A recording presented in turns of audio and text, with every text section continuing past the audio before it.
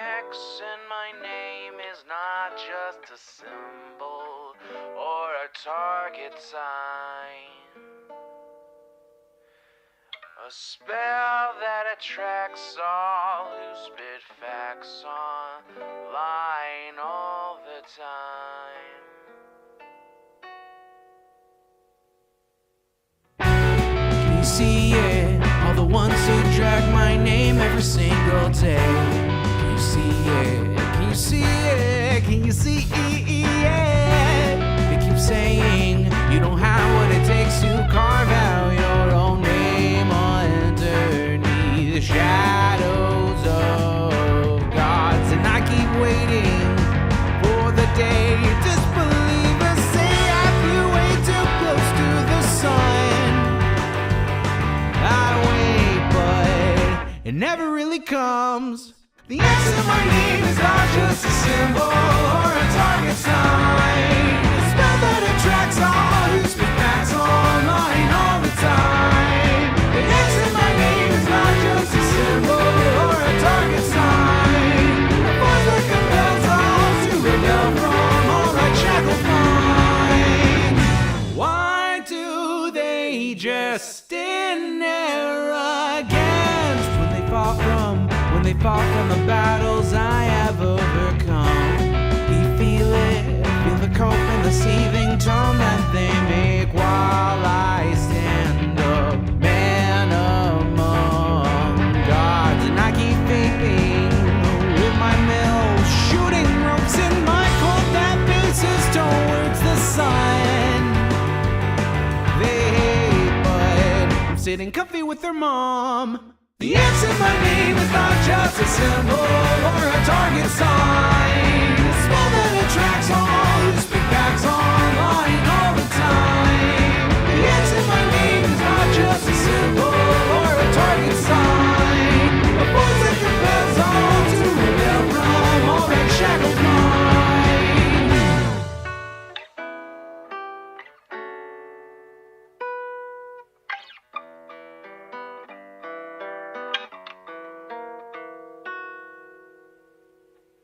The X in my name is not just a symbol or a target sign. A spell that attracts all who speak facts online all the time. The X in my name is not just a symbol or a target sign. A force that compels all to rebel from all that shackled minds. It's you and me, your mom, it's me. I'll take another hit from my name. You see now, watch me right now, punch your things now. Let me show you how.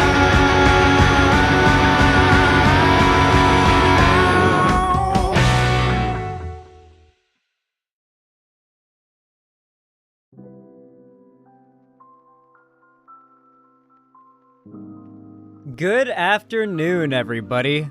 Or I honestly should say good evening. It's pretty late, to be honest. It's 7 p.m. I'm starting stream tonight.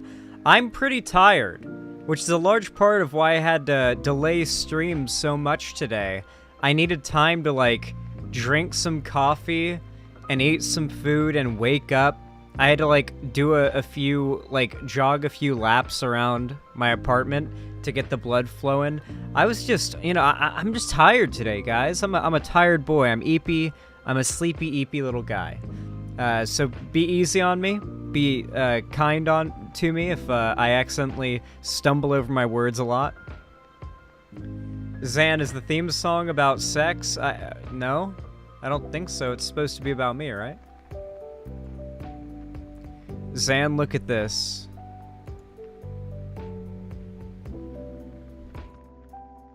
Thank you for... He's soliciting donos? I mean, yeah. This is no different than what Trump did. Yeah, they're like the least you can donate is $20.24. And then, like, for no reason you can donate $47, $75, $100, $250, $500, $1650, $3,300, and $6,600. Imagine having $6,600 to donate to a political campaign. Imagine having that kind of pocket change. Sorry I was being dumb. No, it's all good, Holic Master. We're just memeing, we're just vibing. Hey, Akeem CC. I see you over there in Twitch chat. The dead chat. The chat I don't read. I'm doing pretty good, though. I hope you're having a good one, Hakeem. Ross Maka85, thank you for the Prime sub over on Twitch as well. I really do appreciate it. Remember, guys, any support you send my way, whether it be financial, monetary support in the form of donos, gifted subs, and what have you, or just hitting the like button over on YouTube, it really does help a lot. You know, that thumbs up button goes a long way in pushing YouTube into pushing my content to new people. But yeah.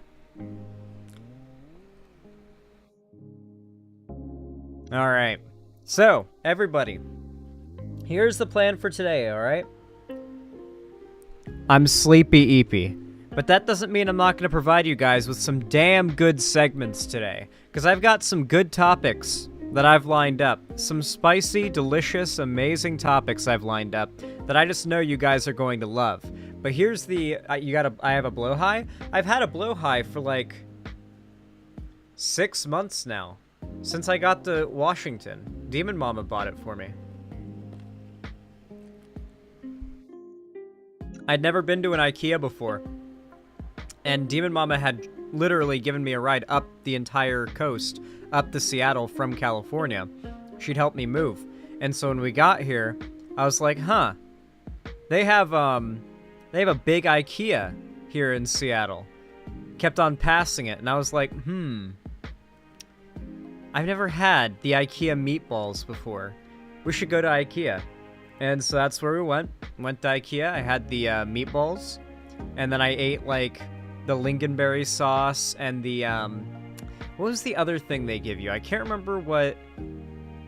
I mostly just remember the meatballs, primarily. Are they really made of horse? Maybe. I forget what the other thing was. I think they give you, like, a little brownie or a cake.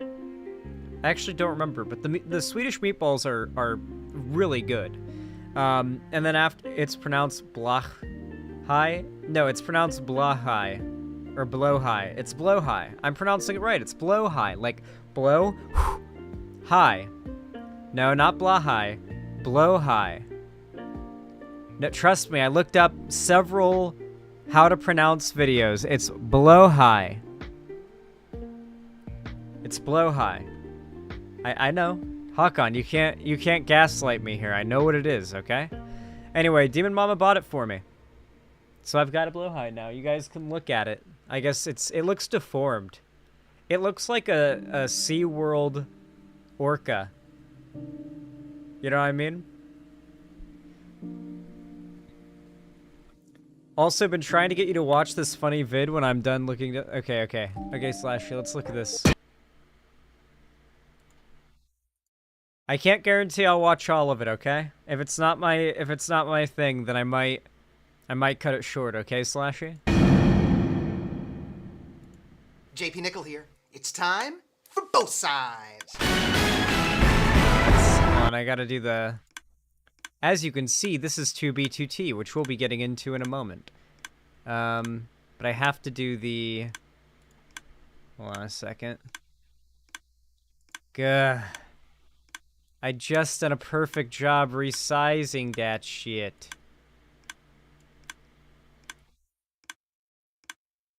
Ugh. There we go. Okay. Oh, you can hear the clicking from Minecraft, can't you? Yeah, I turned that off. Sorry, guys. That's, I'll explain all of that in a bit, okay? Whenever we get to the Minecraft portion, I'll explain it. Is Zan okay? I'm doing okay. I'm just tired. Just kind of tired today, that's all. But yeah, let's check out the video.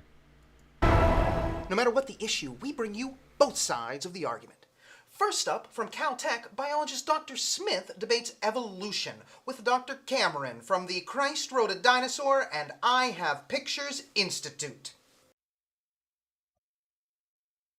That is a pretty good meme. I've seen pretty much that exact dynamic happen on like mainstream debate shows before, on just the most insane topics. I recognize that, Cobblestone. See you soon. Hell yeah. Wait, what? Thank you, JP. Now, Dr. Cameron, I understand you have pictures of Christ riding a dinosaur. Oh, yeah. The fossil record is explicit. Man and dinosaur were not contemporary. But Dr. Cameron does have pictures. Yes, but you can't see them. Well, that would explain why we don't see them. But They turn invisible when you look for them. Fair point. Now, Dr. Smith, you believe in evolution, yes? This is like Dave Rubin as the debate. Like, I need you guys to understand, is Zan about to be doxxed in Minecraft? No, don't worry, guys. I'll get to explaining everything once we're done with this and I'm, like, getting into the segments and stuff. Housemaster did implement an update that was, like, made for streamers and YouTubers. Basically, 2B2T now has custom world generation that is private. People can't find locations using terrain exploits anymore, at least for now. So yeah, it is safe to actually stream your base on 2B and stream your base building and stuff, as long as you're, you know, not somewhere recognizable. I don't believe. It is fact. There are millions of fossils, genetic evidence, and the recent Lenski bacteria experiment. Dr. Cameron, That's not an argument. She's just... I don't think this argument will be solved anytime soon. But that's why we bring you both sides. Okay, that was good. We're not watching the rest because we got things to do, but that was good. Thank you, Slashy. That is essentially... I need you guys to understand that back during 2016, 2015, 2017, that video basically summarized all of the political landscape. Like, those that were watched and assumed to be progressive and called progressive and identified as progressive and had a platform were people like Dave Rubin and Sargon of Akkad, who would claim, you know, up and down, swear to God that they were just disaffected libs. But in reality, and, you know, now we know now we know because they're open about it, but back then it was very mask on, right? Back then, you know, Dave Rubin pretended to be like a classical liberal, as did Sargon. There was this like wave of people trying to push conservatism, realizing that right wing is kind of a negative connotation to have attached to them. And so they start identifying as like an unorthodox liberal or progressive.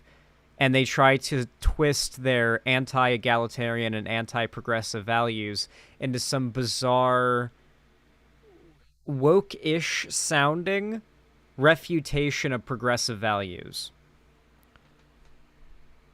You missed the best part, but okay, thank you. I'll check out the video off stream. I appreciate it, though, Slashy. Cleaver120, thank you so much for the tier 1 sub. I really appreciate it. Thank you for the $5. Very kind of you. Said, good evening, Zan. Hope your seggies go well. They shall. I'm sure they shall. Thank you so much, Cleaver120.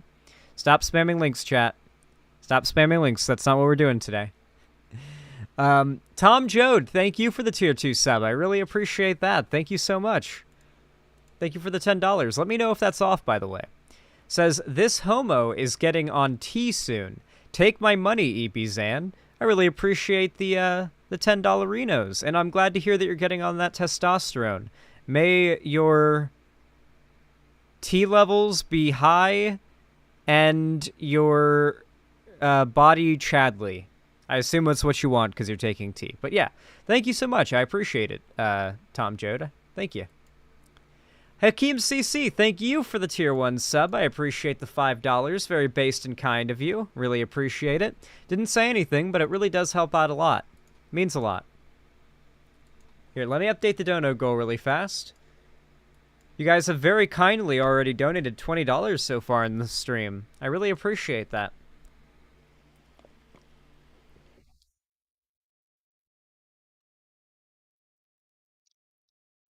I shall get mad gains for the community. That's what I like to hear, Tom Jode.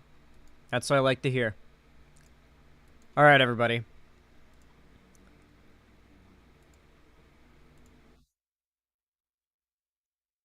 There is one topic that I have to cover without playing Minecraft. I know, what's even the point of living, frankly? Is there any? I don't think so. Not without playing Minecraft. Alright, everybody. Usually I'd stun lock for like half an hour before we get into topics, but I'm an eepy boy, so we're just gonna get right in. We're just gonna get right in there. You all know what to do when I say action, right? 3, 2, 1. Action. Well, this headline is not a happy one, that's for sure. This is from Pink News, and it reads as follows. Almost half of LGBTQ plus youth feel unsafe at school, research finds. Around half of all LGBTQ plus young people feel unsafe in at least one school setting, according to a new report that also revealed the importance of affirmation for trans youth at home. I'm just going to interject very quickly to say, this is their goal. The right's goal is to terrify LGBT youth into staying in the closet for as long as possible. It is a detriment to conservatives that the more accepting of society, or the more accepting of trans people society gets, the more young people are going to feel comfortable coming out as trans younger, which is going to have a feeding effect of making those around them, their peers, other kids, exposed to trans people at a young age, inoculated to any potential disgust or fear responses that have been trained into them by the right and the right's propaganda, or could be programmed into them. And, basically having a more worldly experience growing up. The right recognizes that there being trans kids that feel safe in schools is bad, because if they come out and they feel safe and they can be open and they can be themselves, then that's going to be more kids who meet trans kids growing up, realize they're just normal people just like them, and they're not like evil or awful or ideologically driven or anything along those lines, and the vast majority of the right's propaganda just won't fly. Like, let's be clear. Do you really think that most... Like, do you think that a white guy... I know it's a meme, like the whole, white guy has a black best friend, he can't be racist. Not making that argument.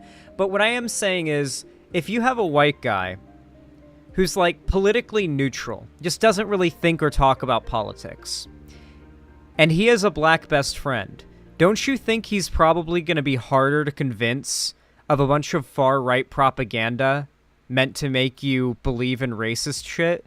Harder to convince than a white guy who's never been friends with a black person before, who's never known a black person before?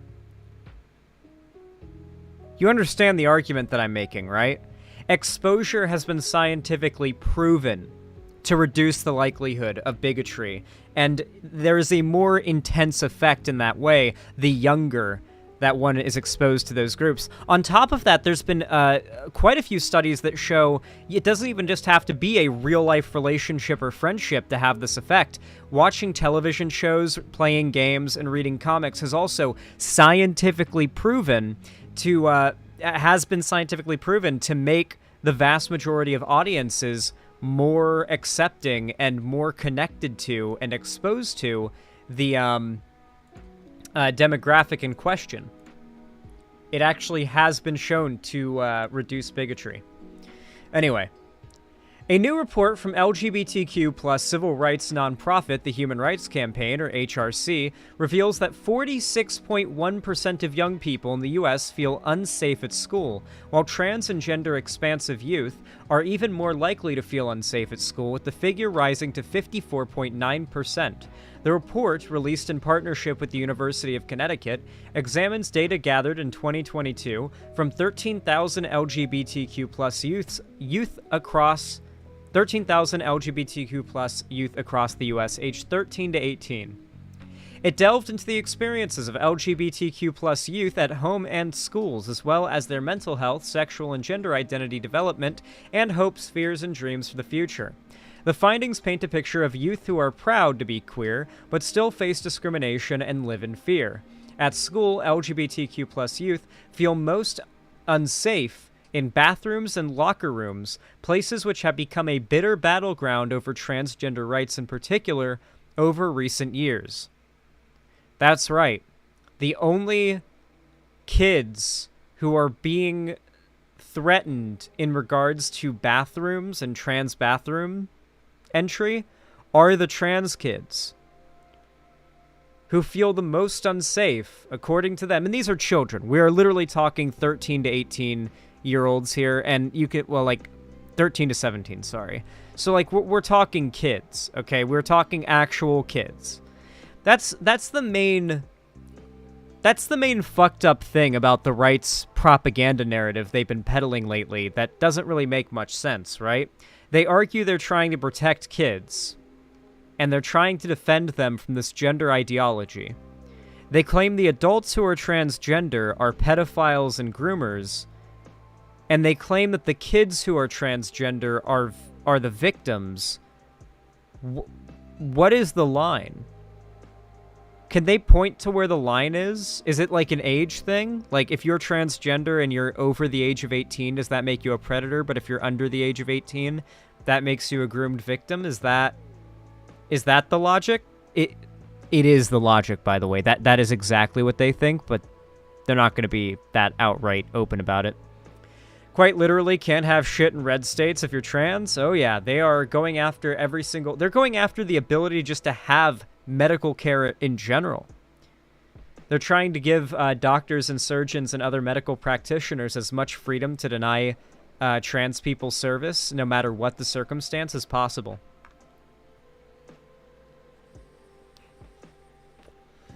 Yes, Cherry. It is perhaps unsurprising that schools are not always places of safety for LGBTQ+ young people, with Republican-controlled states across the U.S. ruthlessly attacking the rights of queer and trans students. This month alone has seen public schools in Florida's Orange County announce new guidance that means trans teachers will be misgendered and students will need parental consent for any deviation, quote-unquote, from their legal name. Yep, that's right. I don't know if you guys heard about this, but if you are in Orange County, Florida, if you go to school and you want to be called a name that is different from what is on your birth certificate, you have to get a signed permission slip from your parents. You can get in trouble, and other students and teachers and faculty and staff can get in trouble for referring to you by a nickname or a pseudonym or anything along those lines. If they call you your online username and some Karen hears it, they can push for charges. And that's all it takes, is just some Karen. That's what these laws are made for, to give the power to that, one or two Karens that are going to, blow their lid off over finding out their kid is referred to by a feminine-sounding username in a video game, and then, go to the school faculty to complain about their kid getting transed.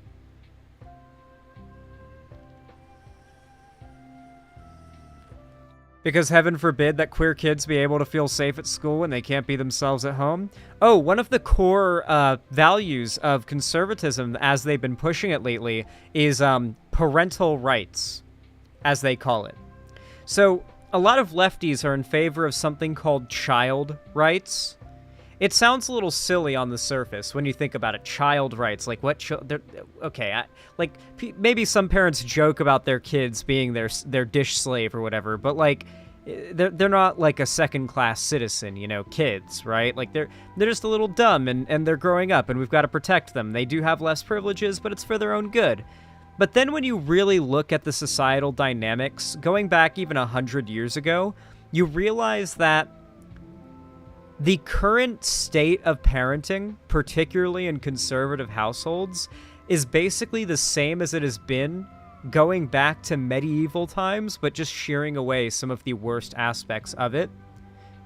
But the idea that a child is the property of their parent, morally, and that, morally, regardless of how bad of a parent that parent is, the child owes the parent something for existing. That is a core value of conservatism. They believe that they, as parents, should have utmost rights over what their kids get to do, especially rights over what their kids decide they want to do. They view the hierarchy of a conservative household, I've said this many times, goes the father, the mother, the children, and the dogs. And maybe the cat, and then the, like, barn animals, depending on the household. In that order descending. And that is considered to be the father, the husband, the man of the house's family. And then, of course, God above all that, you know, right? That's what they say they believe, right? God, then the father, then the wife, then the kids, then the dog, then the cat, then the farm animals, right? You see this particular format very commonly where I grew up in Florida, where it's a lot more rural, where you just see a lot of families that are, you know, like it's a dad who's very clearly ex-military, usually an ex-Marine, and his wife who, you know, they got married when they were like 19 out of wedlock, and they had a baby out of wedlock. They had like a marriage baby. They had to get married for. They're still together. You know, you hear the screaming from their house every other night because they're screaming and fighting because they got married when they were 19 and they're not happy together. But, like, they come out the next day and they act like the happiest family ever. They also tend to be, like, the most judgmental. All of you guys who've lived in, like, a rural area know what I'm talking about. It's just very, very common. The patriarchal, like, you know, worldview is one in which the children are essentially slave property of their parents. And these parents, of course, these right-wing parents, believe that they should have full control over every bit of info that enters their child's mind. Any tips for people who live in a transphobic or gay-phobic or LGBT-phobic country? Get a gun. Affirmation of correct name and pronouns at home, vital for mental health of trans youth. The findings show that for trans and gender-expansive youth, interesting term, I've not used this one before, or not used, I've not heard that term before, but I guess it's, you know, a good one. Gender-expansive. Having their correct pronouns and chosen names affirmed at home is vital. Young people who experience this affirmation more frequently at home were significantly less likely to screen positive for depression and anxiety. Overall, the report found that 55% of LGBTQ+ youth are likely to have depression, rising to 60% among transgender and gender-expansive young people specifically. I can believe that, based on most of what you guys say, like on my Twitter and Discord and shit. It's a similar picture for anxiety, with 2/3, 63.5% of LGBTQ+ youth, and 68.2% of trans and gender-expansive youth screening positive for anxiety, respectively. For the purposes of the report, screening positive for depression is based on the PHQ-2, a widely used two-question screening tool which assessed the frequency over the prior 2 weeks of the respondent having quote-unquote little interest or pleasure in doing things, or quote-unquote feeling down, depressed, or hopeless. Screening positive for anxiety is based on the GAD-2, which assessed the frequency over the prior 2 weeks of the respondent feeling nervous, anxious, or on edge, not being able to stop or control worrying. I will say, very limited survey or study with it. I mean, 4 questions isn't, like, not enough. It's just, like, you'd think it would be something like 8 or 10, you know, like 12, something like that. You know, like something that would fill up a paper. Trans youth face greater risk of mental health problems than their cisgender peers. This is true. However, there has also been overwhelming and incontrovertible data that has shown time and time again that all of these mental health problems drop significantly and fall off significantly statistically. And I mean by like a lot, by like into the 70s and 80 percentile. Simply with the support and affirmation of one friend or family member in a trans youth's life. One friend or family member can have up to a 70% reduction on the rate of anxiety, suicidal ideation, and depression in trans youth. It's not an over-exaggeration either. It is an insane... It shouldn't surprise you, though. Imagine, like, having one person in your life supporting you, at least, contributing significantly to your mental health, going in a better direction. Who could have possibly thought that that would be the result? The vast majority of young people are proud to be a part of the LGBTQ+ community. Now, here's the thing to remember. This is not an article that, right-wingers can try to twist into saying, look, the LGBT kids are actually miserable. See, they actually hate it. When in reality, remember, despite some worrying results, the HRC report also found that a vast majority, 90% of young people, are proud to be a part of the LGBTQ+ community.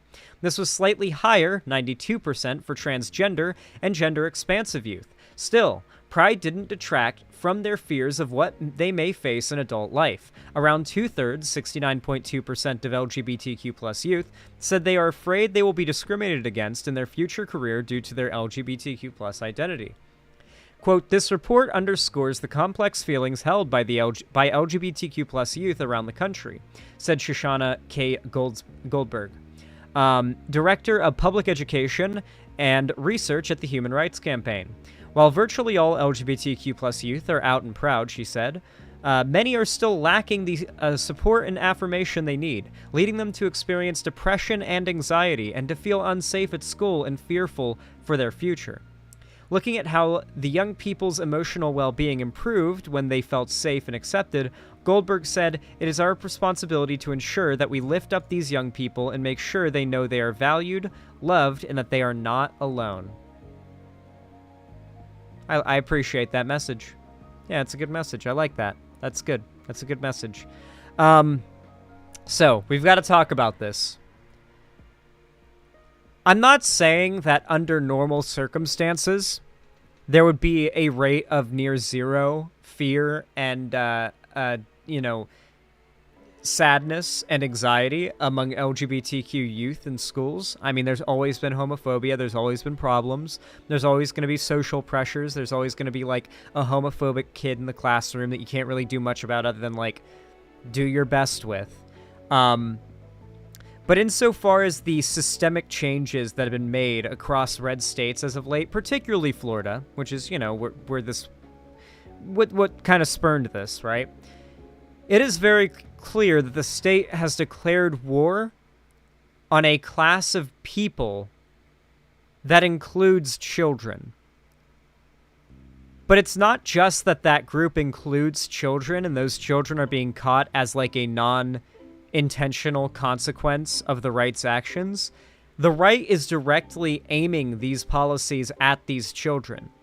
They know that they know about the studies. They lie about them all the time. They have to know about what the studies actually say to lie about them, right? You see conservatives lie about the contents of studies that actually say trans kids end up being way less likely to commit suicide and way happier when they get, gender-affirming care and, affirmation about their identity, etc. And the right's response to that is to do everything in their power to instill the opposite on those kids. Everything about their actions should suggest to you that they want these kids dead, that they want to, through policy, essentially exterminate a generation of trans kids via self-induced genocide, effectively. We know what the stats look like for trans youth that don't have access to affirmation and gender-affirming care. An insane amount of them attempt suicide. The right knows this more than anything. Where do we always hear the, 12, 50, what was the, what's the statistic, 40%? Is that the meme? The 40% one? Yeah, that's the number the Nazis like. Yeah, 41%. Yeah. You see Nazis and conservatives, like, banting around that 41% statistic a lot, and it is them basically gleefully reiterating the percentage of LGBT people, who attempt or idealize suicide at some point in their lives. Now, to be clear, this is not an effective argument against, validating trans people. They're trying to make it seem as though being trans makes you suicidal. And so when the left provides, affirmation, and if medical, practitioners provide medical transition, then they want you to believe that they think that, you know, the left is consigning these trans people to that 41%, when in reality, what the right is doing is what creates that 41%, which should be obvious that they know that, because when they say 41%, they say it with a smile on their face and laughing, right? So, at the end of the day, I think it's very clear that the right just wants trans people dead. And I think the kids know that now. And as unfortunate as that is for those kids, I would argue it's going to be way more unfortunate for the Republicans when those kids and their peers hit voting age. The Republican Party is on a timer. It is a dead party walking. I swear. Seriously, clip me. Clip me saying that. In like 10 years, I guarantee you the Republican Party is a shadow. A shred, a shadow, a whisper of what it is now. I guarantee it. I promise you. All right. What do you guys think of that segment? I think it came out pretty good.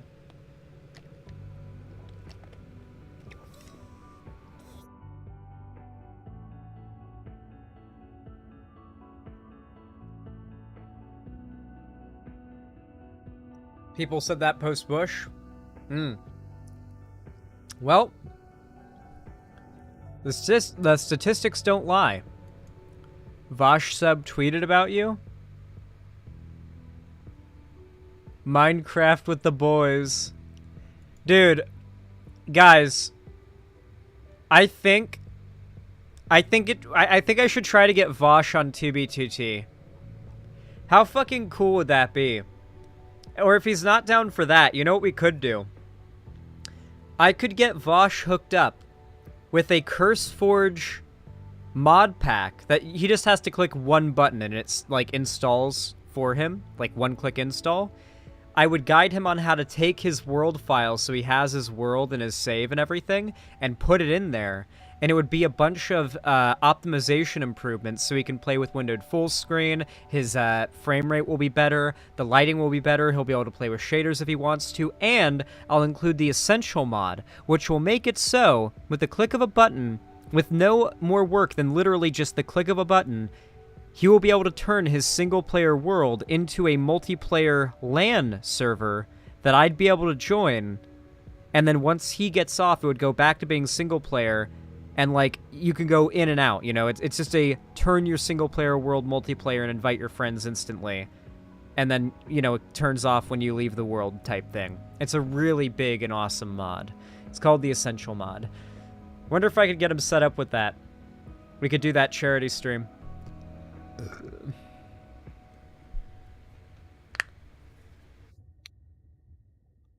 No, default X. Opening to LAN when you're, okay, so the way that works is, if I was at Vosh's house and I was on his internet connection and he opened the LAN world, I would be able to join the LAN server.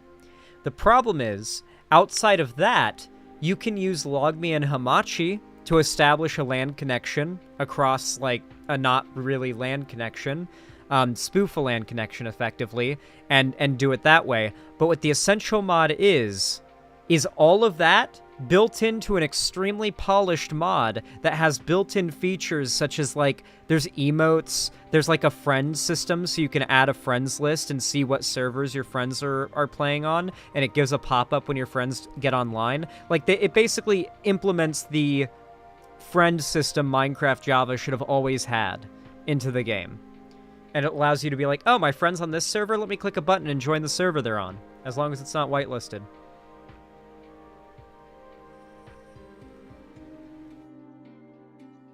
Hey Zan, is there any chance you can recommend a video to install mods in Minecraft? Look up how to install mods using CurseForge launcher. That should get you something good. That should do you... That should do you goodly. Jesus Christ, Jazz Dog, I'm sorry to hear that. Midnight Kitty Boy, thank you so much for the tier 2 sub. I really appreciate that. Said 3 months, cons redacted. Hell yeah, thank you for the 3-monther. I really appreciate it. We love redacting conservatives. Wait, what? Okay. So that's $24 dues. Thank you so much. That's a lot of money right there. Thank you so much, Midnight Kitty Boy. NOOO, thank you for the tier 1 sub. I assume that's $5 right there. Correct me if I'm wrong. Thank you so much. Just sent me a semicolon and nothing else. Well, thanks. Juliet Mindset, thank you for the $5 donation. Very kind of you as well. Says, oh fuck yeah, I was really craving some chill 2B2T streams. Such cozy vibes last time. Just got a fresh ounce too. Big love from St. Louis, lol. Hell yeah, weed and 2B2T go together like a nicely toasted bagel and sour cream. Or not sour cream, cream cheese. I don't know why, but I always verbally mix up sour cream and cream cheese. You do not want to mix them up when you're preparing a meal. That's for sure. Maybe sour cream would be good on a bagel, but I meant cream cheese. I don't know why I always mix them up. Maybe it's because cream cheese kind of does taste a little sour. Boy, what in the southern? Wait, is that like a southern thing? Is that not like a... There's no way that a bagel with cream cheese on it is a southern thing. That's got to be like an everywhere in America thing. Xanderall, I've been having the weird anti-race mixing guy that Shark debated coping for on 3 hours after I elbow dropped him in a debate. Jesus, Ellen DeGenerate. Ellen DeGenerate just gets into constant fights with racists online. It's crazy. Fighting the good fight. Bagels and cream cheese is Jewish, isn't it? Oh, based. See, I can't be anti-Semitic. My favorite food is a bagel.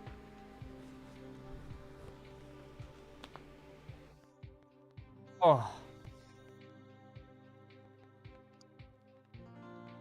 I like to imagine sometimes that my spine is one of those, like, rolls, like those long lines, like the belt of firecrackers. I watched the Ellen DeGenerate debate live. It was pretty epic. Huh. Maybe we'll tune into that a little later. Not this stream, because I'm very tired and eepy, and I gotta do the segments I pre-planned today. But, probably tomorrow.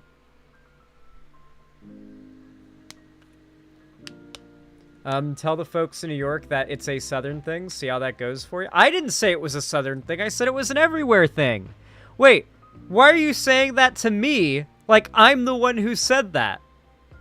I was questioning the person in chat who said that bagels with cream cheese was a southern thing, and that I was weird for it. I mostly associate bagels with New York. New York has the best bagel places. If you wake up at like 4 a.m. and you get out of the house early enough, you'll get the best bagel you've ever had in your life at a New York deli. Or not deli, well, maybe a deli, but a bakery. Like, there are literally places that are just specifically bagel places, and they make all sorts of different crazy kinds of bagels, and they make those things good, but you gotta get in early.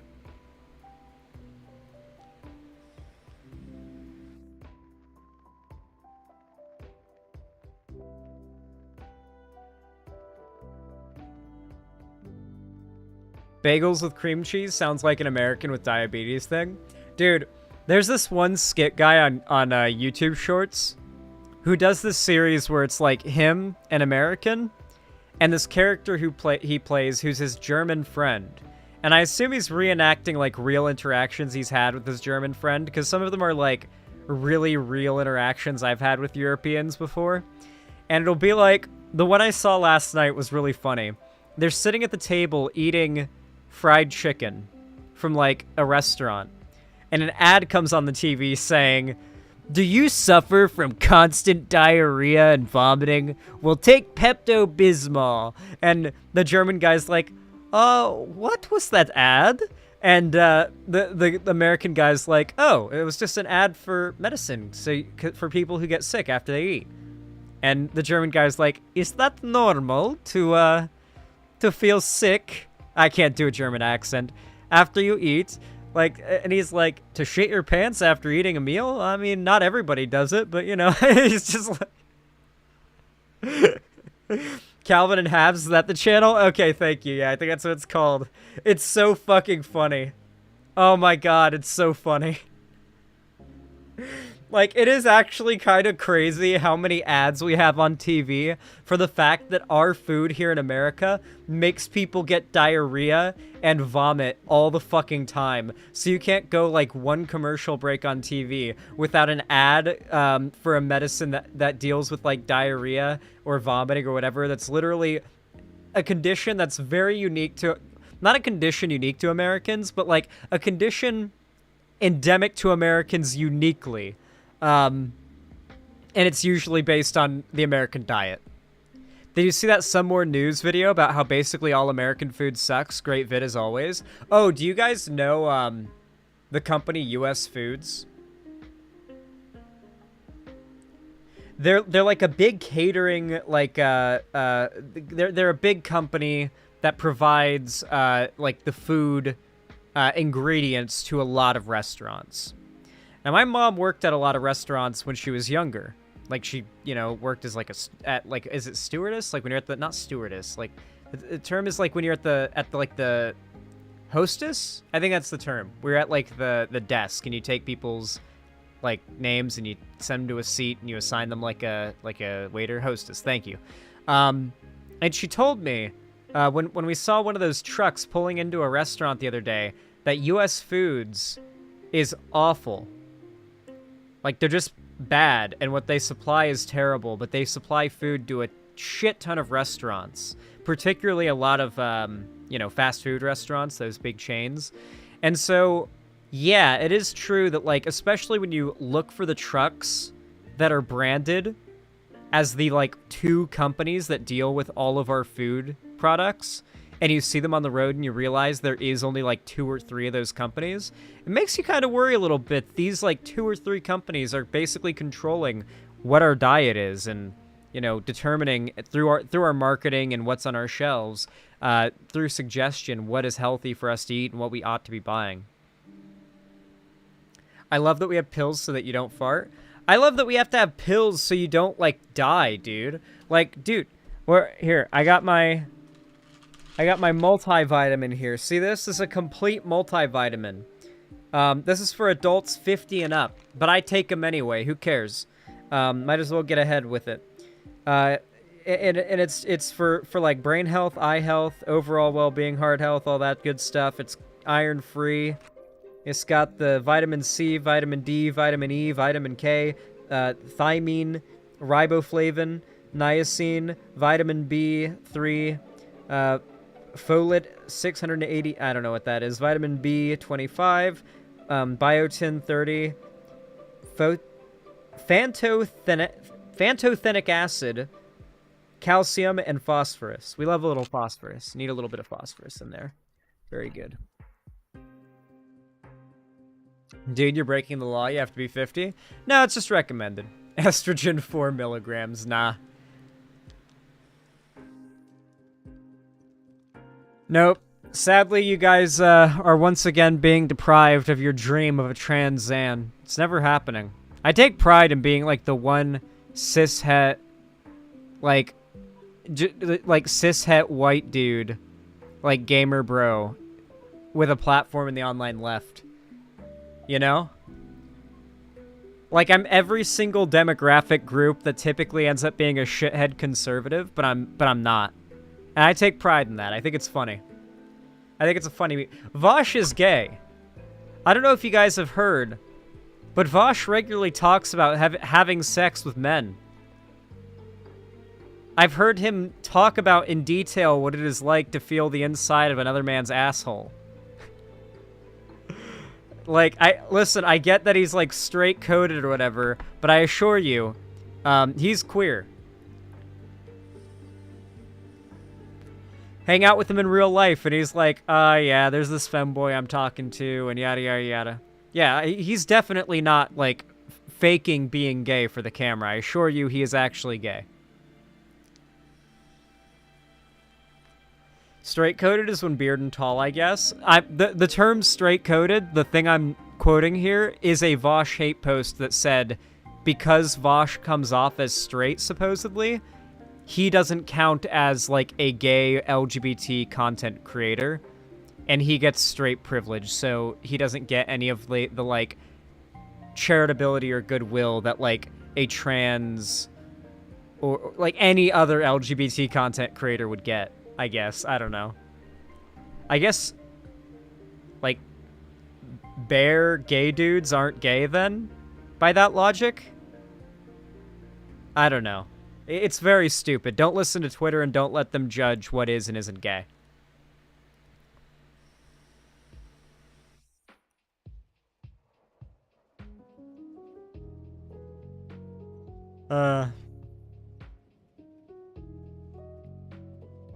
Okay. Are you guys ready for the good shit? We got some more donos to read first, and then we're getting into the good shit. Fembro, thank you for the $15 donation. Holy crap, that helps a lot. Thank you, thank you. Said, what is the best Halo game, and why is it Halo Reach? Ooh. So here's the thing. You guys are probably going to hate me for this. The only Halo games I've played are Halo 1, Halo 2, my favorite, Halo Infinite, and that's it. I like them all. Halo Infinite's my least favorite, but I like them all. I really want to play Halo 3. I really do. My goal is to play through all of them, like through in sequence on stream. But you would start with Halo Reach, right? Halo Reach is the start, isn't it? Because I'm pretty sure. Or does it come between 1 and 2?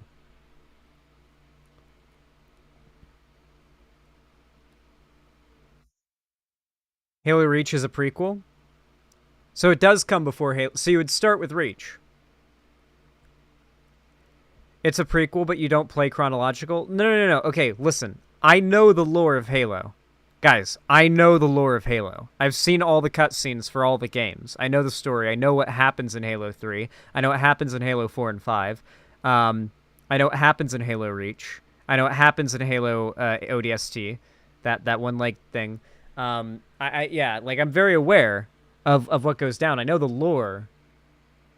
But if I'm going to play through them, I'd kind of like to play through them chronologically. I feel like it'd be kind of funny. Or kind of not funny, kind of better for, like, the viewing experience. I've also never played a Mass Effect game. I feel all I know about Mass Effect is well bang, okay? I've said that to girls before, and it's worked. I'm not bullshitting. Fembro, seriously, though, I really appreciate the $15. That means a lot to me. Thank you. Seriously. 1 second.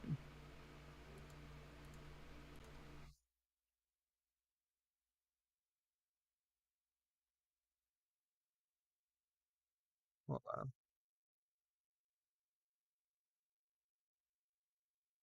Thank you. Says, oh yeah. So I read it. Thank you. Juliet Mindset, thank you for the $5. Says, oh fuck yeah, I was really craving some chill 2B2. Oh yeah, I already read that one. Never mind. And then Hakeem CC, thank you for the $20 donation. Thank you. I really appreciate it. Said, Zan, I have but one suggestion. Focus more on global affairs. You have good instincts, such as opposing the withdrawal from Afghanistan. Yeah, I appreciate that a lot. I mean, I don't think I have particularly good instincts, to be honest. The reason why I was so upset about people going against me on the Afghanistan thing was that there was already an abundance of consensus among experts that the U.S. pulling out in the way that they were planning to, without coming to proper peace talks and negotiations with the Taliban to ensure certain rights and guarantees for the people in Afghanistan, it was very clear that that was going to be a problem months and months before the pullout.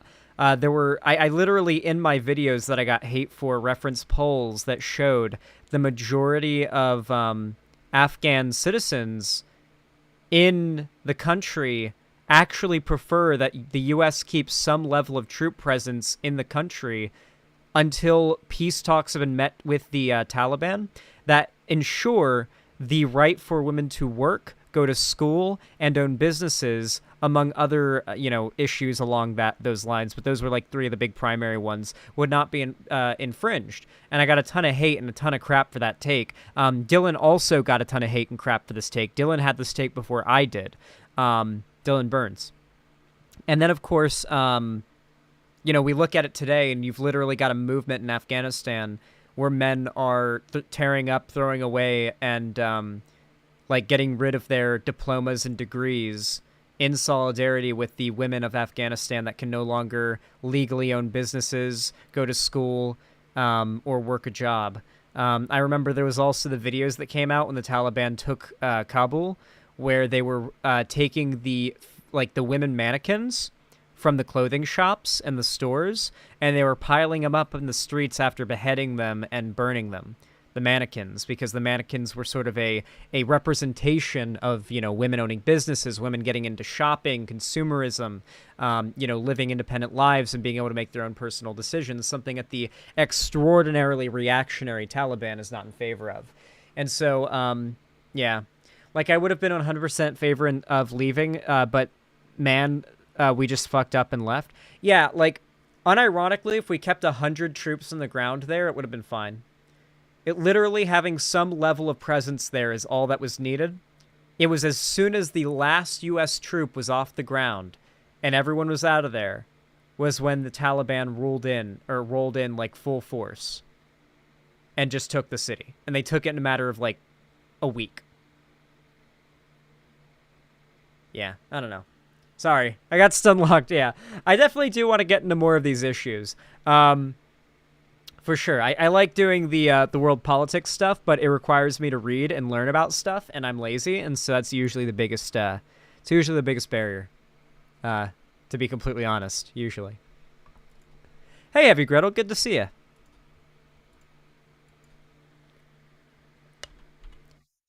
All right. Dono goal updated.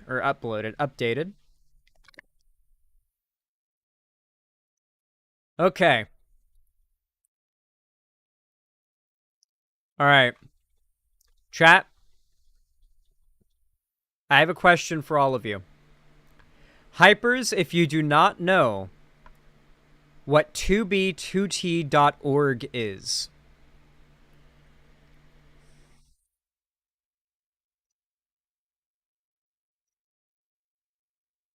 Just a little stun lock before we get into our next segment. 2b2t.org is a Minecraft server. It has been running on the same map since 2010, roughly. I think 2011, maybe. It's either 2010 or 2011. There have been effectively no resets. There have sort of been resets. There have been player data corruptions going back to 2011, but for the most part, there are no resets, though there was sort of one recently. I'll get into that in a minute. And the whole idea behind it is that it is anarchy. It is the oldest running anarchy server in Minecraft.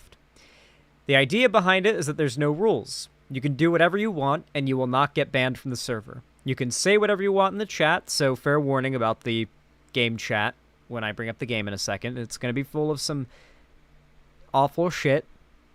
And you can grief, you can steal, you can kill people and PvP wherever and whatever you want. There's no plugins for land claim or TP or home claiming or anything like that. It is a through and through vanilla server, but you are allowed to hack, you are allowed to cheat, and you are allowed to break any theoretical rule that you can imagine on any other server. The only rules the server does have, and you could hardly call them rules because they're more like suggestions, they're more like warnings. There's a system on this server because there's so many people that want to get on. There's a queue. There's a long line, a queue to get onto the server because there's big demand to get on. It's very beloved. And so to get on the server in a reasonable amount of time, I and many other people pay $20 a month to get priority queue, which gets you in instantly. But a lot of people are there waiting in queue, right?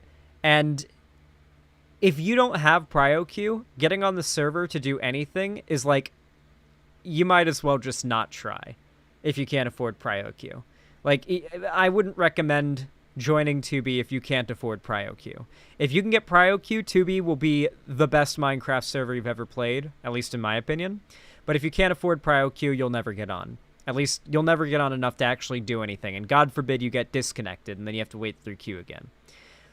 The only punishment that will get doled out if you do the following things, such as building lag machines that break and crash the server, or committing out of the server crimes, such as like doxing people in real life, or like swatting or death threats or stuff like that, like legitimate crimes that like committed in real life, like from the game, that can get you priority queue banned, which is effectively a ban from the game if you're a regular player and you want to, you know, be a regular player, because you'll never really get in waiting in the normal queue.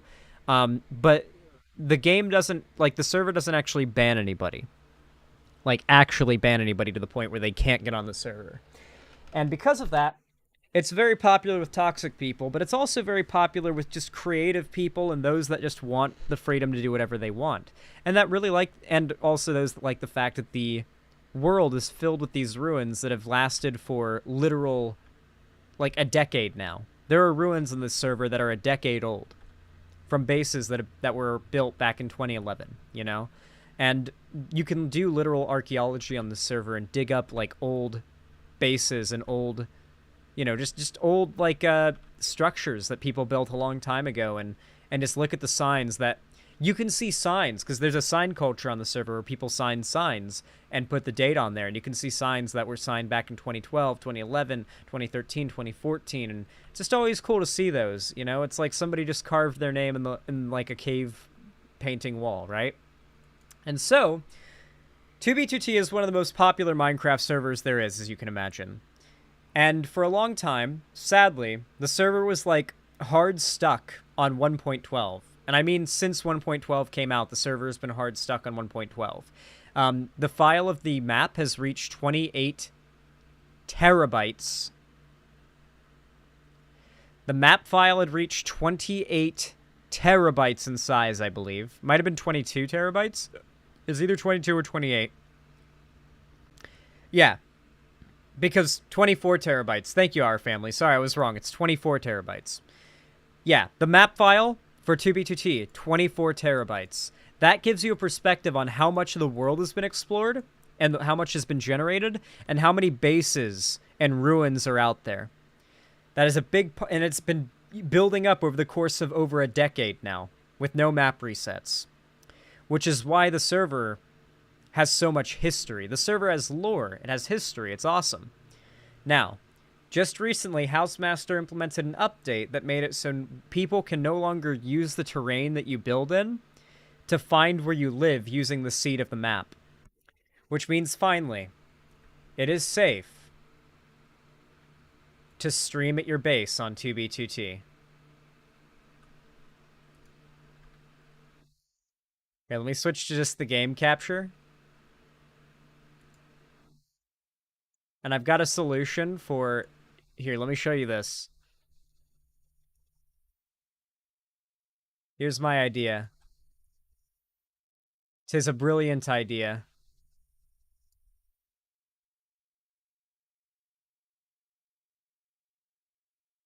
Wow. Wow. Now I shrink it to be about this big, okay? But then I can take it and I can make it this big. So I can put a video in picture-in-picture pretty small on my screen and fill it in, but then I can make it big on OBS. However big it needs to be on OBS for you guys, and it doesn't get in the way of the game that I'm playing. So yeah. It's very, very cool. Very, very cool. But yeah, basically, coordinate exploits are now impossible because of custom, like, terrain gen add-ons that Housemaster has implemented. So I should be safe from being found. Not that this base is, like, of any particular concern to me anyway.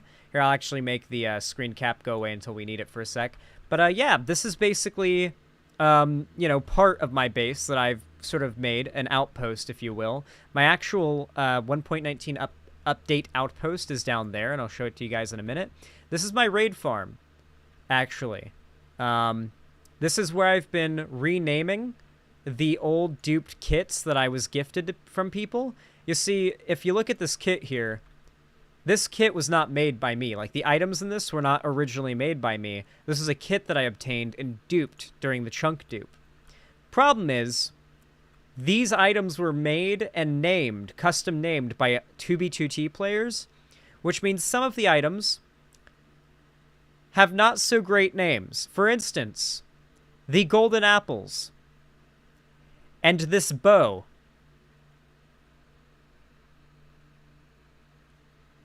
Now, it cost XP to rename items in the game, and these are like god tier items that I don't want to throw away. I need to rename them instead.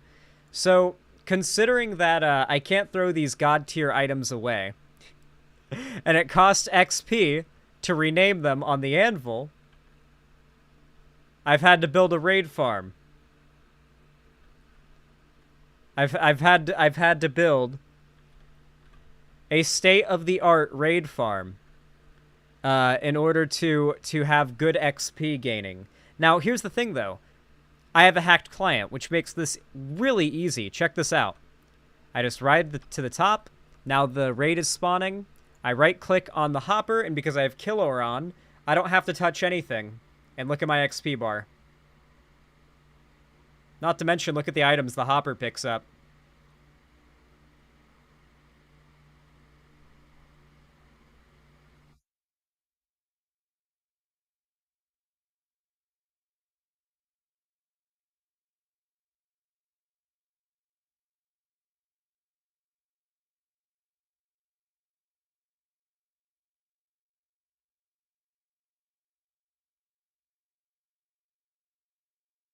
Look at all the totems that they drop.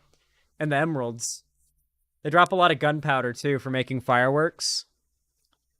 This is probably the most valuable farm that you can make in the new update. And then you know what I do when I pick up a bunch of these extra items? I throw them in the hopper. I throw them in the hopper. And you know what that ticking sound that you guys heard before was? That ticking noise is the sound of the hopper leading to a dispenser, throwing all those emeralds and totems into lava. You may be wondering, Zan, why would you do that? It's because, well, I can't open that one, but, this will give you an idea of what was happening as I kept on adding double chests in the hopper line. It fills up too much. It just fills up too quickly, and I have too many emeralds, too many, like, totems. It produces too efficiently for me to store all this, so it now just produces everything straight into lava, so it doesn't lag out the world by just sitting on the ground. It's just these totems and other valuable items getting straight burnt. So yeah, this is mostly for the XP. So I'm going to be running this XP grinder and renaming my items from, you know, the crazy Nazi shit they currently have themselves named as from other players and their production into my custom name stuff, like this. I've already done it with this kit of netherite, except for the boots. This is still I'm Sword King's Unbreakable Boots. This gear, or these kits, were originally Unbreakable gear kits back when the Unbreakable items were a thing. They've since been patched out, sadly. So they've been reverted just to normal God gear. And unfortunately, I've got to now rename them one by one, each item at a time, and sometimes it costs up to 32 levels of XP. So it's a bit of a pain in the ass. Now what I'm going to do is I'm going to turn down the Minecraft audio substantially, so you guys can barely hear this shit. And we're going to be watching and responding to some content while I grind on 2B2T. Just a moment, chat. Remember, if you're watching right now, please consider dropping a like, subscribing, gifting a sub, whatever it may be. It really does help me out a lot, no matter how you support me. Hell, if you want to support me directly through a financial donation or a sub or whatever it may be, I really appreciate that too. So yeah. No matter how you support me, though, I do appreciate it. Okay.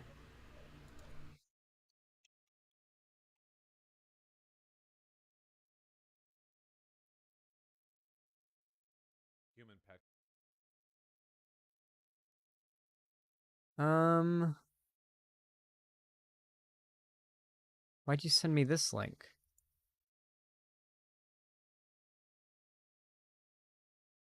Why would you send me a link to a Vosh video?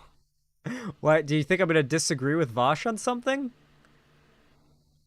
Like, it was like the, like, why do you send, like, it's just gonna be, like, I'd probably agree with them. It wouldn't be entertaining. Okay.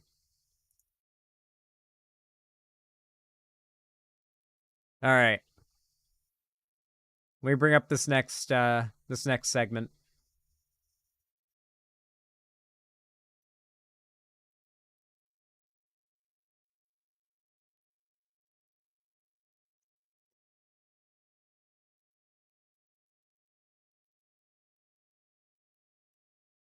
Okay. Picture in picture.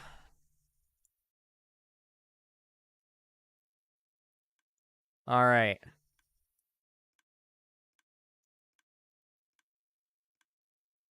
Now allow me to show you the magic that you are about to witness. Watch this. Whoa. So now, but actually I can do it even better. Oh, I can do it even better. Hold on. Watch this, chat. You're about to witness magic right now. What you're witnessing right now is full-on magic. Boom. There we go. On my screen, the video... this is listed the black screen at the beginning of the video. This, like, window is tiny as fuck on my screen. I can see it, and I'll be able to see what's going on and everything, but it's not in the way of anything. But on your screen, on OBS, it's nice and big. Nice and big. I like that. This will be our way of doing that from now on. I think this is a good method. Plus, now I'm doing game capture, and the frame rate for the game will be good while we're watching the video, and there won't be any of, like, the bars on the screen, right? Like, you don't have, like, my Windows whatever here, like my Windows taskbar down here, and then like the top thing up here. So it's good. We're good. We're POG. We've done it. We're good. Okay. So, I'm gonna start the segment in just a second. Very good. Okay. Now, y'all know what to do when I say action, right? 3, 2, 1. Action. All right, everybody. So I've been getting asked over and over again to react to a debate that Keffals did recently with someone that I genuinely know nothing about. I have no idea who this guy is. They call him the human pet guy. The only thing I know about him is I've seen a picture of what he looks like.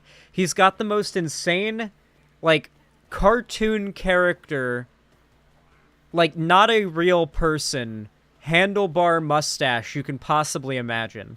It's like it starts out as a normal mustache, then it goes down and does the handlebar, then it comes over along the the bottom of the jawline, and it comes up and connects to his sideburns. And it maintains the exact same perfect width. It keeps a perfect width consistently the entire time from the middle of the mustache to the sideburns. And it's awful. This guy looks like the most stereotypical Redditor, like, meme character that would be made in, like, a mean-spirited attempt to sort of, like, jab at like, internet users in, like, a comedy skit.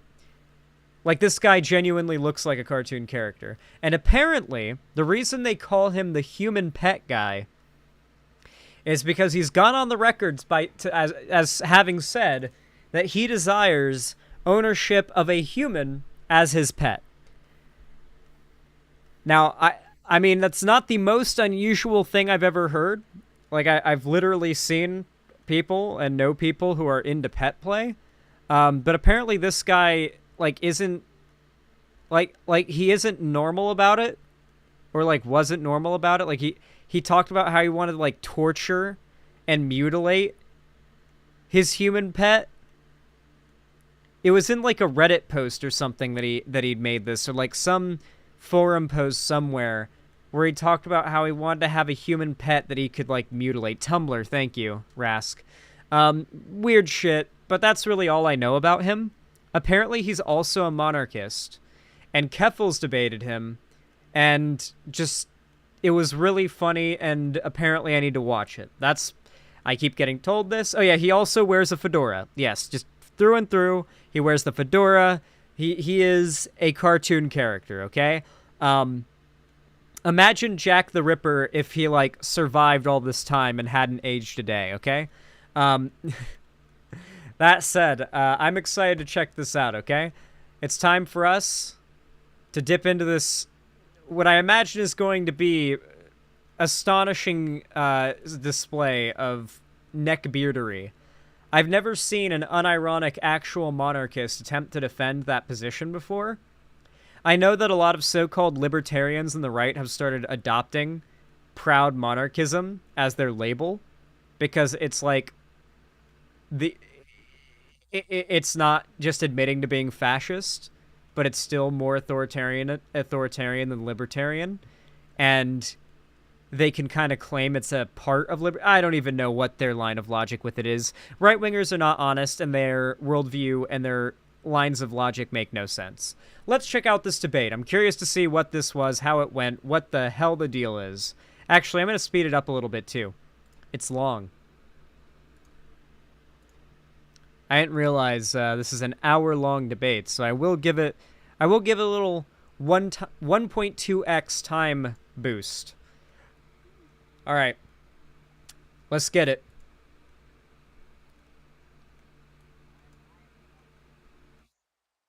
Oh no, I just realized I didn't have hold on. There we go. All right. Honestly, I think I might just call it. I mean, I am exhausted. Cybersmith is here? Okay, wait a second. Cybersmith. Me too, Keffals. I'm tired as fuck too, but you are not judging by that timestamp, you're not going to bed anytime soon. I'm sorry. What is your Discord? I want to talk to you.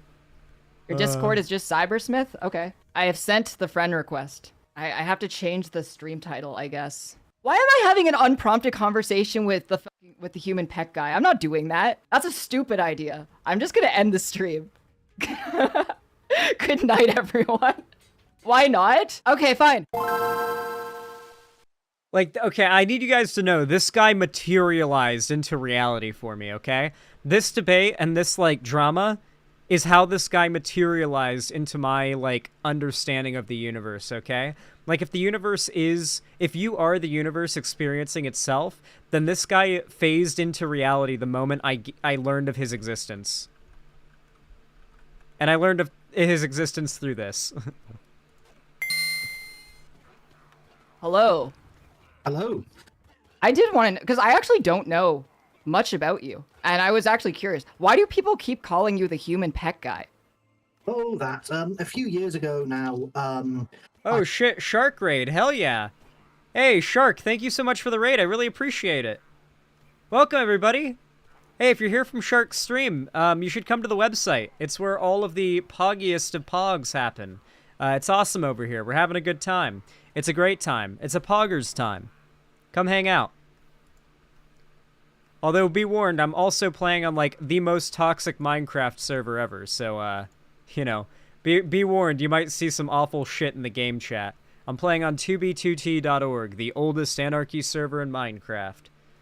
Whatever the fuck. Anyway, let's resume.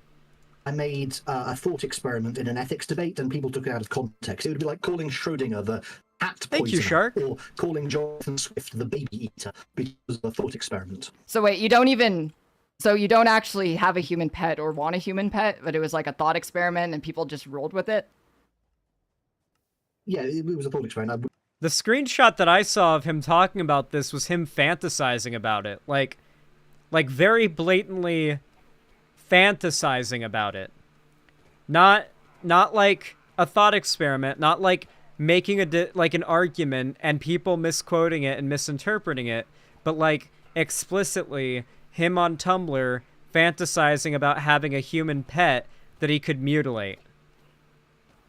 They get to it later. All I know about this guy is the screenshot of his Tumblr post where he talks about wanting to have a human as a pet that he could mutilate. Wouldn't have room where I'm currently living for human pets. But you don't want one, or you wanted one? I think that's outside the scope of this discussion. see. Keffals is good at I don't think there's trolling. anything wrong with it. I'm just letting you know. Yeah, fair enough. I was actually quite impressed Gremlo never brought that up, but it seems that any time I discuss politics with people, they seem to want to bring that up. But I had a discussion with Gremlo recently in which he didn't bring it up. I mean, it's an interesting part of who you are. I mean, like, whenever I talk to people, they ask me fucking insane questions. There's a lot associated with who I am. I would guess what you are most associated with, I guess in general, would be your your backstory with Kiwi Farms, and more recently you accused Mommy Big Dick of having committed sexual assault. Oh, yeah? But that's the thing. A lot of the content you've done is other left-wingers cancelling you, or you cancelling other left-wingers. I just say, honestly, are your core values so incompatible with the right that it wouldn't be worth, crossing the aisle, so as it were, just because, I mean, you'll get more done. What you'll be doing will be different. You may be perhaps advocating for a return to feudalism. Is he trying to argue that, like, Keffals should jump ship and join the right? Because she'd get more done? Maybe she'd get more done on the right, but the things she'd be getting done would be monstrous. Did this guy just accidentally admit that he evaluates who is the good political side to be on based on popularity? Did he just indicate the classic conservative mindset of the more popular perspective must be the correct one? Or not even the most popular, the one that I interpret as being the most popular, based on a very biased and filtered subset of, like, perspective and evidence. This combo starts off with him trying to get her to join the right. Interesting method. I'll give him that. Instead of whatever it is you currently advocate for, but you'd be able to get more of that done because you wouldn't constantly have to worry about people cancelling you. I mean, most of the people who go after me are incapable of canceling me. Like, they don't share an audience with me. The people who they engage with will never resect me. And a lot of them I don't even consider to really be on the left. Like, I definitely wouldn't consider the Chinese government a leftist government, or people who support authoritarian governments. What do you mean you wouldn't consider? We're talking about Red China, yes? Not Taiwan, Red China. Of course they're left-wing. Their main political party literally has the word communist in its name. Right, but what makes them... Oh no. Really? Did you act... Really? This is what we're dealing with. This is the level of argumentation we're dealing with. They have communist in the name. This guy must genuinely think the Nazis were socialists too? No, anybody who makes these claims knows they're full of shit. Anybody with an even... Alright. This guy's very clearly one of those, like, Les Soy Reddit types that spends a lot of time online, like, researching... Not even researching, but basically, talking about and learning about, like, random niche historical figures and events that he can talk about in such a way that are meant to make him feel superior, intellectually speaking. It's a very common, like, neckbeard Reddit incel type thing to do. Like, the whole, like, well, yes, I've done quite a bit of research myself, and I happen to know that your interest is, very, actually really bad. Like, you guys know about, like, your average, like, Reddit know-it-all douchebag, unlikable kind of guy, right? He's basically that, but for history and politics. He's already indicated that to me with some of the references he's made so far. So I know he's not just so historically illiterate, that he doesn't know what he's talking about here. which means the only other, like, option is he knows that he's lying, and he's just doing that. He's just lying, and he knows it. Left wing. Is it just a self-identification thing? Well, that's clearly part of it. I mean, you're transgender. Don't you believe in self-identification? A political party or political ideology is not the same as someone's gender identity. Your gender identity is a socially constructed idea of who you are supposed to be fundamentally and what roles you are supposed to fill in society. These were constructed by people a very long time ago, have been subject to change based on society's whims and beliefs over time, and are not set in stone. Political ideologies are somewhat similar in the fact that they are, something that somebody calls themselves, and they can be a little bit amorphous, right? They can meld a little bit, they can move, they can be malleable. But someone's political ideology, while it may inform a lot about their morality and their beliefs, someone's identity in regards to their gender is about who they are fundamentally as a person.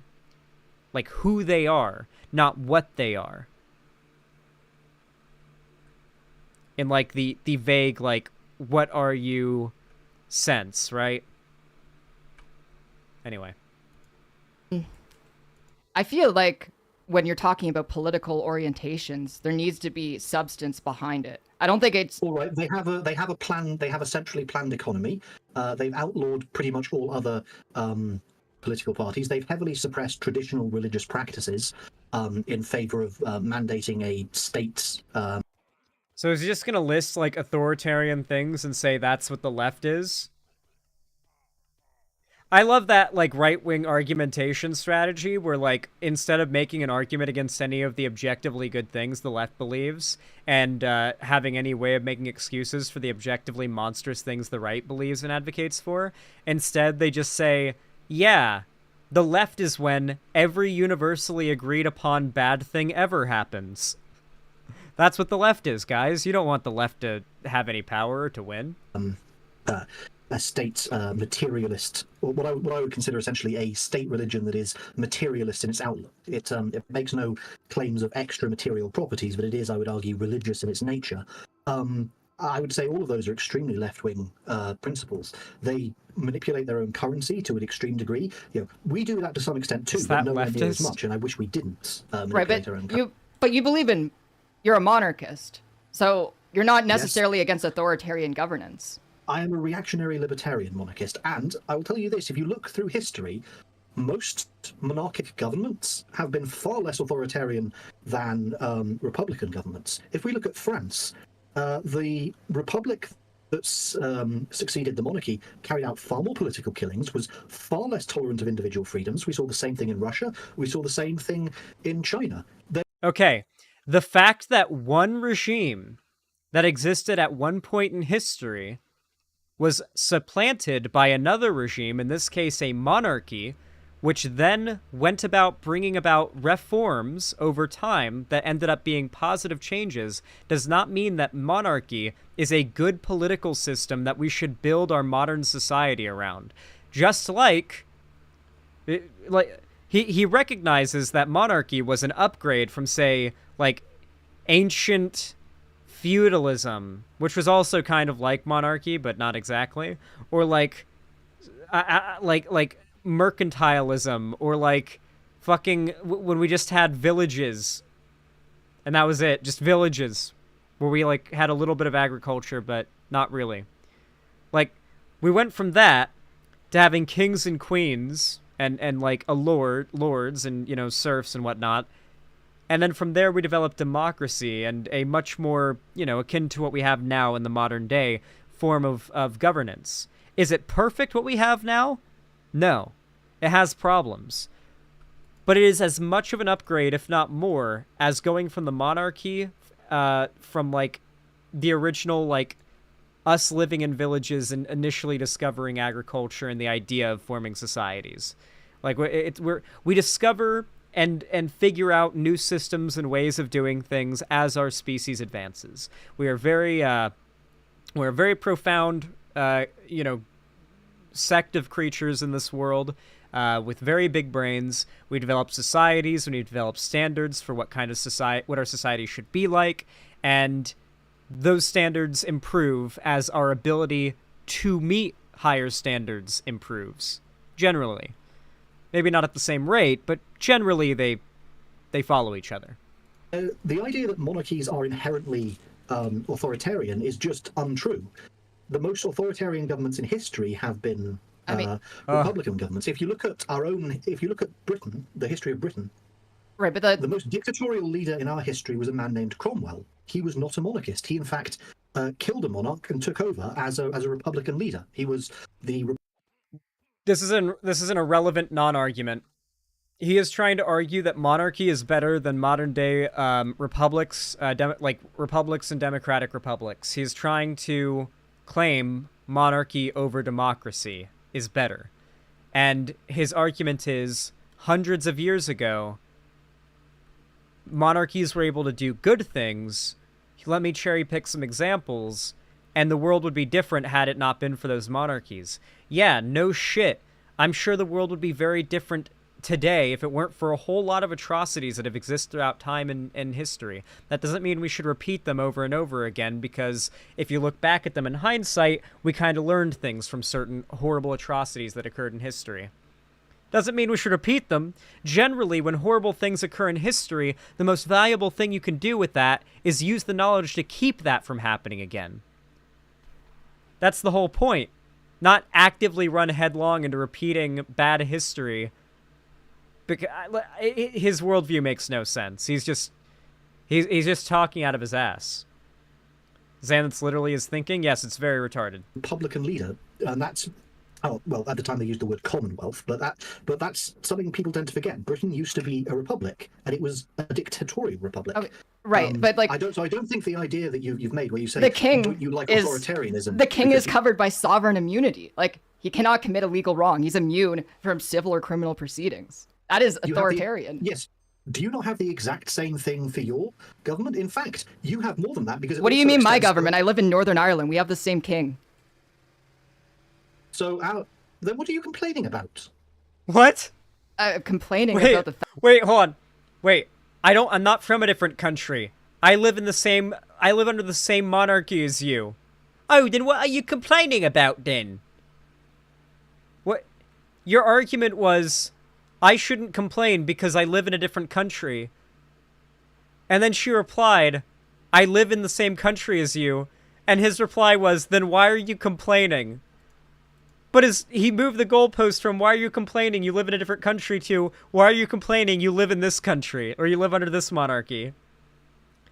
We need a British Xan stream when he's wearing a monocle and tweed. That would be funny as fuck. Just a British, like, me doing British face stream. Like, I can put in some of those, like, ghoul, like plastic fake teeth.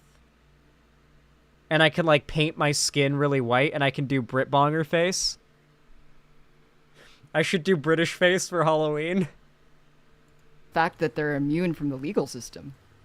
Yes, but the exact same thing happens under Republican governments as well. That's a basic principle of separation of powers.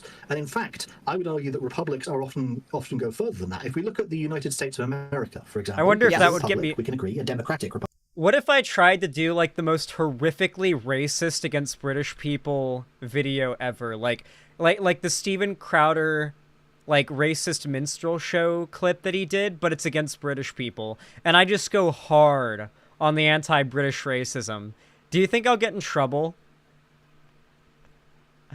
It would definitely be a fantastic shitpost. Republic, in fact, a constitutional democratic republic. Hunter Biden is functionally immune to prosecution just because he's related to the current president. I feel like this could easily be disproved by looking at Trump right now. Notably, he's not president anymore. They didn't do this to him while he was president. Being president functionally made him immune to this. They're now doing it to... Did you guys pick up on how stupid what he just argued was? What he's being tried for right now, primarily, is, 1, trying to subvert the election in which he did not win, because he did not win re-election, meaning he committed that crime when he was no longer the president. 2, holding on to classified documents after being out of office, and then sharing them around and a bunch of other shit, and storing them improperly and unsafely. Something he also necessarily did, a crime he necessarily did after being president. He's been impeached multiple times, but his current prosecutions and whatnot, outside of a couple scenarios, are mostly things he did after being president, after losing the election. He's in trouble for not accepting that he lost the re-election. So necessarily, these charges would have to be filed once Trump's not president anymore, because he's in trouble for things that he did that he's not allowed to do when he's not president. Because he wasn't president anymore. You understand how that sneaky sentence he just said makes absolutely no fucking sense if you look at what he's actually being indicted for. Granted, a couple of the indictments are things that he technically would have committed while president, but still, like, charges take a while, cases take a while, especially when you're charging the president of the United States. Stop him from being president again. Why are they so desperate to throw all these prosecutions at him? Because they know they'll have to stop if he becomes president. So you have explicitly a legalized political system in that country where those in power are immune from prosecution, those out of power are subject to prosecution whether or not they've done anything wrong. And I see your chat talking about impeachment, but your chat are ignorant fools because impeachment explicitly is not the same as being convicted of a criminal offence. Bill Clinton was impeached for raping Monica Lewinsky, but he didn't have to join the sex offenders registry. He didn't have to go to prison or be fined. He doesn't even have a criminal record, even though it was found as a result of that. So conservatives like to play semantics on stuff like this. Something I noticed recently is that you'll see a lot of conservatives who are advocates for banning divorce. I don't know if you guys have noticed this, but lately the right has gotten really big on the train of advocating for the banning of divorce, specifically banning of like divorces if the woman initiates it.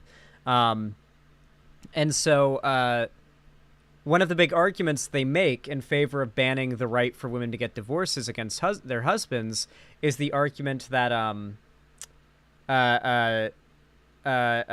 like in court, the standard that needs to be met for a woman, they always say a woman, to get a successful, favorable divorce against her husband is way lesser than that of like a criminal court. So if a woman claims that her husband abused her, then she'll have an easier time winning in a family court than getting a conviction in a criminal court.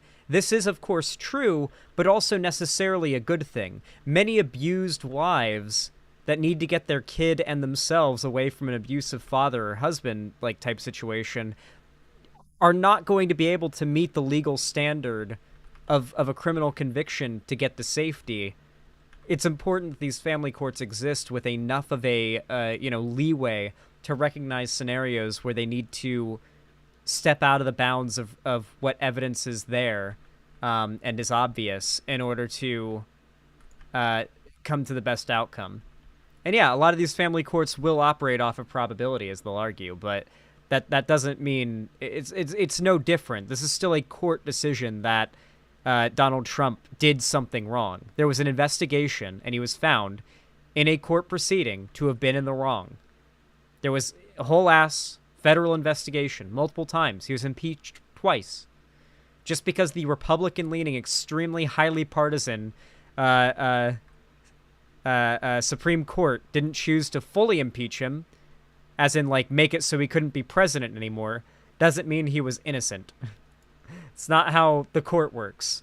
Also, you Brit Bonger motherfucker, clearly you don't know how our legal system works, but in America, you are innocent until proven guilty, which means there's an extremely high standard that has to be met before a conviction can be made, before an arrest can be made, before searches can be made, before search warrants can be gathered. There's just cops break the rules all the time, but the richer and more a bit able to get resources and lawyers and whatnot and legal support that someone is, the less likely cops are to fuck with that person, because they can safely guess, if I start, breaking this person's constitutional rights, that they've got the money and resources to like seek, like, get me fired, right? Like that kind of thing.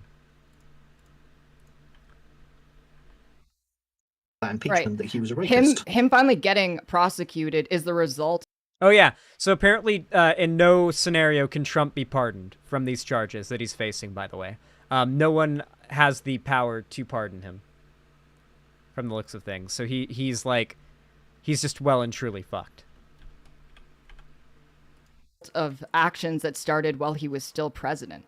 The wheels started moving long before what is currently happening. The wheels don't take 3 years to turn, let's be honest. See, I don't agree with now you. because they want to impact the upcoming election. Let's be honest, it doesn't take them 3 years to prosecute someone. Yes, it does. It You know, I takes just quite a long realized- time to actually... I don't know how I didn't say this before, and I didn't, like, realize it, like, earlier, but this guy sounds exactly like Sargon. He's doing the sound intellectual and smart by British accent thing. How much you want to bet this guy's normal British accent is nowhere near as, like, obnoxious as his current one is, and he's, like, playing it up. Same accent, exactly. He's literally Scottish? Oh, so he's actually faking it, okay. get the legal system to do anything, regardless of who it is. Doesn't seem to when it's just some ordinary person committing some ordinary offence, or allegedly committing some ordinary offence. Didn't take them nearly this long to go after... He's the president! I'd say that Kyle Rittenhouse bloke. I'm pretty sure it took them a lot less time than this. So No, the Kyle Rittenhouse case lasted like 2 fucking years. Donald Trump did these crimes back in 2020 and 2021. So it's actually been a little longer. It's actually taken a little longer to go through with it. God, I gotta change all these fucking names on these fucking kits. Look. Fucking 2B2T players, dude. I need a new anvil. Okay. Let's continue. the idea that it simply took this long, no, they wanted to do it now because now is when they think it will impact the election most. So the idea that the sovereign immunity of the monarch is a bad principle or a bad idea is functionally any system has to have that. If you don't have that, then you can't have meaningful separations of power. You can't have the judiciary be independent of the executive and the executive be independent of the judiciary unless the judiciary is unable to prosecute the executive. If the judiciary can prosecute the executive, then there's 2 possible outcomes. Either the executive takes control of the judiciary or the judiciary becomes sovereign over the entire... I genuinely cannot stand the way this man says judiciary. That is not how it is said. It's not judiciary. That is not how it is said. I'm putting my foot down. That is not how you say it. You British motherfuckers, that is not how it is said. I will not accept that pronunciation. Thank you. Entire system. There's no meaningful separation of powers when one branch of government can just throw the other branch in jail. You have to have the executive be immune to the judiciary. No system has ever functionally managed to avoid that. That is the functional reality of any system of government. If you want to separate... He is arguing against the concept of checks and balances and a balanced democracy. He is trying to argue that somehow a king or a queen whose rule is determined by a bloodline and maybe even justified via, like, religious claim of, like, divine right to rule or some shit. Somehow that is less partisan and less anti-democratic and anti-freedom than having the ability to vote for representatives that best reflect the policy positions that you most agree with, and the person who gets the most votes takes the position of power in that area. And the people who live in that jurisdiction get to live under the policy decisions that the majority of them voted for. Apparently that's less fair than the God King has decided that it is opposite day, and you legally have to say everything the opposite of what you mean. Legally. He's enforcing this. Of powers and multiple co-equal branches of government, you can't have any one branch of government directly exert its authority upon another. But- And as the authority of the judiciary is to find people guilty of crimes, it cannot be able to do that to the executive. Otherwise, it would be placing itself above the executive, or the executive would have to take direct control of it. The ability for the judiciary branch to hold the executive branch accountable for committing a crime means that the judiciary branch must necessarily be above the executive branch, which is not equal. That is what he just said. The ability for there to be checks and balances in place means it's not equal.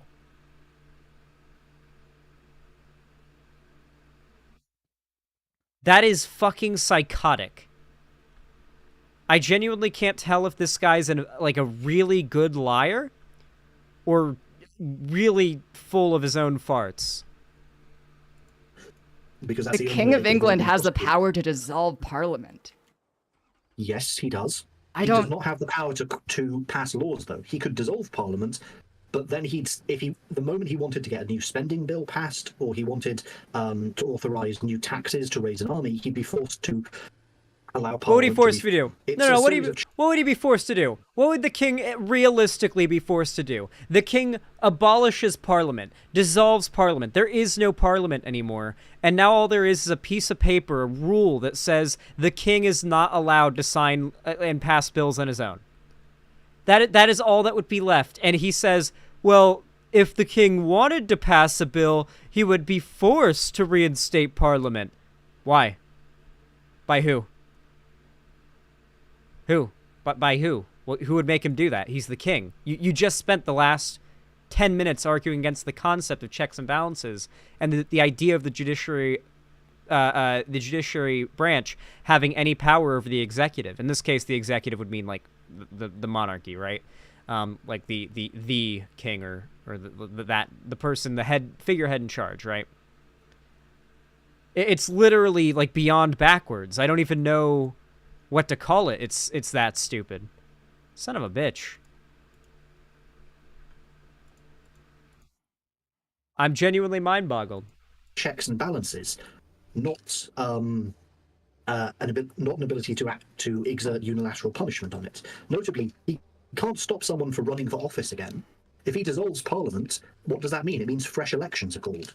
If the same people win their elections, he doesn't get to say, no, you can't run. He could threaten to indefinitely dissolve Parliament, but then he'd never be able to get any laws passed. Right, I don't Not a realistic scenario. Like, assuming the king dissolved Parliament and, like, basically did a coup on the government, there would be nothing stopping him but pieces of paper that say, you can't do this, you can't do that. And pieces of paper saying, you can't do this, you can't do that, have never stopped any fascist dictator. And that is effectively what a king is, a fascist dictator. It is just a more... it's bedazzled fascism is what monarchy is, with a much stronger hint of religious justification for itself. Yeah. Like it was fascism before the time of like goose-stepping, gun-wielding soldiers, right? It was proto-fascism. Like really every authoritarian society in which like the working class has it worse and a very small group of people have power and wealth consolidated into their hands tends to be like a very stark potential predecessor to a fascist state. It's not uncommon. understand how you're trying to argue that a monarchic system is not inherently an authoritarian system. Because plenty of monarchies throughout history have been significantly more free than many republics. Why do you think monarchies are inherently authoritarian? And if you do think that, why would you have left a republic to come and live under a monarchy? I never lived in a republic. I'm from Canada. I lived in a monarchy and then I moved to a different monarchy. That's funny. I don't think Canada had a monarch as head of state. We have a Or king, like the that. King of Canada. Is really? Is he still? I thought you guys got independence in 1982. Is that real? Well, we're still a constitutional monarchy. Wait, we have the Queen is on there our a king of currency, We Canada? have the royal anthem. We are part of the Commonwealth. Oh, okay. It's the king of Britain. Yeah, they're under Britain. That's what I thought. I was gonna say. So you are. I know there was Yep. a king of Canada. Okay, so you did. So Yeah. you left one. I thought there was like a king of monarchic Canada, you government know to what I go and live mean? under another. Why not go to live in a republic? Well, Say the Republic I of Ireland. You had two islands you could have gone to. You chose to go to the monarchic one. Northern Ireland? well, you know, She's in Northern Ireland, right? Is that the one? Is that the one they're talking about? I don't know the UK at all. Well, to be fair, the reason why Keffals went to Northern Ireland, I'm pretty sure, is because that's the one that has the Hightail studio. That's where the Hightail devs are. You guys don't know this, but I've Hightail pilled Keffals, and she's actually staking out the studio in order to get us top secret info on the game. So, thank Keffals. She's taken one for the team here. She's really pulling through for us on this one, and I couldn't be more proud. Yep, beta key retrieved. She's getting it for us. it's not to say we'll always be monarchic here.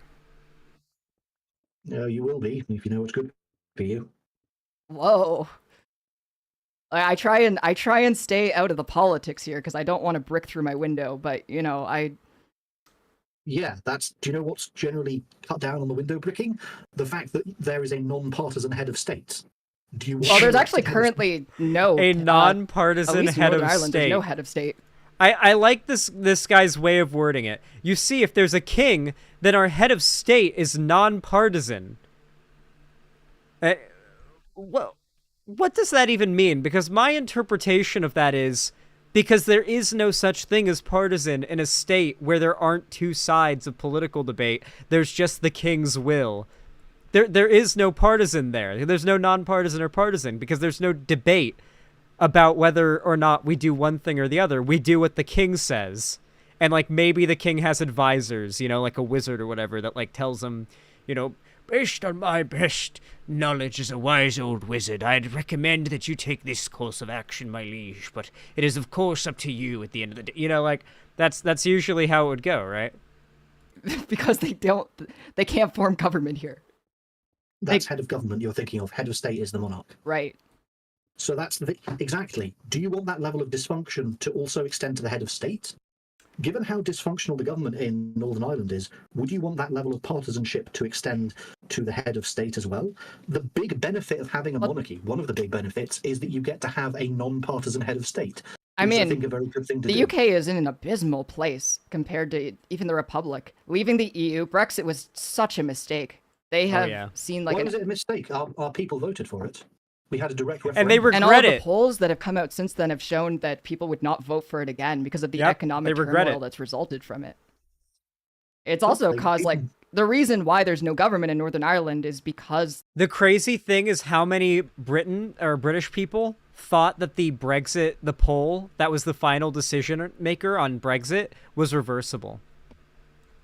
Like an insane amount of them voted and then were later questioned and admitted that they were under the impression that this was something that could be reversed. Like it was like an easy we're just testing it, we're just going to see how it goes, and like if it doesn't go well then we can just hop right back in, right? Like it's a very just little like what's the worst that can happen type thing, right? Like that, like the amount of informing of the British voting populace on Brexit must have been fucking crazy. I don't have like numbers or statistics on it.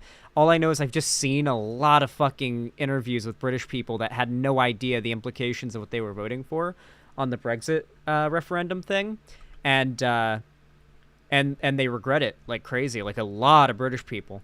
I mean, obviously this is, people's testimony and not statistics, but Keffals is referencing statistics. I knew this is already a thing because like it's a trend of British people being like, I regret voting for Brexit, the Unionist Party is mad about the Irish sea border that resulted from Brexit. That is the price of living in a democracy. People sometimes make decisions that are unpopular, but that is, and I would argue, a direct counter-argument against the idea that monarchies are undemocratic. You have this wonderful tool that can boost. I would argue it is undemocratic for a policy that was passed at one point and is now very unpopular to stay in place now that its popularity among the electorate has gotten much lesser. Found a poll? I'm playing Minecraft. The amount of democracy if there's ever not enough of it, and it's called a referendum. You don't need a democratic government if you want people to have a say. I know you that can just word. put the issue directly to a vote. I In mean, fact, yeah, you could make a solid claim that we're more democratic than many countries. because you can do that are referendums in republics as well. I How don't. often do they do? They almost never do. I shit you not, this guy would actually be doing a better job at making his arguments if his argument was just democracy is bad. Ooh, more diamond. Democracy is bad because the people are retarded. Like, if that was literally his argument, just through and through, his argument was, I don't trust the voting populace to, like, do a good job at electing a good leader. I think that a king and a long family line of rulers that has, like, a carried on line of generational knowledge on how to rule a nation, like it would be better. If that was his argument, he would actually be making, like, a more compelling argument, to me at least, than what he is capable of now. I feel like I just made his entire argument better.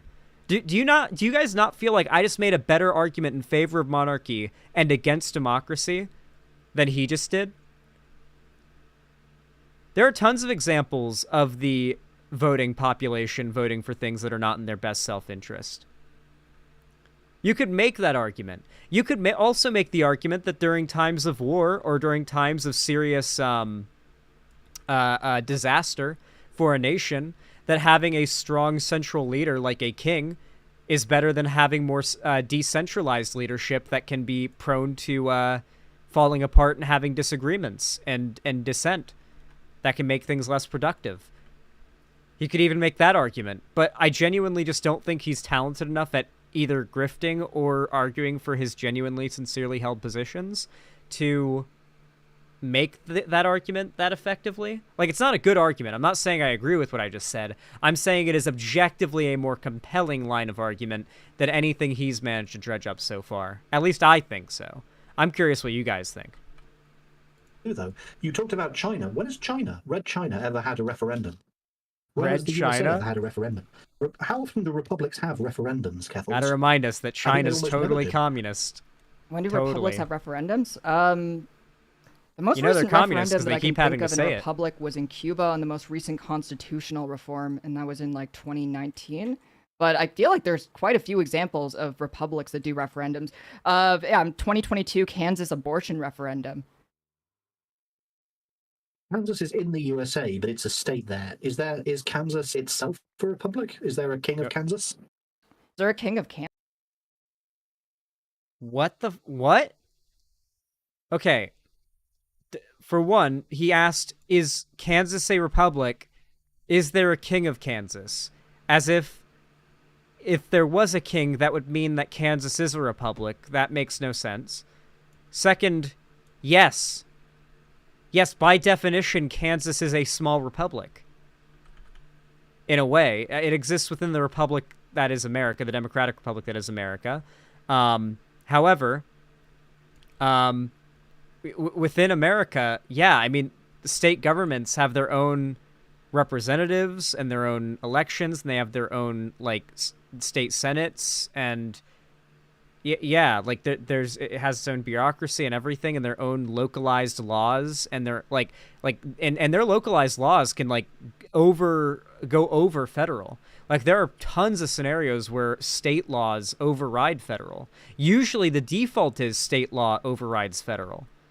That's the default in America, is that the state law tends to override the federal mandate of a law.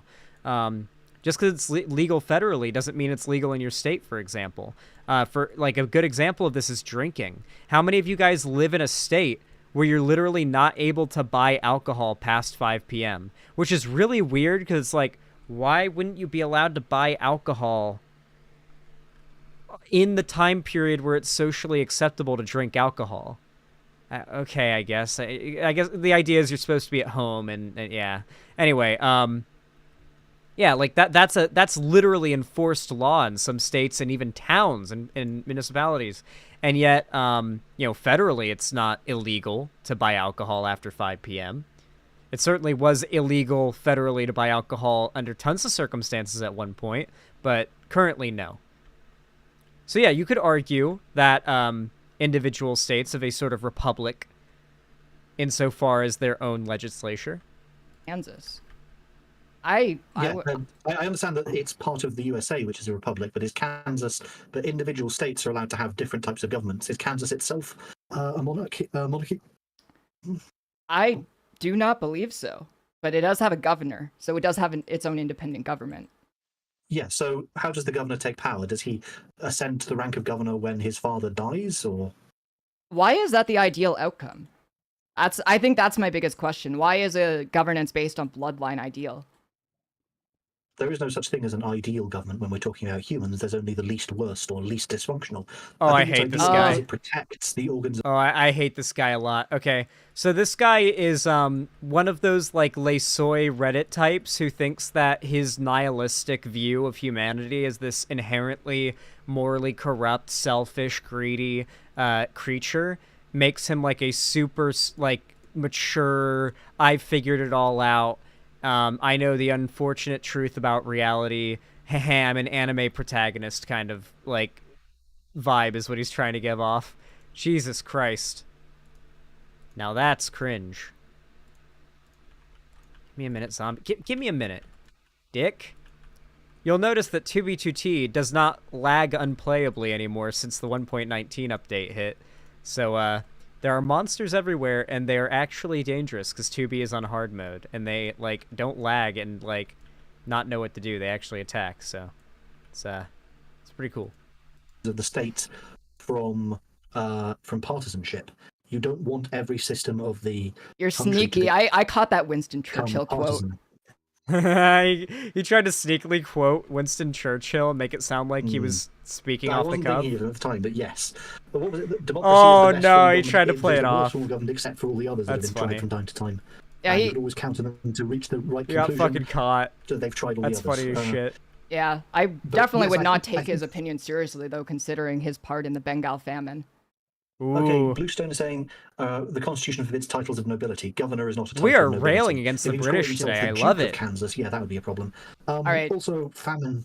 I mean, the question was just about referendums. I mean, no, the United Kingdom under Winston Churchill was exporting food while there was a famine in Bengal. While there was also a world war. I well, don't think India that's was a under exporting food from mitigation. Well, places India was going under through colonial rule by famines. the United Kingdom. The monarchy has served Under such their a horrendous colonialist role in control. world history. Would you prefer the India that existed before colonialism? Would I? Yes, actually. Which one? Which one? There was no such country as India prior to colonialism. Technically speaking, there Right. really wasn't after colonialism because it fractured into India. What is he arguing right now? Is that colonialism's good because it created the borders that we know today? What kind of logic is that? Ah, yes, you see, if it weren't for colonialism of these European empires over hundreds of years ago, we wouldn't have the extremely inaccurate, non-ethnically divided borders that we have today that have resulted in literal entire regions of the world having, like, dude, there are entire regions of the world that have existed in, like, constant civil war for as long as America has existed, just on and off civil war, because, like, European powers colonized them hundreds of years ago, decided, yeah, you all exist in the same country now, and we're gonna, like, build our own government, and then we're gonna, like, force you to live under it, and that's just kind of how it's gonna be. We're also gonna pilfer your resources and the fucking natural treasures of your land, by the way, for our own profit. And then, like, then they just dip, and they also do slavery. Like,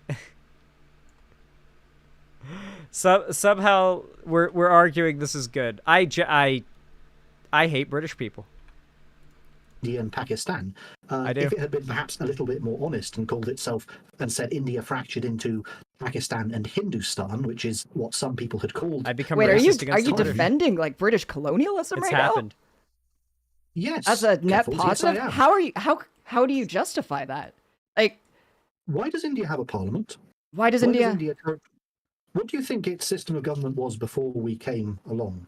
And the answer is it was no one system of government. India only became a single unified state. And why with is that things the like preferred? parliament. Why is a single unified state the preferred position for India? That was Because something that if was it wasn't, there would be imposed no- on them. There That would be no wasn't. such country as India. Gandhi's dream of a "we should have today a free India" would literally have been impossible to implement before colonialism. He'd have had to get every individual principality to agree to it, and there's no way they would have, because it would have required Right. those individual princes to give up way too much power. And if we're being honest, Was there a political movement towards a unified India before British colonialism even? no. Then why is that something that matters if that wasn't something that existed before post-colonial India even existed? Because if you're going to celebrate the Indian nation, say, oh, the Indian nation should be free, there couldn't be an Indian nation without the British colonialism. Right, but that's something that was Okay. imposed on.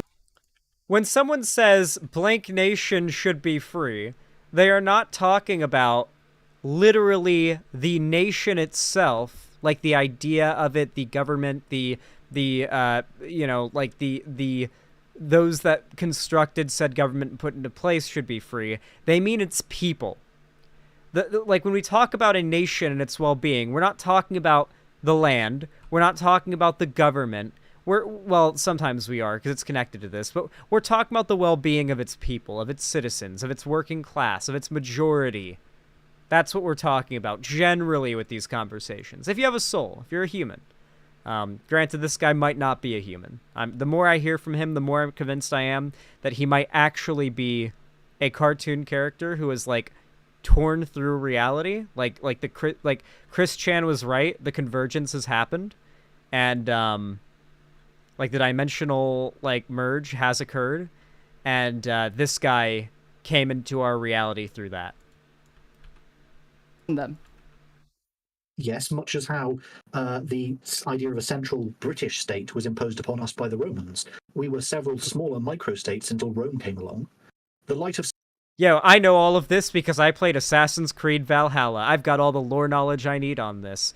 It is very fucking stupid to say that, you should be in favor of monarchy, because if it weren't for monarchy, then we wouldn't have modern England, which came from the Romans conquering the British Isles. But this is stupid. This is really, really fucking stupid. He's the same level of argument as, I mean, you could justify any horrific thing we did in the past if it had any positive outcome from your perspective this way, right? Like, hell, you can justify any horrible thing from the past just by saying bad things still happens now. So why not go and do worse thing from the past?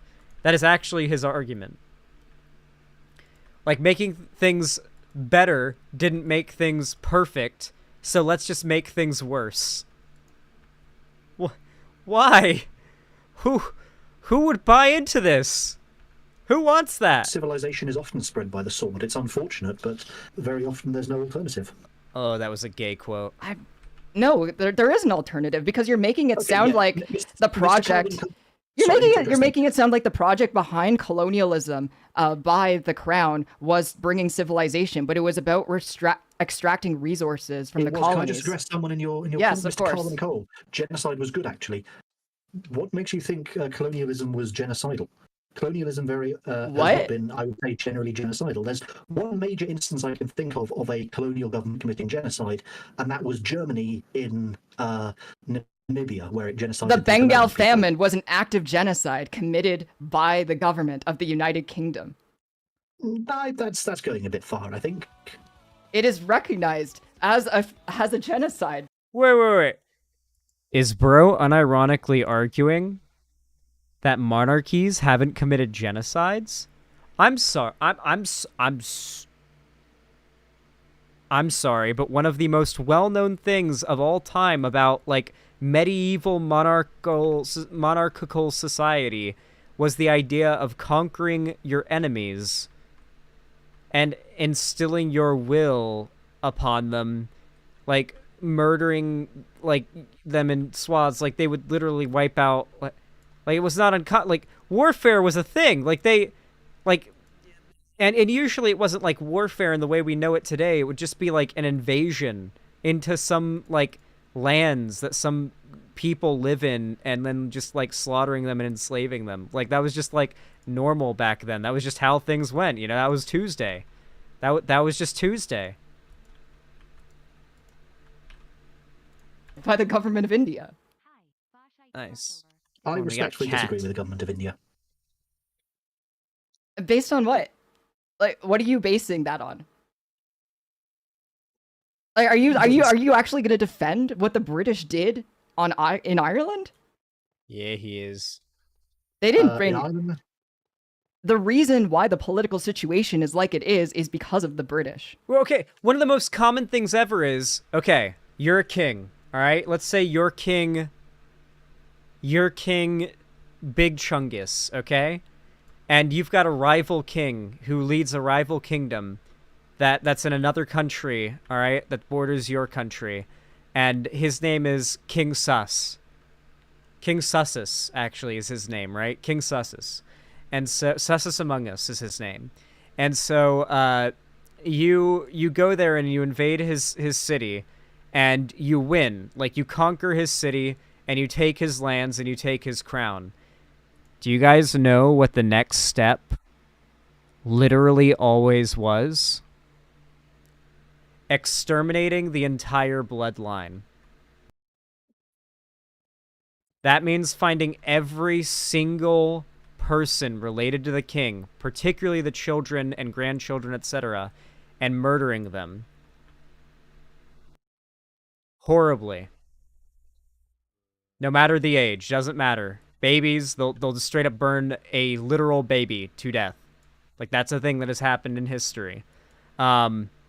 There were backstabbings and like, you guys have seen, like, Game of Thrones, right? You guys know the kind of shit that would go down. Like, George R.R. Martin's a good writer, but he also wasn't all that like, original. Most of the things that happen insofar as, like, the politics in Game of Thrones are heavily inspired by real world, like, European, like, monarchical historical events.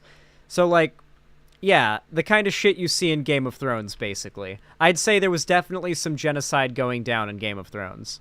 It's not because of the Irish. If you look at the Republic, it is significantly more peaceful than the North. That doesn't seem entirely fair, isn't it? Given that a lot of the separatist movements were founded by people down south. The North is not calling for the South to become monarchic, but the South is calling for the North to become Republican. I was thinking in U.S. terms for alone. half a second there. No. That... The call. I thought she was just going to leave it at no. From inside the North. That'd been good. I don't think there have been any modern statements, at least since the peace process, of calls from the Republican government of the Republic of Ireland for the North to join them. They literally do have that saying, was it, they want all 38 counties? Yo, chat, is this like a product of me not having played Minecraft in a while and I just didn't know this was a feature or something?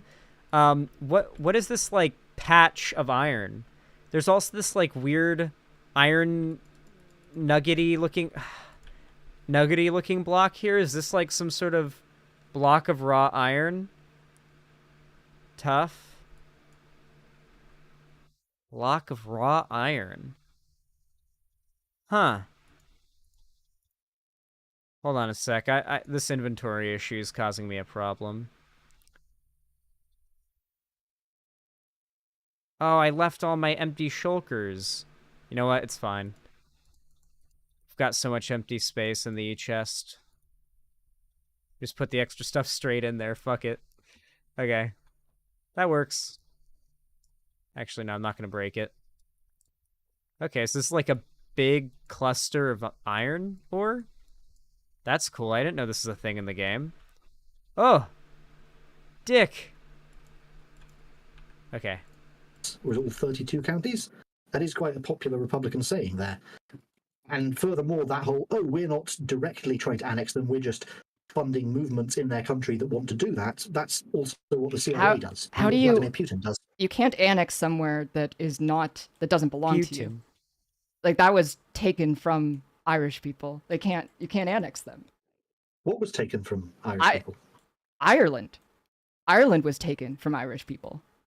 True. No, it was rightfully conquered hundreds of rightfully years ago. conquered? There's no such thing as rightful conquest. Of course there is. If you shut down all rightful conquest in history, well, we never would have been conquered by the Romans, and you still wouldn't have civilization in Britain. Oh my god, he's actually How far back doing are we it. gonna take this? He's actually did giga Romulus not have retarded. the right to kill Remus? Did the Greeks not have the No, right I'm to not- attack Troy? No, I'm not How- going to take this all the way back He's- to ancient he's Rome. going Why not? so. No, if we Why have not? any Because I He's think it's a going full distraction Reddit. from recent Morally- issues. I guess I think- full Did Tumblr. conquest? Oh, did some magical This guy's a button get Redditor. flipped in the year 1900, and then conquest suddenly became wrong? No, because it you the can't. 1800s? No, because you can't flip a button. Well, then why is it? When did it become wrong to engage in conquest? It always Keffals? was. It was always wrong to engage in conquest. Our Then we can moral go all the way back standards to have ancient developed. Rome.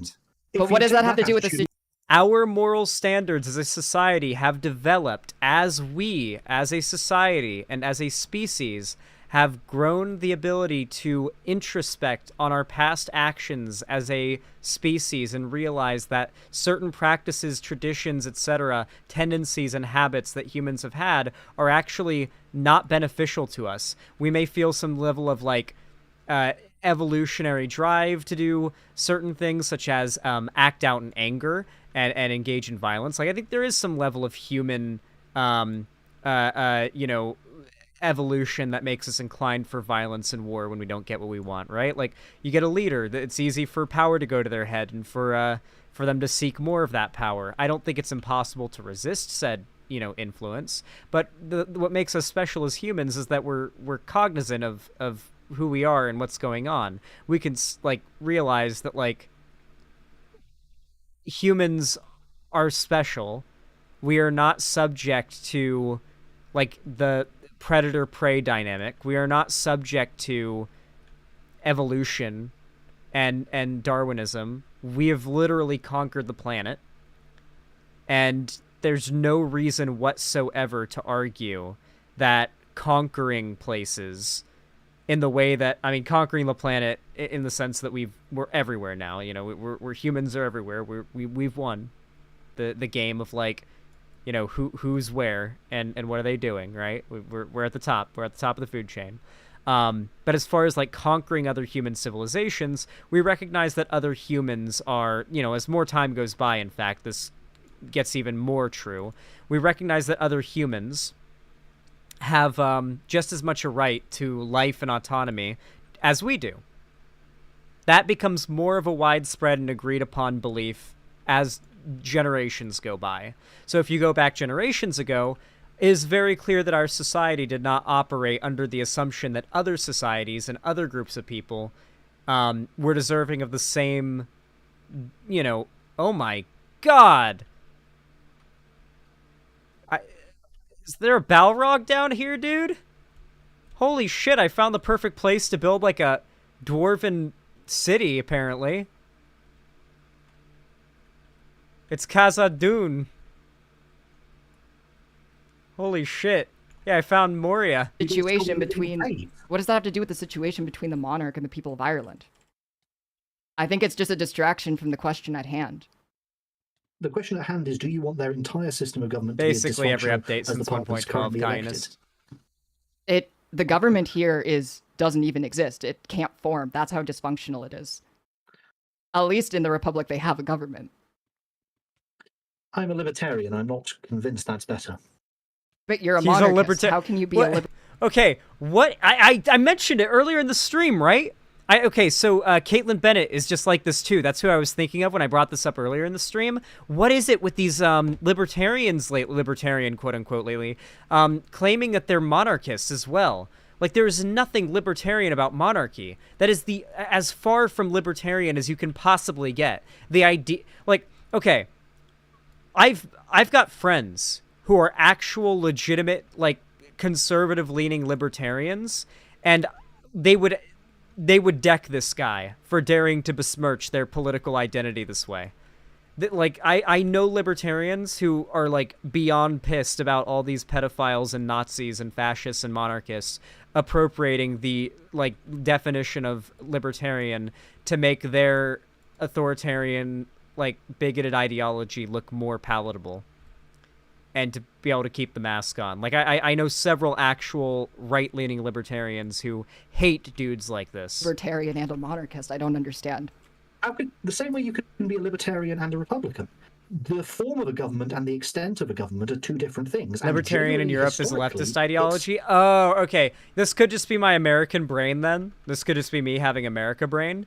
But here in America, libertarian has a very distinct meaning. I guess we're talking like capital or lowercase L libertarian. Not capital L libertarian. I see.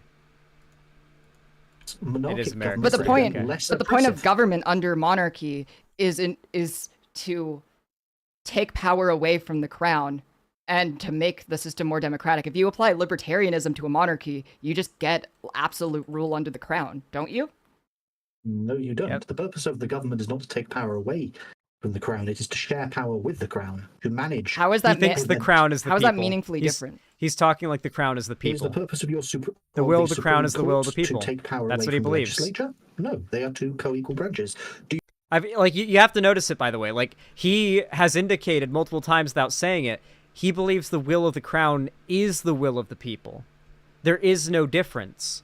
He has been talking through this entire conversation. They're talking past each other because he's been operating this whole time under the presupposition that what a given king would want would be what the people would want, necessarily. Not even like an indication that he's up for a debate on that possibility. Like, you think that might maybe not be true? You know, maybe that the will of the king is necessarily the will of the people. I think that might not always be the case. Oh my God, is there more? This is a whole new cave. I've entered a whole new chamber of more Moria. This is Moria. This is just straight up Moria on 2B2T. Jesus, this goes hard. Don't blow up my Arkenstone. I know the Arkenstone's an Erebor, but still. It's a funny reference. Do your lungs exist to Oh, there's take more over oxygen there. away from your heart? No, they are two co-equal organs that both have to function for your body to work. Just as the king and parliament are two co-equal I get what he's governmental trying organs to that must do, function, but for governments the are good not of the nation. comparable to bodies. I'm not entirely opposed to democracy. I'm not entirely Also, opposed. usually the only time you hear people like this seriously try to compare the functions of a government or a state to the functions of the body, it's usually to the immune system, and it's usually describing a group of people or a party of people as a pathogen and their solution as the cure to that pathogen. It's usually like that type of talking is usually like genocidal rhetoric about how like a group of people or a certain idea or a concept is a plague that needs to be like eradicated. To monarchism, I think we need a reasonable mix of both. I think we should have a bicameral legislature where the upper house is a combination of hereditary peers and life peers, where the lower house is elected from among the various constituencies, where the head of state is a monarch to whom the military swears allegiance, and in which we also have an independent court. Okay. Gotta remind you though, I'm not an American. I've never been American because you said it was my Supreme Court. There is a Supreme Court in Northern Ireland, isn't there? Is there? I'm going to check exactly I what it's assume they called. would. I think there is it may just be I called the High guess. Court. Supreme Court of Northern Ireland. Also, Keffals has lived in Northern Ireland for like High Court, sorry. There is a High Court. There's the King's 2 Bench. months. The Court of Appeal is the highest court in Northern Ireland. I always forget what they're called, and they change it every couple of years, but it is the Court of Appeal. So your Court of Appeal in Northern Ireland is separate from the legislature. But that's exactly what we would want, isn't it?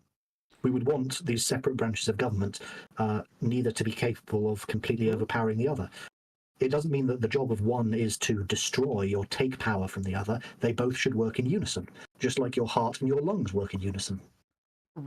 Okay. I guess I'm just like getting confused from the point that this started at. Yes, the point being, would you like to become a right-winger? No, I absolutely would not. You've spent this conversation defending colonialism and genocide. And you won't and I think that you're someone who can't actually What? stand by their beliefs, like quite Jesus honestly. Christ. Because This you guy's wouldn't a answer the character. question about whether or not you want a human pet. Ah! I Okay, would this argue is that gonna get question is good. outside the scope of this discussion. I think that question is very relevant to the discussion. I'm liking where this is going Of now. whether or not it would be a good idea for you to be a right-winger? Yes. Okay, I may have a few kinks, and they may, to some extent, have influence on politics. But I don't Why is see he where that's referencing it? irrelevant. No! Wait, Why is he how- admitting how it? Oh my god, why did he just admit it? Oh my god! Wait, how bad can you be at, like, getting grilled online about something that, like, he just goes, okay, I may have some kinks and they may influence my Why would you say that? Everybody's going to assume the worst and knows exactly what you mean. Bro. Yeah, he papaga. Did that influence your politics? So is like the No. monarchy thing actually like based on the kink of ownership of people? No. I'm saying I can't completely rule out the possibility that... The point, it doesn't matter. Why is it relevant? You can't rule out You just the said that it is possibility. relevant. You said that it actually informs your politics. I'm saying You I did can't say say with that. certainty that it doesn't, because no man entirely knows the internals of his own mind. And can you be sure that none of your kinks have impacted your politics? Oh, they definitely have. Well, 100%. again, we don't need to go into the specifics, but, there you go. They're not especially relevant to the, why someone believes in their specific political beliefs isn't I necessarily don't want to know. all that relevant. So, wait, is there a kink-based reason that you, for some reason, believe monarchies are authoritarian? No, not really. I mean, I Well, think there they you go. are. You have political beliefs that are outside of your I think that you're just like okay with personal the. tastes. I don't understand why you're against authoritarianism when you advocate for authoritarianism. It feels like a contradiction of beliefs. He's trying to argue that monarchy is monarchism freedom. is inherently authoritarian. I don't think that you can have a system where people are immune from legal proceedings and the Constitution. Nice and goalpost it- move, dude. He's trying to argue now that he doesn't think monarchy is inherently authoritarian. It still is. That's not any more defendable a position, but he's trying to move the goalpost to something a little bit less definitive as far as statements go, because a more definitive statement with less room for, disagreement is harder to defend than one that's a little bit more, maybe I believe this, potentially it has an impact, maybe. I'm just open to the idea, potentially. It's a possibility or whatever, myriad of bizarre excuses they'll make. Don't worry, guys. I'm the goat. I had a gap on me. I'm not gonna die to no lava. Be democratic. But functionally, you do have that in a lot of Probably don't democracies. need it. I'm wearing netherite. Do you think it's likely Kim Jong-un is ever going to be accused of a crime, or a sitting American president be taken away in handcuffs? Kim Jong-un is a He's- monarchist. No, he's not. Yes, he is. He's the third in the bloodline. Oh yeah, I do think that if we get like another Republican president, I think that they'll be so bad that we will unironically see a Trump-style scandal happen while they're in office, and like we might actually see a like if we see another Republican get into office, oh my god, we found another chamber. This is another unlooted giant fucking cave. Oh my god. Dude, this is like the perfect place to build the Mines of Moria in Minecraft. Jesus. This is the biggest caves I've ever Line seen. of the absolute rulers of North Korea. That is officially a coincidence. How is it functionally different? The only difference is that it's an absolute Because his- monarchy. Well, no, he didn't ascend to power because his dad was the previous supreme leader. That is officially just a coincidence. How is That that is just a In which coincidence? process then did he ascend Really? to power? Like 3 Kim Jong-un has been the supreme chancellor through all of his adult life, and his family is literally known as the Kim dynasty. Okay? They're literally called the Kim dynasty. And it is just a coincidence that Kim Jong-un has ran things since his father died. It's just a coincidence, guys. It's just a coincidence. Wasn't it Kim's grandfather? Kim Jong-un, wasn't his grandfather the supreme leader before that? Or was it just his father? I know North Korea in its current form is not that old. But it's been like 3 generations of that family running things, right? Through life terms, pretty much. Yeah, so the grandfather founded North Korea. It's been 3 generations. Thank you, chat. I'm glad my history was right.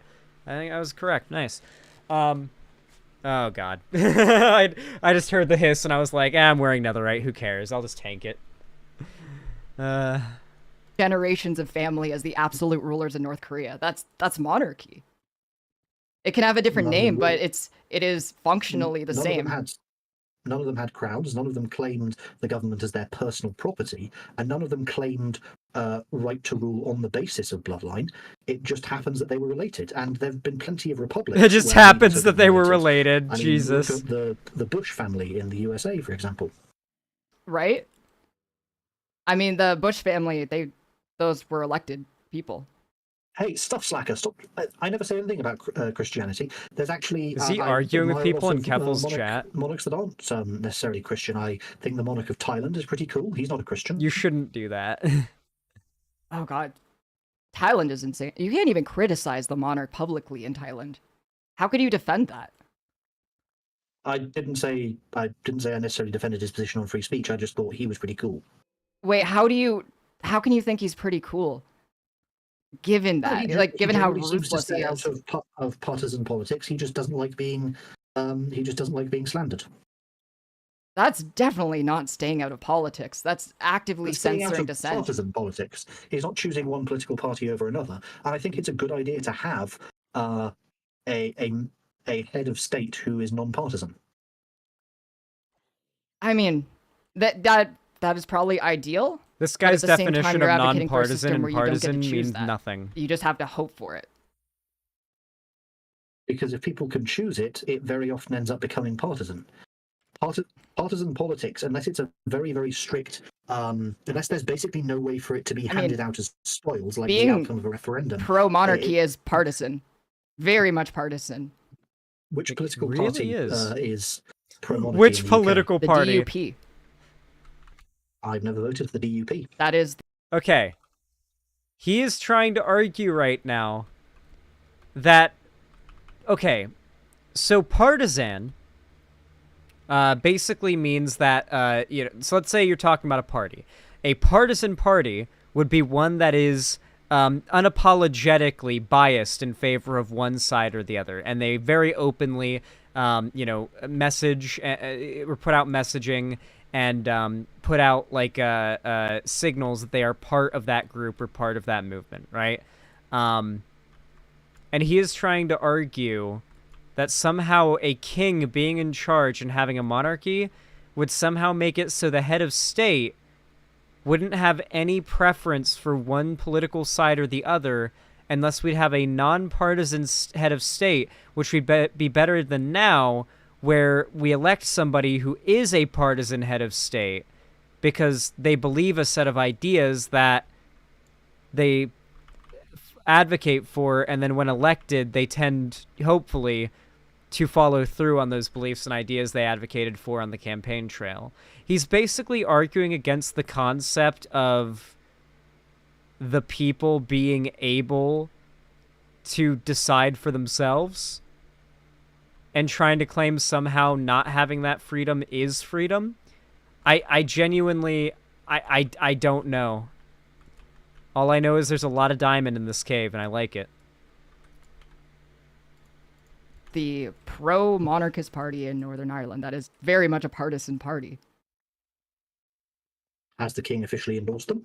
Has the king officially endorsed? Oh, I was going to say before, thank you for reminding me. I get stun-locked a lot, or forget what I was going to say sometimes. Maybe one day I'll have Adderall or something, and I'll be big brain. I was going to say that if we ever have another Republican president, I feel like necessarily they couldn't be like a super like establishment boring like average like what comes to mind when you think Republican like before Trump.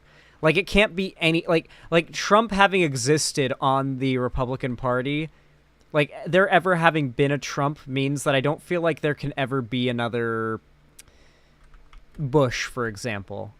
Like I don't think we can ever get another like mainstream traditional Republican. It's got to be some insane hyper-populist shit that taps into like some level of social anxiety and disaffectedness that worked for Trump.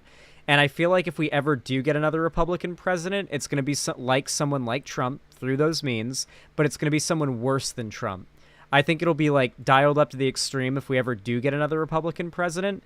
And that would be when we get the full-on sitting president getting taken out of the White House in handcuffs.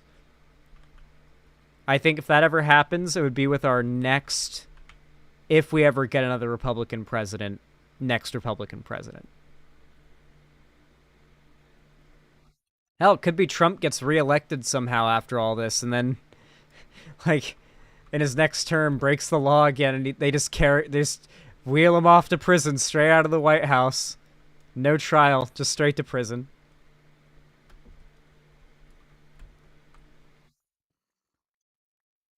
God damn. Diamonds are common.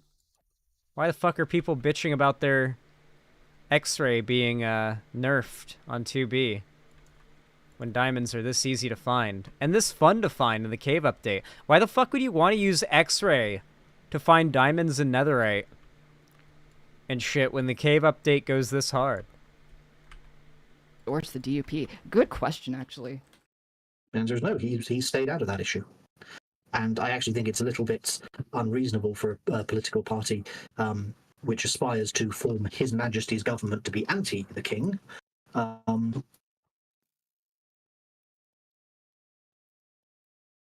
Hello? Still there? Yeah, I'm Okay. still there. I think my internet may have conked out. Oh, I'm very sorry.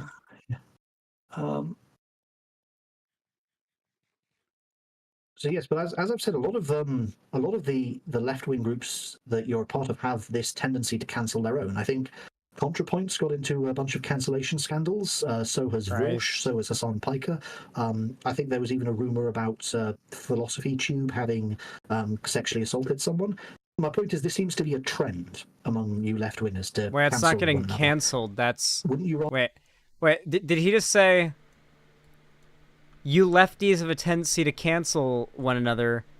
I'm pretty sure there were allegations against Philosophy Tube in regards to sexual assault or sexual harassment or something. You lefties are always canceling each other. Making allegations that somebody sexually harassed you is not canceling somebody. It's coming forward about alleged sexual harassment. That's not canceling. Like, if your own... Canceling is when your own follower base / audience goes against you. When it's other people, when it's like an external party, it's just harassment, realistically. We get into the habit of using canceled sort of as a catch-all for when you are getting shit from a large group of people online. But going back to its original use, and probably the more effective use of it, getting canceled is when your own audience cancels you. Like you can only be canceled by your own fans, realistically. Like, a cancellation can start with someone who's not a fan of you. Oftentimes it probably will, but the people who actually do the canceling and basically make the decision that you are no longer able to do what you do now or whatever, or that you're done or whatever, those people are your fans. Like, that's who gets to do that. So, yeah. Will there be part of a political movement that didn't do that? Do I have to be a human pet? No. Well, that's kind of sad. You don't have to.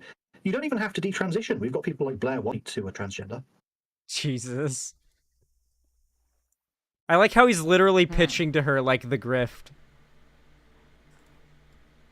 I'm sorry, I can't join the right. That's a bit silly. I think you're a very silly man.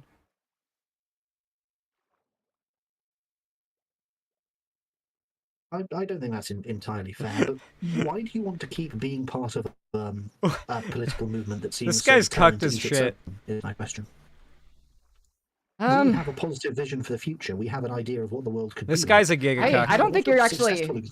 I don't think you're going to gives off find cuck much vibes. agreement from, like, American Republicans. Hyper's in chat if this on the guy gives you monarchy. cuck vibes. They very much Have agreements, but they don't tend to cancel. American Republicans can get on just fine with British monarchists, and they can debate civilly and not try to cancel each other. There is a fairly broad spectrum of disagreement on the right. We encourage glad I'm not healthy the and only one. respectful debate, and we don't constantly try to cancel each other, even though we do have disagreements of opinion, just as some of you leftists do. Well, the reason why the right doesn't, like, well, for one, the right does tear itself apart, usually from petty interpersonal drama that generally comes about from, like, disagreements with money and business, like, deals and contract shit and stuff like that. For the right, political, like, engagement is a business. It is a model for making money, not a method of advocacy. So, like, to them, like, the stakes are really low. Like, to the average conservative, there are practically no stakes. Like what are the stakes to the average conservative on these issues? Like, for real, what are the stakes for these people?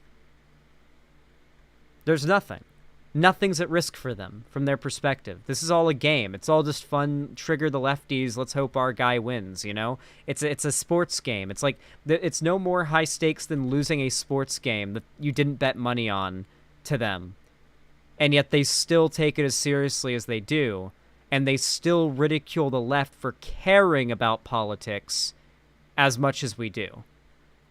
Remember, guys, that's one of the core traits of the left that they love to give progressives shit for, is how much we care about shit. You guys have noticed that, right? That's one of the core disagreements between your average lefty and your average conservative, is whether or not, like, you should give a shit about bad things happening in society. Whether or not you should have, like, an inherent desire to bring about the best possible outcomes for as many people as possible and seek, like, reasonable standards of justice in as many areas as possible. Like there's just tons of people who've just checked out and they think that if you care, then you're cringe. And that's mostly conservatives and apolitical people who are, like, a few months and a couple YouTube videos away from being conservatives. Right. I mean, I disagree with very much the core of what they stand for. I disagree with authoritarianism, including monarchy. Again, what do you think is meant by the word authoritarianism? We are possibly arguing at cross purposes. When you say authoritarianism, what does that mean? I think unelected people making decisions in government is absolutely authoritarian. Like, the Chinese Communist Party is not elected. It's an authoritarian government. The king is not elected. That's an authoritarian position to have. So it has absolutely nothing to do with how much power the government has or how often it exercises it. As far as you're concerned, it's just a matter of why they're in power. Oh yeah, as long as there's a state, then yes, people are going to have the power of the state exercised over them. So, in principle, if a ruler were to rule, like, say, Vlad the Impaler, but be elected, it would be not authoritarian. I don't know what the context is that you're bringing this up in. I actually don't know what Vlad the Impaler did. There's a lot of genocide. I also don't understand like, because, like, if killings and, like, I don't know if a monarchy conquering. just went. Like this dude went from saying that there's like conquering is rightful, and then he brought up Vlad the Impaler as an example of an unethical conqueror. What did Vlad the Impaler do that made him an unethical conqueror? Sure, his nickname is very obvious. Like you could probably guess where this guy got his reputation and what kind of a fucking, like, leader this guy was and what kind of reputation he had based on his name. You know, the Impaler, right? Sounds like a fucking nickname for a WoW boss. But now all of a sudden it's like I don't know. This guy just wants there to be a king. I think this guy just wishes that, like, there were knights and, like, dragons and, like, it was like Game of Thrones or whatever, or like whatever, like, insert generic fantasy thing, just anything along those lines. And he's just mad that's not what we have, and he wants that to be the thing. I think that's what he wants. I think he just wants, like, medieval, like, LARP to happen. I think he just likes medieval LARP and like the monarchist kind of like aesthetic and vibe. Went out today and decided to set up shop in an indigenous uncontacted tribe's neighborhood and then conquer them and set a puppet government up. You would probably say that's just bringing civilization to them. The indigenous uncontacted tribe is almost certainly already a monarchy. Do you think that these Yeah, but that doesn't answer that. That doesn't actually address the point that you think that. His response to, would you think it would be ethical, or she's saying you would defend conquering people's like people's lands, like uncontacted tribals like people's lands, and then you would say that it's actually good for them because you're bringing monarchy to them, and then his response is, well, they would be monarchistic already. What? How is that a response? What? That's okay. The fact that has nothing. No, the fact that they already might have a monarchy going on to begin with does not. What is? Oh.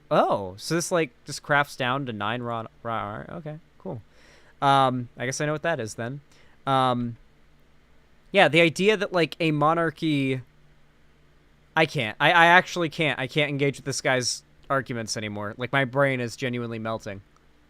Displays of force and taking over other nations is fine. It's just acceptable.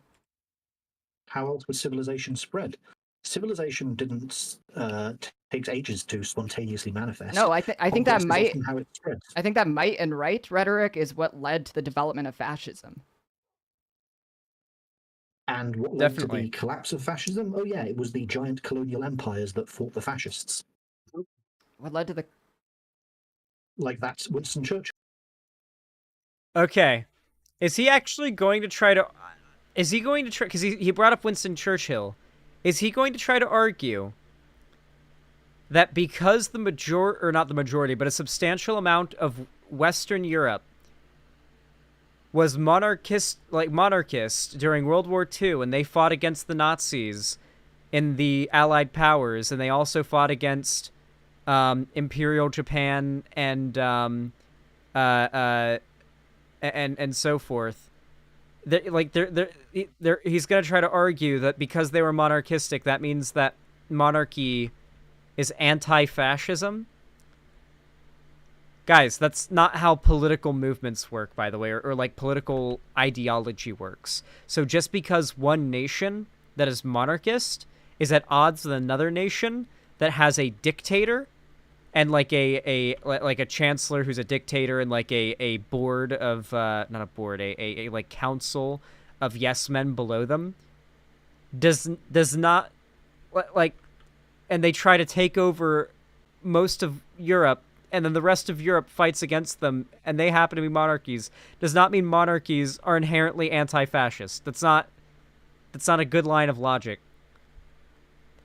This guy's desperately trying to post hoc justify his anti-democratic, pro-monarchist perspective. Sure bloke you earlier decried. Wait, no, the UK didn't stop the Nazis. That's not true. I think the Luftwaffe, after the Battle of Britain, might disagree. The British did nothing to stop the Nazis. Like, during the Second World War, only they us were already Americans did starving anything. out their allies in India. To the We won point that war. that the Soviet Union had to All us, intervene baby. and redirect shipments of grain to Bengal. Where did that grain come from, I wonder? Was it Ukraine, perhaps? I mean, yeah, Stalin was an authoritarian dictator. I didn't have to defend them to point out the fact that that was a terrible thing. But Stalin was an I think elected that yes, I know, I don't agree with him. He was a dictator. You just said that if he's elected, he's not authoritarian. Your definition of authoritarian... Joseph Stalin wasn't elected. The Communist Party of the Soviet Union was not elected. They came How to... did they select the Power next through leader? Had revolution. they select their next leader? Through They internal... had a vote. Oh, if you have an It was internal violent. vote in an Yeah, unelected party, that doesn't count. That's not representative of There the was a people's completely will. different You can't like gauge regime. There was people- an empire. Like the Russian Empire is what was the name of it? It had a different name. Fuck. It wasn't called Russia. Russia had like a different name prior to. Yeah, like before the Romanovs got assassinated and they killed all of them. After, like, before the Soviet Union. Before the Soviet Union. Tsarist Russia. Thank you. That's what I was thinking of. The Tsars. Yes, thank you. That's what I was thinking of. Thank you. Yeah. So, like, that's what came before the Soviet Union. Like, they did a violent murder of an entire family in order to take the oligarchical ruling families out of power so that they could do their own oligarchy. And then that oligarchy fell out of power, and now we've got a new oligarchy. Russia just keeps going from oligarchy to oligarchy to oligarchy. It's crazy. On who they want to be their leader based on an internal vote of bureaucrats at the highest level. The vast majority of the Russian population at that point was either openly at war, in the case of the whites, or was made of illiterate peasants. Wait, we're talking about World War II. We were talking about the Bengal famine.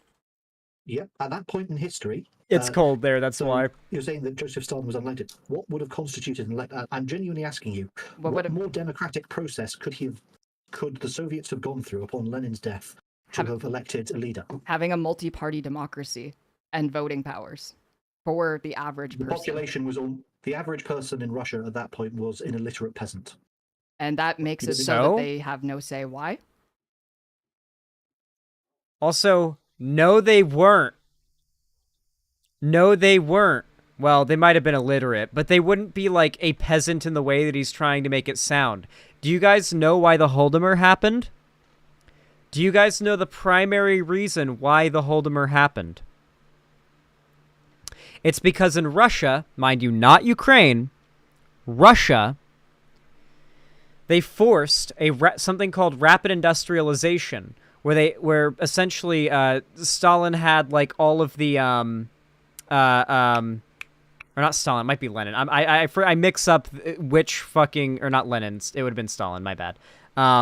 Stalin essentially had all of the farmers and agricultural workers taken out of that area of work and put into factory jobs, working on assembly lines and whatnot. So that, yeah, Lenin died way before that. My bad. I'm high as fuck right now. I apologize. I'm brain scrambled. He had all of those workers relocated into industrial positions. The idea was that Russia needed to quickly industrialize, rapidly industrialize to catch up with the rest of the world in order to have a fighting chance of sort of competing in this sort of like contest of nations, right? And obviously, this isn't the greatest idea when like the majority of your country goes from working on farms to working in factories. Now all of a sudden, your country is just not producing enough food, and then all of a sudden, you find there's like this fucking wave of natural disasters. There was a drought, and there was a series of storms as well that just made it not very prime farming season, right? And had there been enough farmers and enough people working enough land, there's a good chance it might not have been as big of a deal. But for years, the farming industry had been gutted in Russia, right? In favor of like industrial jobs. And so in response to that, Stalin was like, oh, okay, well, let's just march on into Ukraine. They've got fields and fields of grain over there. They're known for that shit. Look at their flag. Let's just go over to Ukraine. Let's just go confiscate all of their grain and distribute it all here in Russia, particularly, among like the powerful, wealthy people, and fuck the Ukrainians. They can starve to death. And then that's what the Holodomor was. That's what happened. That is basically the Holodomor summarized. Thank you for coming to my TED Talk. I'm sorry, you're going to set up polling stations for these people? some of them way out in rural Siberia. Yes. Like I do not like the Soviets. I think it was absolutely unacceptable for them to kill the Romanovs. I think Russia should have continued to be a Romanov-led monarchy. But if you're going to accept them killing the Romanovs, It definitely was fucked up that they slaughtered the children. Basically what they did was like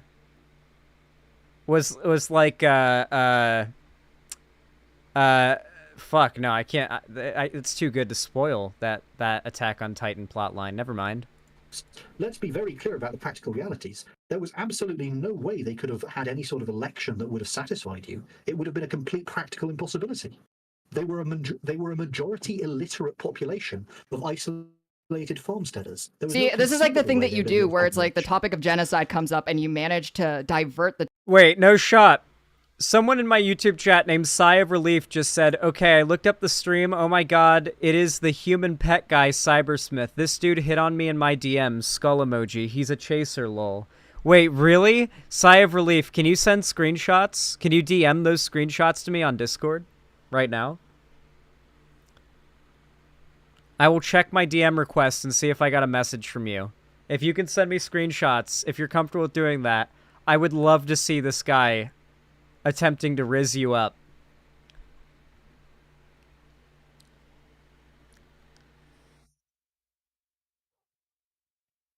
Please, you would make my day, Sigh of Relief. You really would.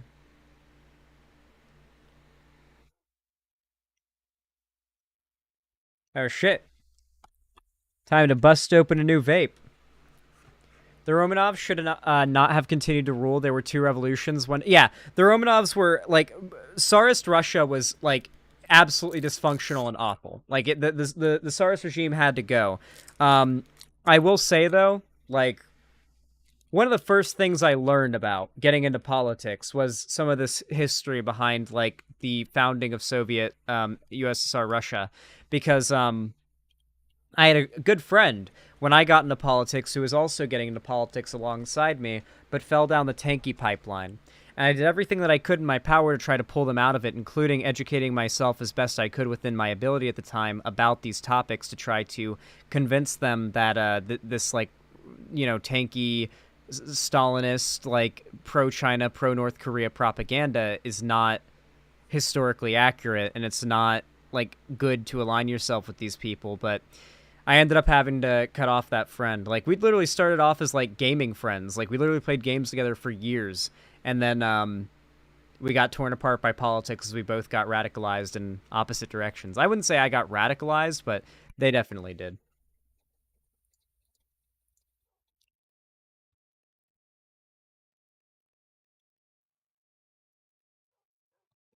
Kyanist knows who it is, yeah. True. Well, I'm pretty sure they're non-binary. So, NB, not boy. Jacob Simpkins, thank you for the tier 1 sub. Wait, hold on. We're not done with the segment. We can't do donos yet. I almost did donos before ending the segment. We gotta finish this. We're like 42 minutes in out of an hour. We're not that... We've honestly gotten a fair amount of this done.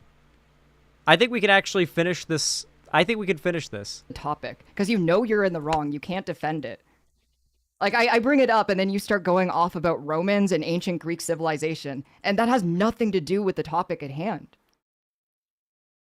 Well, I think it very much does. Your argument is that Stalin was bad because he was authoritarian. I would agree with that. Yes, he was the leader of an unelected. He was a leader of an unelected government, and he committed ethnic cleansing against the population.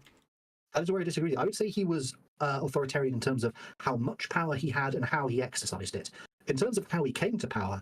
Yes, the Holodomor was an ethnic cleansing of the Ukrainian people, by the way. There is no argument you can make against this.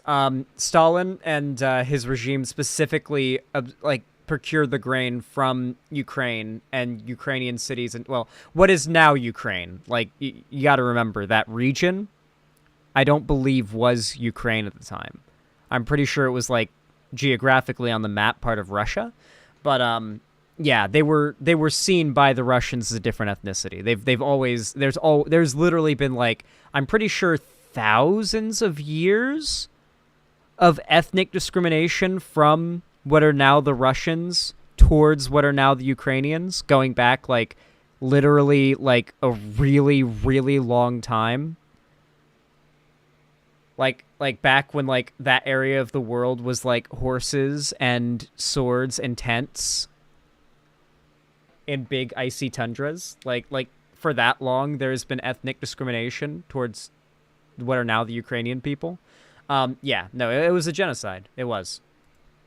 Simply put, once they killed the Romanovs, once Lenin was dead, there was no other practical way for them to select a leader. It was the Ukrainian Soviet Republic. It was a satellite state. You are a monarchist. monarchist. You literally believe in a system where the head of state can dissolve government. What the fuck are you talking about, dude?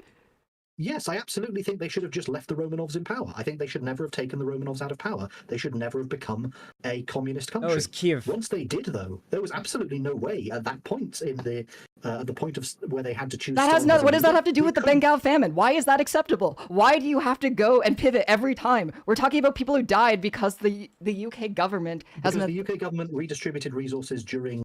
Oh, and the UK also did the same thing in Bengal. Yeah. A famine. During a war. It's the same thing. Same thing the USSR did. They like literally took food from there that was produced there for themselves while there was a famine. They did the same thing to Ireland. Yep, the Irish potato famine.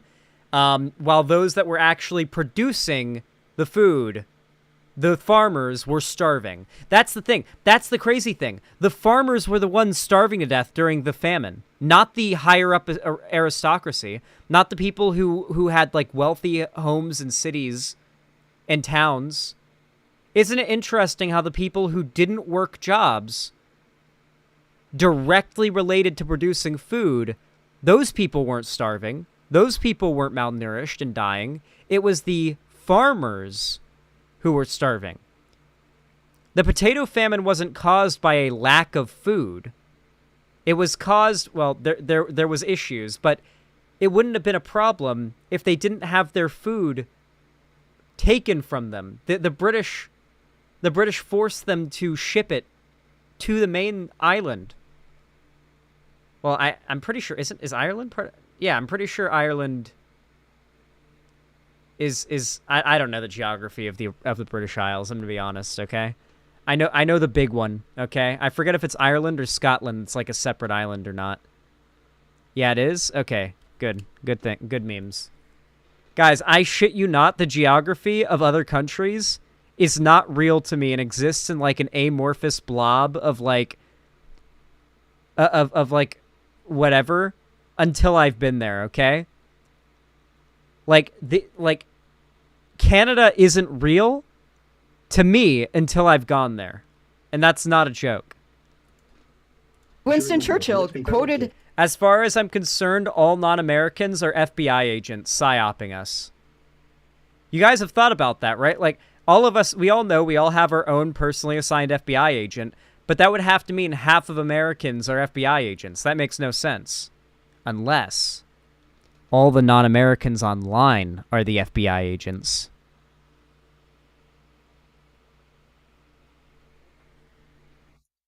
was quoted saying that he hates Indians and that they're a beastly people with a beastly religion and that it's their own fault for starving because they breed like rabbits. He is a monster.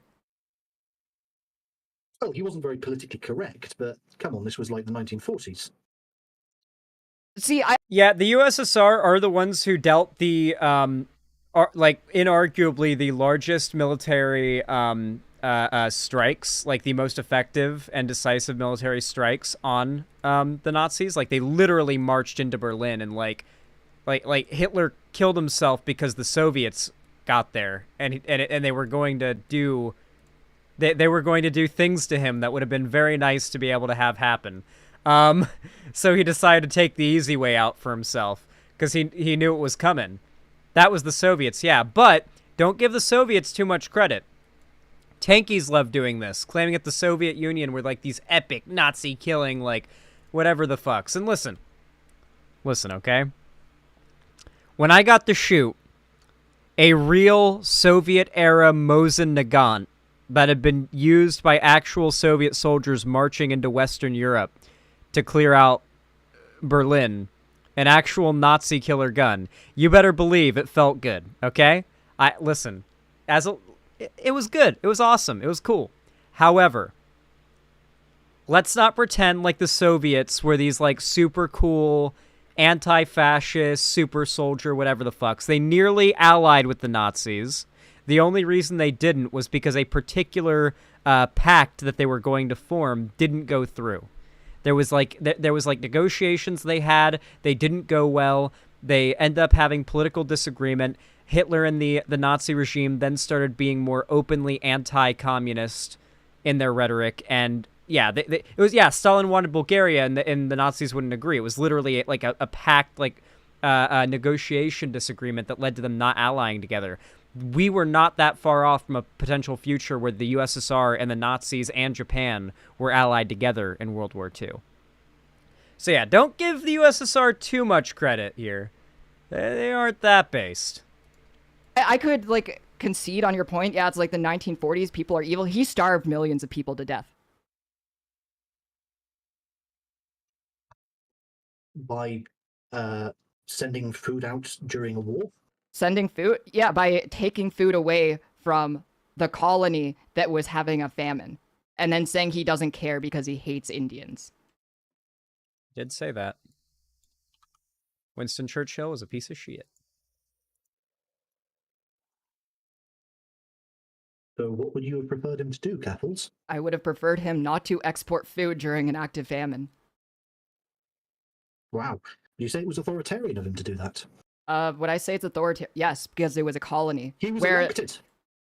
That He was elected he was leader, ruling Keffals. over. Yeah, I know about the potato blight. We learned about that shit in school, but the thing is, just like with the Holdimer, there wouldn't have been mass death to anywhere close.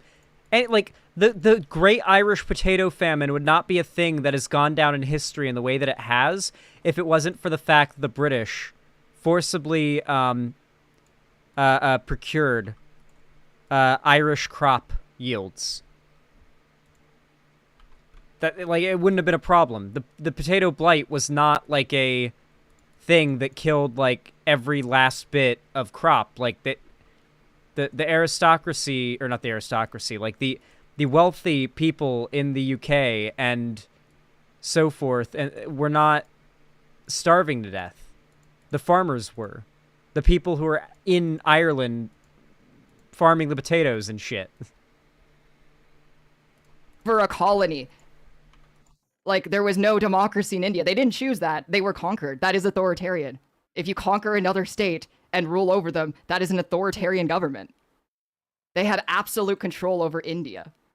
Keffals, by that definition, every single government that has had a vassal state would be Yeah, authoritarian. exactly, Yes! Heavy Gretel. Most governments throughout history. Yes!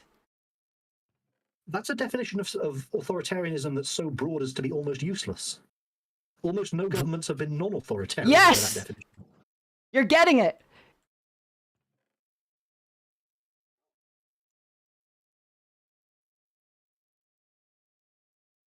But that's insane.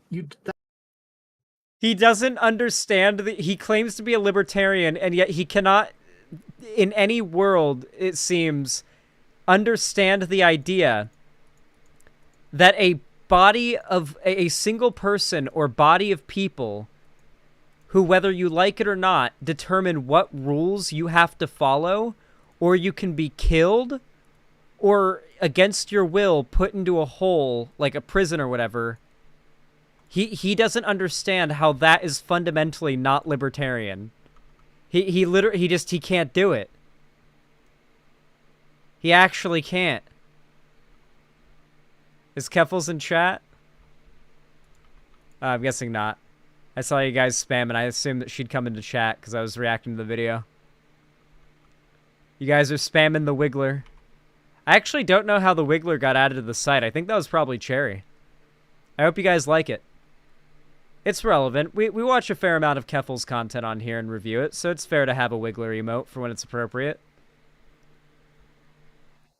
That would make it almost practically impossible to ever actually have an expansionist empire at all. Yeah, we don't want an expansionist empire. That is exactly what needs to die. I'm in favor of expansionist empires as long as they're not authoritarian. You can't have that. That's a contradiction. You can't have a non-authoritarian empire.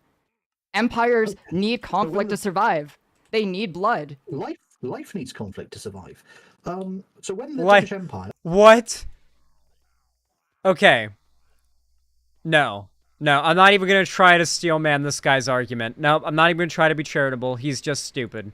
He's unironically trying to argue that if it weren't for war and human conflict, we wouldn't survive. That is his actual argument. Unironically, is humanity needs conflict to survive. Is this guy unironically a Sith? I think he thinks he is. But no, he is nowhere near that cool. In India, made it illegal to burn widows. Was that authoritarian or non-authoritarian? Wait, they made it illegal to burn widows? Yeah, it was an accepted practice at the time to burn widows until the British Empire made it illegal. For that matter, when the British Empire went to the... Oh yes, those damn savages didn't know what they were doing till we came along. Very British. Various feuding principalities of West Africa, such as the Kingdom of Dahomey, and made it illegal to trade in slaves. Was that authoritarian? That was one state exerting influence over another. Was that authoritarian, Keffals? Wait, I mean, what the point here is that they exerted power over another state to make it so that they can't do something that is morally questionable? Because what are the other things? Power over another state to ensure that the rights of individual people were respected.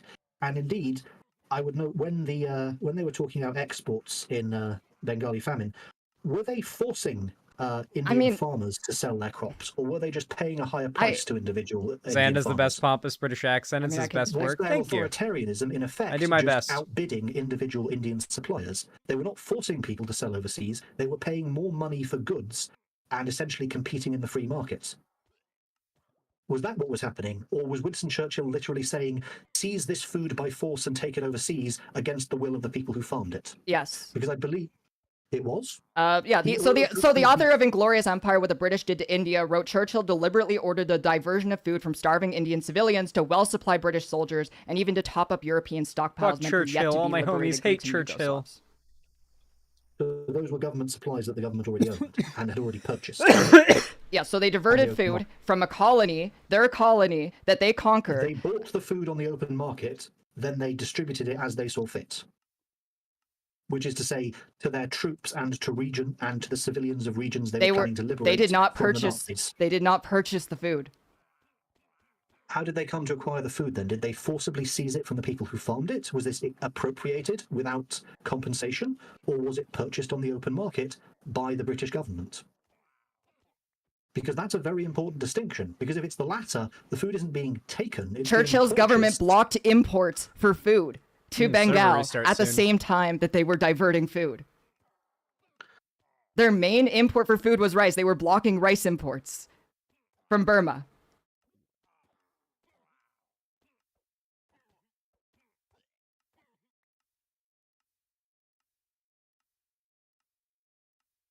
Did he looking that up now? Yes, you're asking. The main source appears to be this anti-British screed, the Inglorious Empire, which you've already cited. Anti-British screed. I need to read that. Seems to be one person's opinion. Let's see if I can find another one. I love anti-British screeds. That's like every stream I do. Look, I don't. Cut off the fall of Rangoon.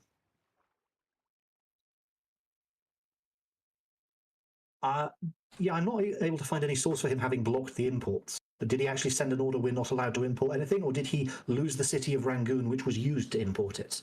Because that's quite an important distinction.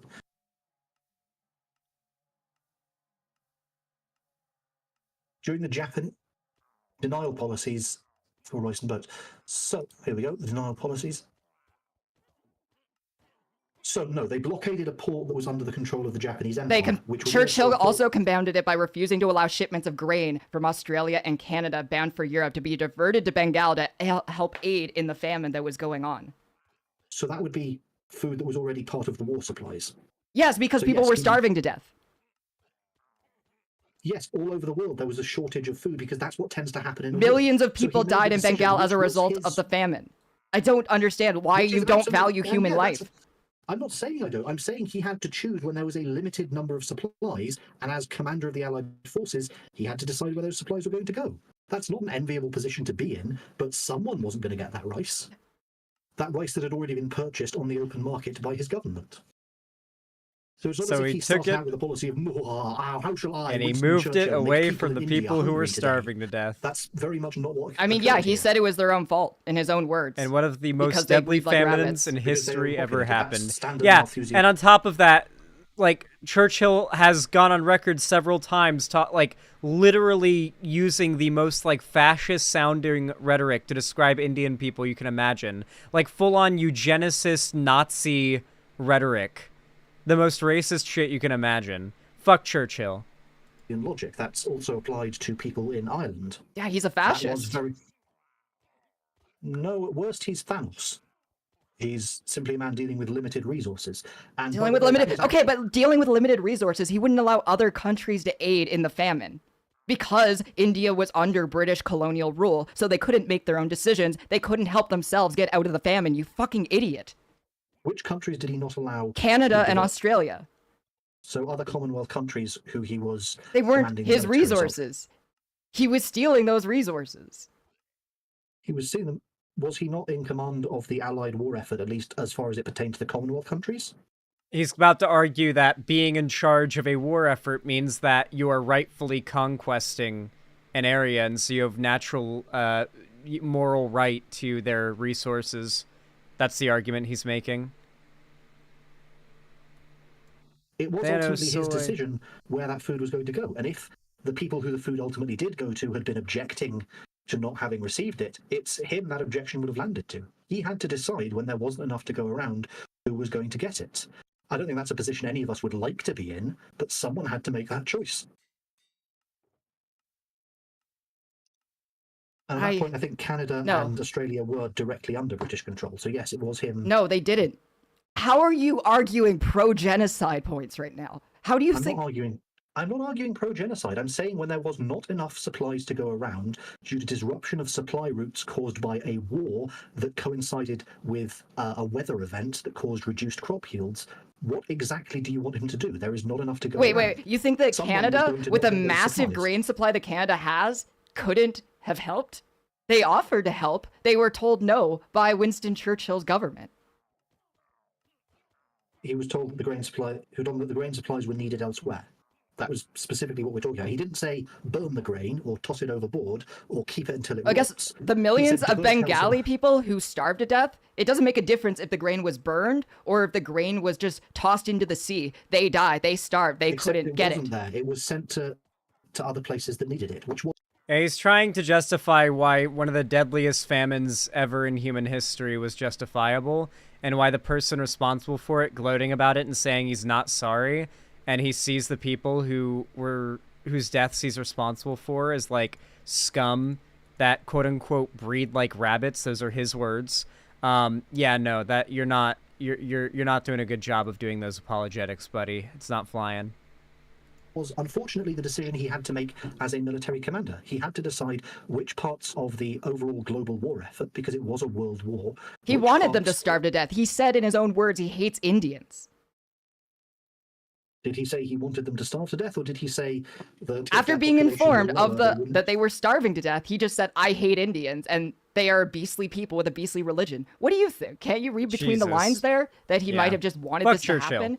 That starvation has historically been used time and time again as a colonial tool to keep a Oh, you're population right. in check? That cunning genius, Winston Churchill, his ability to not only start a massive global war, but also manipulate. Well, yeah, this the isn't the weather, first reduce time that crop this yields. isn't even the first Wow. time that the crown A has real used that wizard, that tactic. guy. You don't think that the famine in Ireland was used to keep people in check? It was. It was Well, the same Ireland was shit. massively overpopulated at the time. No, it's Do not. you know, Ireland Ireland's isn't population unpopulated. has not Ireland is still- underpopulated right now. There can be millions more people here without getting Well, to they that really can't, concern. because the Yeah, overpopulation is a myth.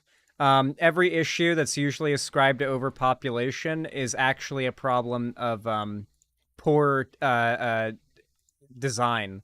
So, for example, so you get a lot of people who talk about how like overpopulation is a problem. When you look at places that actually have these issues, they say overpopulation is the cause of. It's things such as like you go to a developing nation, and there'll be like literally piles of trash everywhere. Every waterway, every like low-lying area where like wind or water could have like washed it into a gully. Because it is very common in a lot of developing nations for there not to be the money, resources, or infrastructure for waste disposal of any kind. This results in the environment around these areas getting polluted to hell and thus becoming unsustainable. There are many, many places in the world where the large percentage of the population's diet relies on fish that is caught from either local fishermen or by them or a family member. That is not uncommon in many parts of the world. It's really not. Like, it is a resource issue. If you actually put in the effort to accommodating the population that exists in those regions can actually accommodate quite the large population. There's not a lack of space. There's not a lack of room for agriculture, even. In fact, like, you can literally look, America in particular, but it's not just America, has a serious problem with throwing away perfectly edible produce.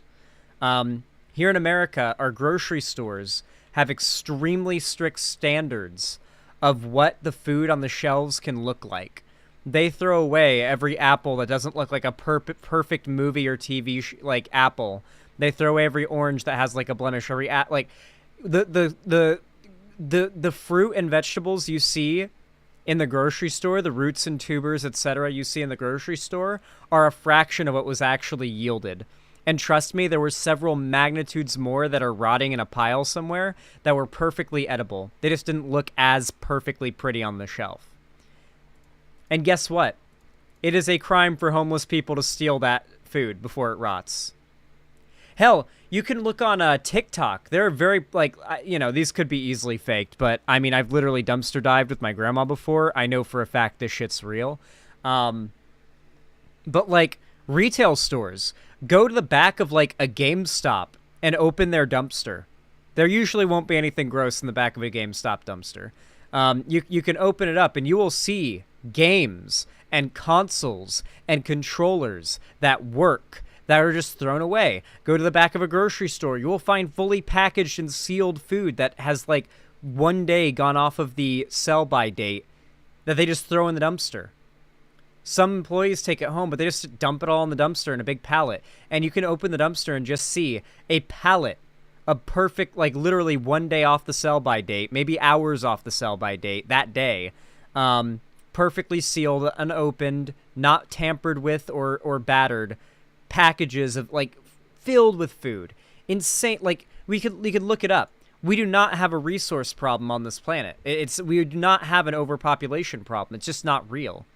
Oh fuck, it's hard for me to show because the way I've set up, like, the thing, but, like, you can literally go on, like, YouTube and look up massive dumpster diving Hull, and you will see the kind of, like, the sheer level of perfectly fine things that, like, get thrown away in retail. And it is illegal, by the way, if you are homeless and needy, to dumpster dive. Dumpster diving is illegal. I did this, Zan, I did this and got a $500 GameStop haul. Me and my grandma would dumpster dive all the time. If you get caught, though, it's very much illegal. Yeah. Like, it is actually illegal to steal the things that are being thrown away. Yeah, we very much don't have a problem in regards to resources. We have a problem in regards to who's getting the resources. I promise. The last time there were that many people, there was a famine. Because they were exporting food, you fucking idiot. How are you this dumb? How? What happened to you? Have you considered perhaps that there is a limit to how many people Ireland can sustain with its natural resources, and maybe going beyond that? Well, yeah, maybe they shouldn't export food. Maybe they shouldn't export food from the colony. Huh? During a famine. Maybe Malthus had a point. Maybe Malthus. You're just a Nazi. No, I'm not. You're right, you're worse. Oh, I'm not. He sounds like Sargon. You can't increase the population indefinitely and then never have a He's trying hard to be Sargon, I feel like. They didn't have a resource problem. The resource problem was maybe the parasite of the crown stealing from them. Again, when we say stealing, do we mean buying the grain on the free market by outbidding the other purchasers and then sending it overseas? Or was this forcible seizure? Did Irish farmers have the freedom to sell things where they wanted to? I think and they even were simply being outbid by the crown? I think no matter what the answer is, you'll defend it. Because at the end of the day, you just think might makes right and genocide is fine as long as it's being done in the name of the crown. Like, do you disagree with that point? Fair. I don't think that's entirely fair, and I think that I've addressed your points about things you think the crown has done that are negative. Would you agree? Would you address my points about things the crown has done which are positive? I think the millions of people who lost their lives as a result of colonial conquest and genocide can never benefit from any of the good things the crown could have ever possibly done. No. I would think the millions of slaves liberated by the crown. When did the crown liberate slaves? What are you talking about here? Are you being serious? Or am I being serious? Have you not looked up why there's this thing called the triangle trade where? No shot. Is he actually going to try to do the we should give slave owners credit for ending slavery argument? Is he actually going to try to say the British Crown, after hundreds of years of slavery, eventually abolished slavery, so they should get credit for abolishing slavery? Phenomenal. Amazing. Slaves were shipped over the Atlantic. Did you look I'm up here for where it. that ended? I love how you just Prager, divert because moment. you know you can't defend this. It's horrendous. I'm saying if you are only going to bring up the people who were negatively impacted. Negatively impacted, they died. Millions.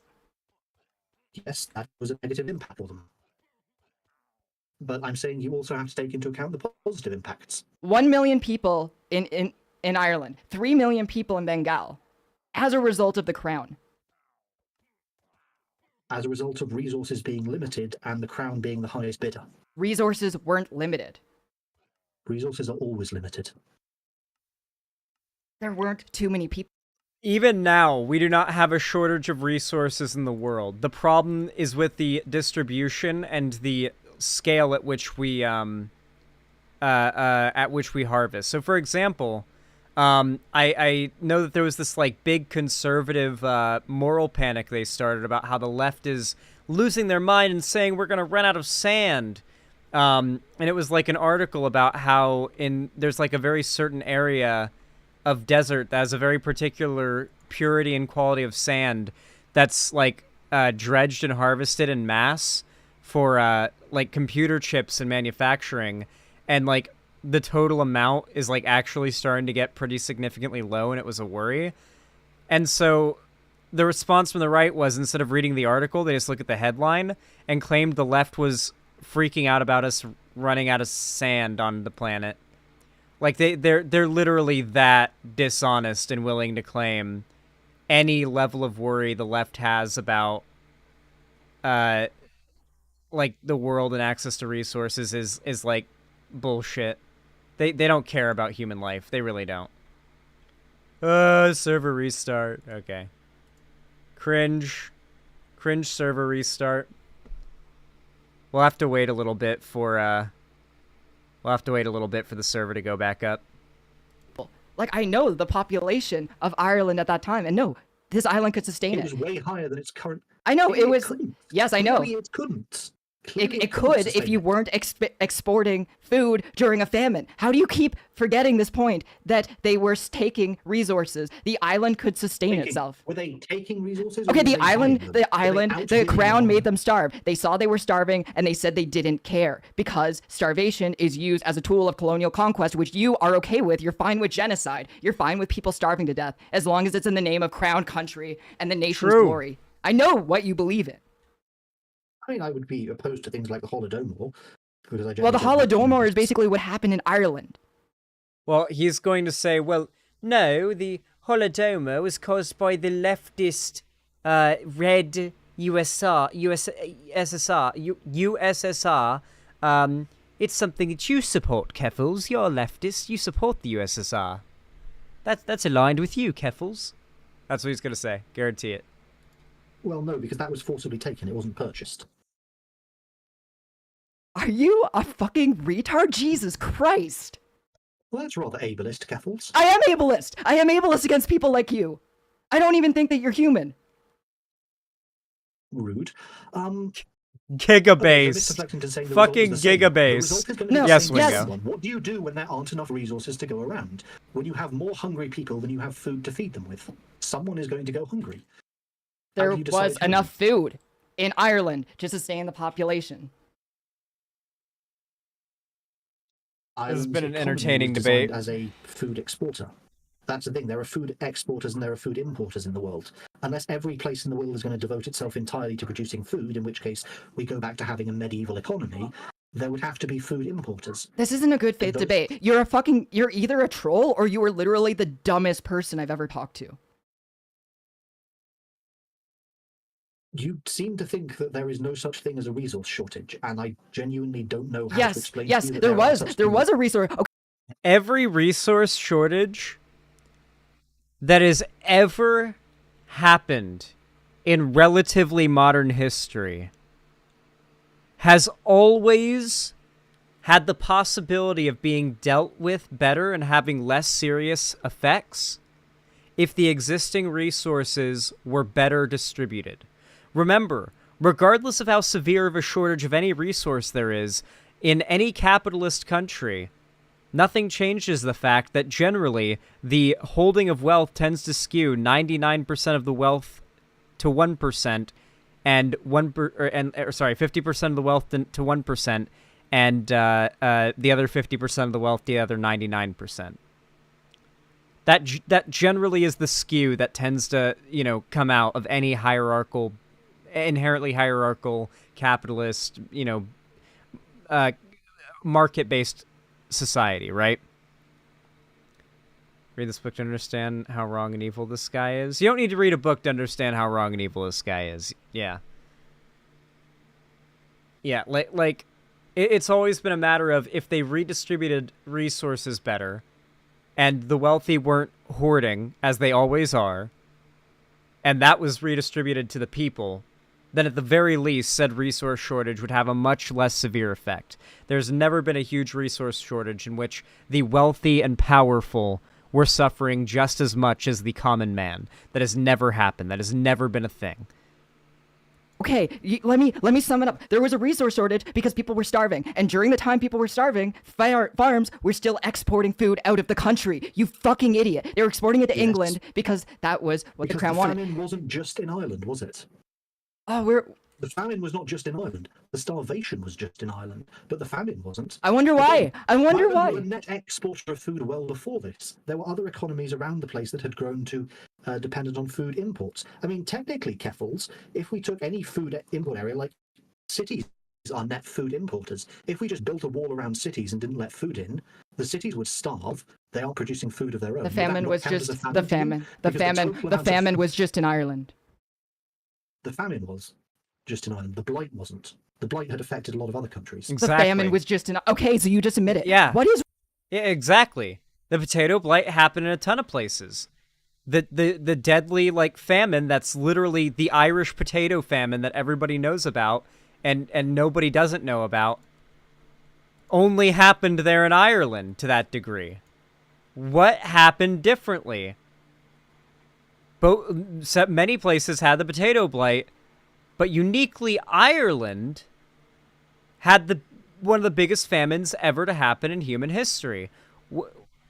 Interesting. Maybe it wasn't just the potato blight that was the problem.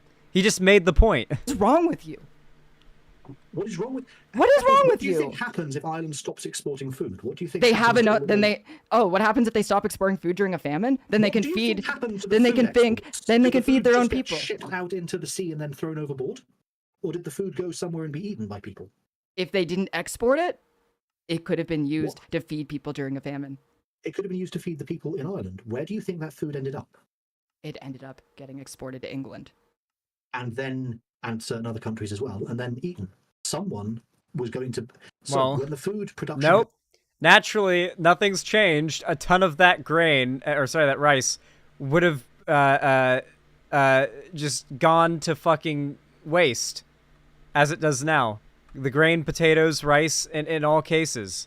Yeah, I know we're talking about Ireland here with potatoes. It was rice with Bengal, and then it was grain with Ukraine. Goes down, someone ends up not eating it. Your argument seems to be that the food producers... All staple foods. Are you into having human pets so you can have someone who doesn't question you? Because I feel like there's no way another person would want to talk to you. My point, Keffals, is that if you had shut down the imports, someone else would have gone hungry. If you'd shut down the exports, someone else would have gone hungry. There was less food being produced than there was previously. Suddenly, population exceeded units of food produced. England wasn't And the facing a highest- food shortage. No, because it was importing food from Ireland because it could outbid Ireland. Your argument seems to be that Ireland food was should- producing. There was Irish farmers producing the food. They were forcing the farmers, so...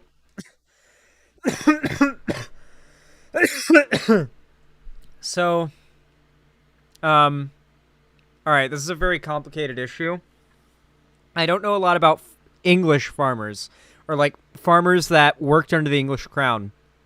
But I know that today, in America, farmers are basically forced to grow something called cash crops. Where basically, my understanding is, and this is a very, very loose understanding. I'm no farmer, but I knew a lot of farmers. Just a lot. Well, I knew a lot of people whose parents were farmers growing up because I grew up in Florida and in a rural area.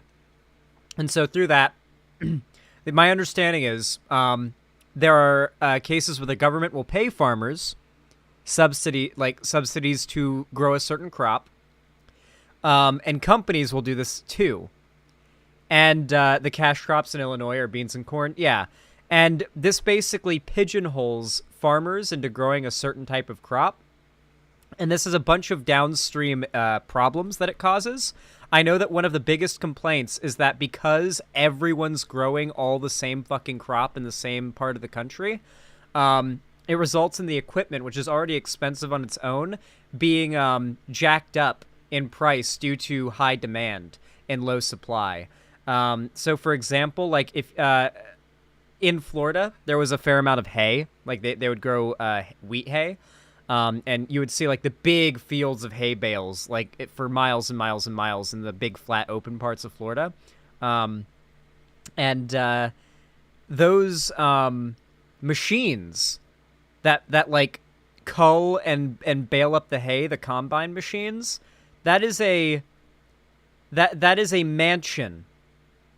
That is a mansion is how much that costs. A sizable, impressive mansion in the Hollywood Hills. So essentially, these farmers are incentivized to invest their land and their time and their resources and their money into growing these cash crops. They have to buy expensive equipment that everyone else is already buying, so it's more expensive than usual. They have to keep investing in that equipment. In order to keep things going, they have to keep doing cash crops to afford keeping the farm going and keeping their job going. Because they don't make much profit, most of their income goes to keeping things going and buying new equipment and repairs. Because there's always things breaking down on a farm, and there's always work that needs to be done, and things that need to be fixed, and things that need to be replaced. It just ends up being a vicious cycle. So I imagine that in Ireland, under the British Crown, there probably was a very similar thing where in order to have that land, in order to have the everything that you would need to basically start your farm on that land and have like... So like, I'm imagining it's like 300 years ago, not 300 years ago, we're talking like less than 100 years ago, but like, we're talking like 90 years ago, 85 years ago, in Ireland, and like you've got a big field in Ireland, 170 years, okay, 170 years ago, you got a big field in Ireland, and your job is to grow potatoes. That's some hard fucking work. I'm pretty sure it was not uncommon for the government to make like weird deals with the farmers in exchange for services that like indebted them. Not to mention, I'm pretty sure the crown would just be able to say, "Give us your potatoes, or we'll kill you." They could have also just done that. You fucking idiot. Yes! If that food hadn't been exported, it would have been the English famine. That's not true. Why? All of my It stole the things on stole the Tubi are food. references. Hypothetical scenario. You have 50 people. They order 50 This pizzas. is a God of War Only reference. one of the pizza delivery vehicles gets waylaid. and Why so do I only care? 49 pizzas arrive. Someone isn't getting the pizza. How do you decide who that What person do you is like going to do be? to your human pets? I'm now changing the What do question. you like to do to your human pets? Now, okay, you've accused me. What of do you like diverting. to Now do to you've your human diverted. pets? I would like you to acknowledge What do the you like to scenario. do to your human pets? We've discussed that. I What do don't you have like one. to do to your human pets? Didn't he say on that, like, leaked or, like, that viral Tumblr post that he wanted to, like, mutilate his human pet by, like, cutting off their fingertips or some crazy shit like that? I forget the details, but it was disturbing, to say the least. Why is this? What do you like to do to your human pets? Is she still there? or What do is she you like to tape do recorder to your with her human voice? pets? I like to encourage them to consider the nature of limited resources. What do you like to in do to your global human economy. pets? I think I What may do you have like to broken do her to them? brain. I'm asking a question. You can't answer. I'm saying it's damned irrelevant. It's not irrelevant. What do you like to do to your human pets? Okay, you know what? Stay on the left. I don't think the right has much use for you. Thank you. He's so mad. Did he rage quit the call just then? Did he leave by saying, you know what, stay on the left, the right has no use for you? Is that I what couldn't he... even focus on Satisfactory. I just ended up driving my car around in circles trying to figure out what was going on. Christ. Oh my god. Okay, I get it. I get it. I get why you guys wanted me to watch that. I get it. That was pretty wild. Listen, guys, I'm going to go ahead and I'm going to put a link to the original video down below in the description. Go send some support over to Keffals' video and to Keffals' channel. She's making good content. She's a good friend of the show, so go be nice. Go send support. I appreciate y'all. How do you guys like that segment? Oh, I didn't check DMs? Hold on, let me see. I didn't get any DMs, no. I didn't get any DM requests.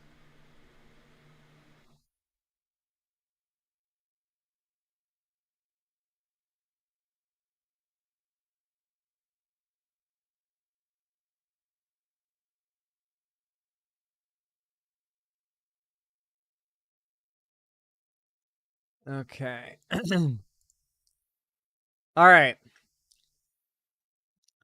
Jacob Simpkins, thank you so much for the tier 1 sub. I really appreciate it. That's very kind of you. Thank you for the $5. You didn't say anything, but regardless, I know what you meant by it, and I appreciate it.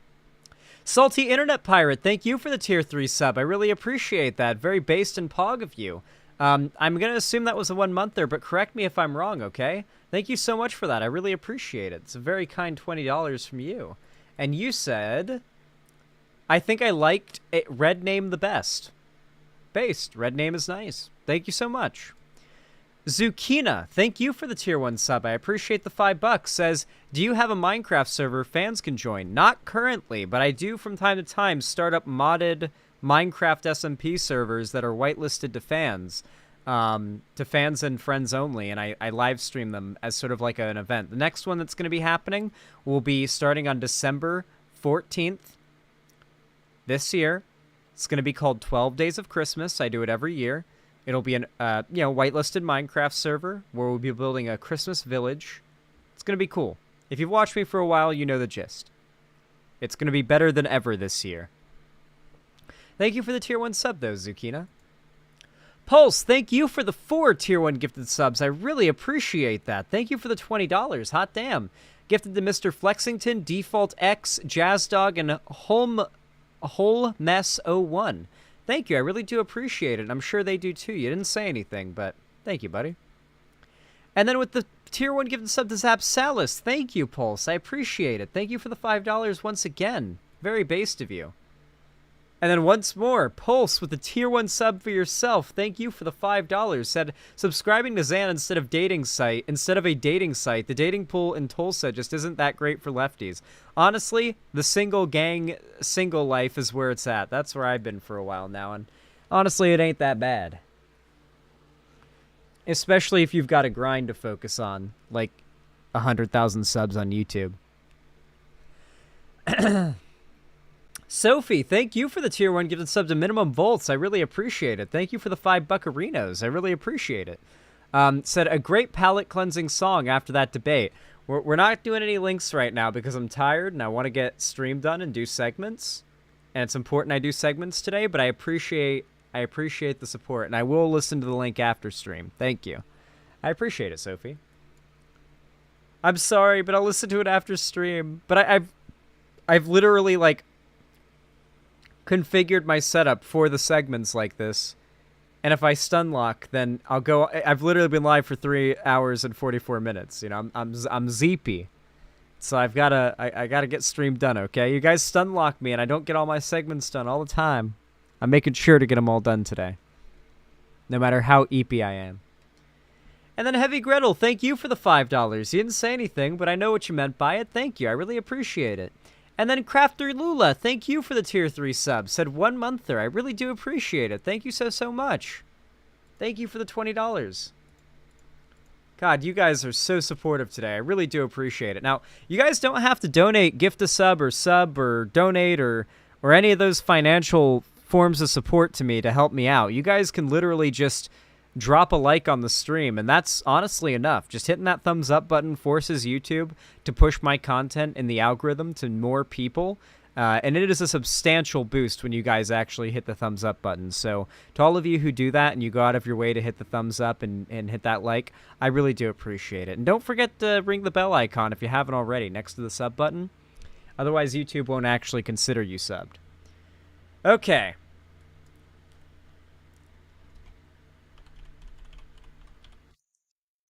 Let me get the next video up. God, my eyes are getting heavy. Oh. Let me take a sip of soda. Hopefully it perks me up.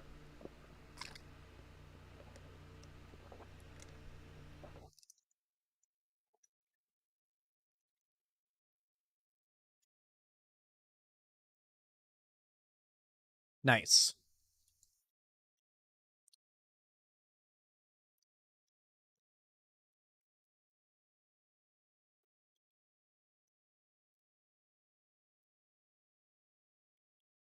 Get a snack and lay down for bed? No, we must do one more segment today, guys. Andrew Tate. I promised a certain amount of segments, and I shall deliver that certain amount of segments. I'm too based not to.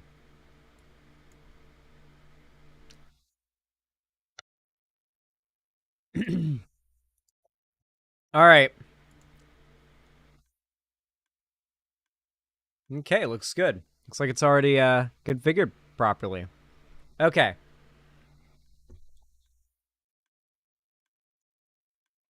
You all know what to do when I say action, right? 3, 2, 1, action. Okay, everybody. You guys have no idea how cosmically perfect and coincidental it is that I'm going to be reacting to this guy's video while playing on this Minecraft server. For those that don't know, the person who made this video, I have quite a few political disagreements with. You know, notably, like, this YouTuber, Willie Mac Show, has big-time Keffals derangement syndrome.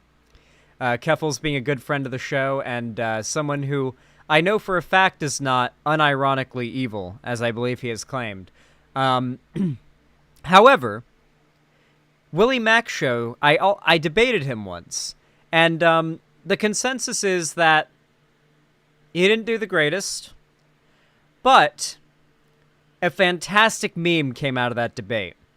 You see, in my How I Fell Down the Alt-Right Rabbit Hole and Got Out of It video, basically a video where I chronicleize my, you know, basically a multi-year long political journey I went through as I kind of grew from teenage into adulthood, how I, you know, when I was a younger teenager and more susceptible to very stupid propaganda points, I fell into the right, but then I matured out of it and found myself as more of a progressive, that would still be seen as moderate among most of the online left, I would say. And In that video, I talked about how this very Minecraft server I'm playing on, 2b2t.org, known to be a server with no rules, notably that you can say whatever you want. You might have noticed in the chat there that there's going to be a lot of slurs and there's going to be a lot of really mean, nasty things getting said. I'm not going to say that every 2b2t player is like an awful Nazi or something like that. That's definitely not true. In fact, more than half of 2b2t players that are regulars have never even spoken in the game chat. However, I'd brought up that my regular playtime on this server and the groups and friendships I'd made on here had basically solidified a bunch of the really problematic, arguably extremely bigoted jokes and comments and stereotypes and just habits that I had. They would get ingrained and sort of like rewarded socially on this server and in the social spaces that like I would exist in on the server.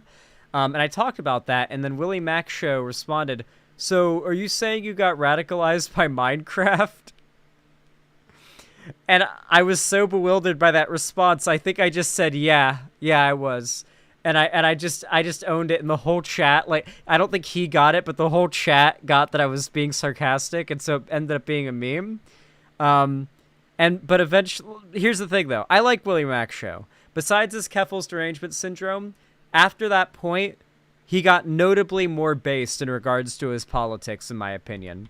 And notably, I don't know why I keep saying notably, but I guess I'll say, it is worth pointing out that Willie Mac Show has gotten particularly based when it comes to a specific type of video he's started doing lately, and that is Andrew Tate and Sneeko takedown videos.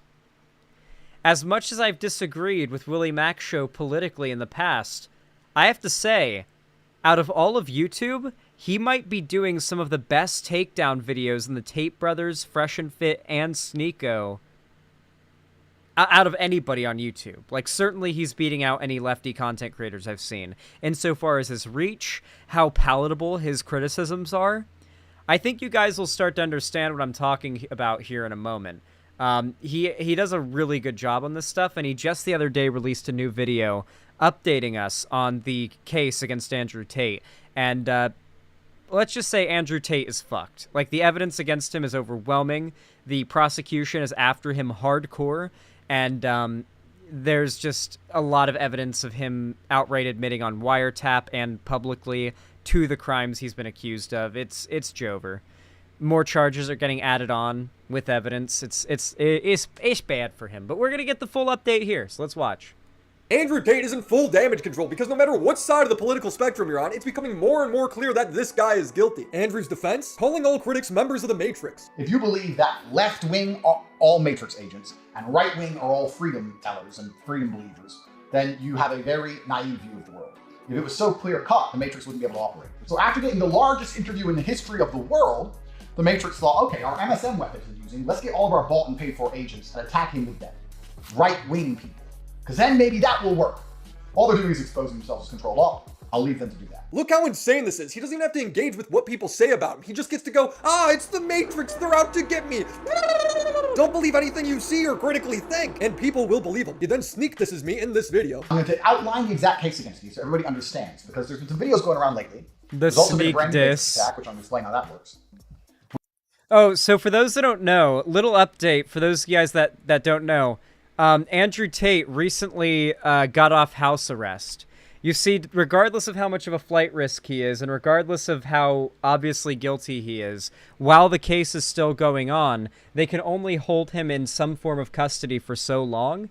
And so he no longer is under house arrest. And so he has told his audience, here's the funny part, he's told his audience this means he's 100% off the hook and he's been exonerated, and this means it's all over. He's free of all his legal trouble. That is the opposite of the case. That is literally just, he's no longer under house arrest. That's the only thing that's different now, is he's allowed to walk free until he's found guilty and sentenced to a very long time in prison. So he's basically disarming his audience to any preparation to defend him in the court of public opinion or to, you know, rally for his freedom when the inevitable happens. Like, he's, like, so dedicated to making himself look unstoppable, he's fucking his future self over. Because his fans are just going to be like, wait, what? What? When the police come and they take him off to prison.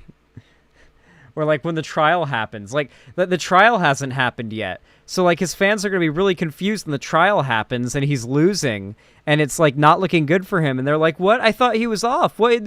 This was all over months ago. What? It's going to be really funny. It's going to be really funny.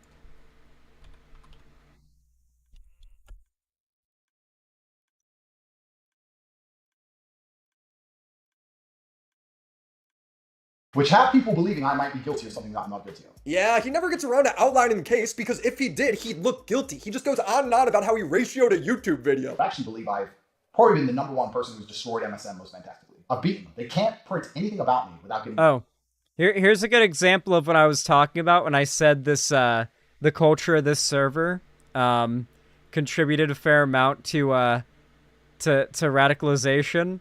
This is a kit. A popular kit that was distributed a lot back in 2019, back when a big dupe happened. I duped a lot of it because it was Unbreakable Gear. Here's the thing, though. Said Unbreakable Gear was already named, and renaming it would undo the Unbreakable property. And now it's no longer Unbreakable. It's just normal God tier enchanted gear. So it's still valuable, and I wouldn't throw it away, but now I have to rename it. Because here's the names that the players that made these items originally gave them. Let's look at the bow.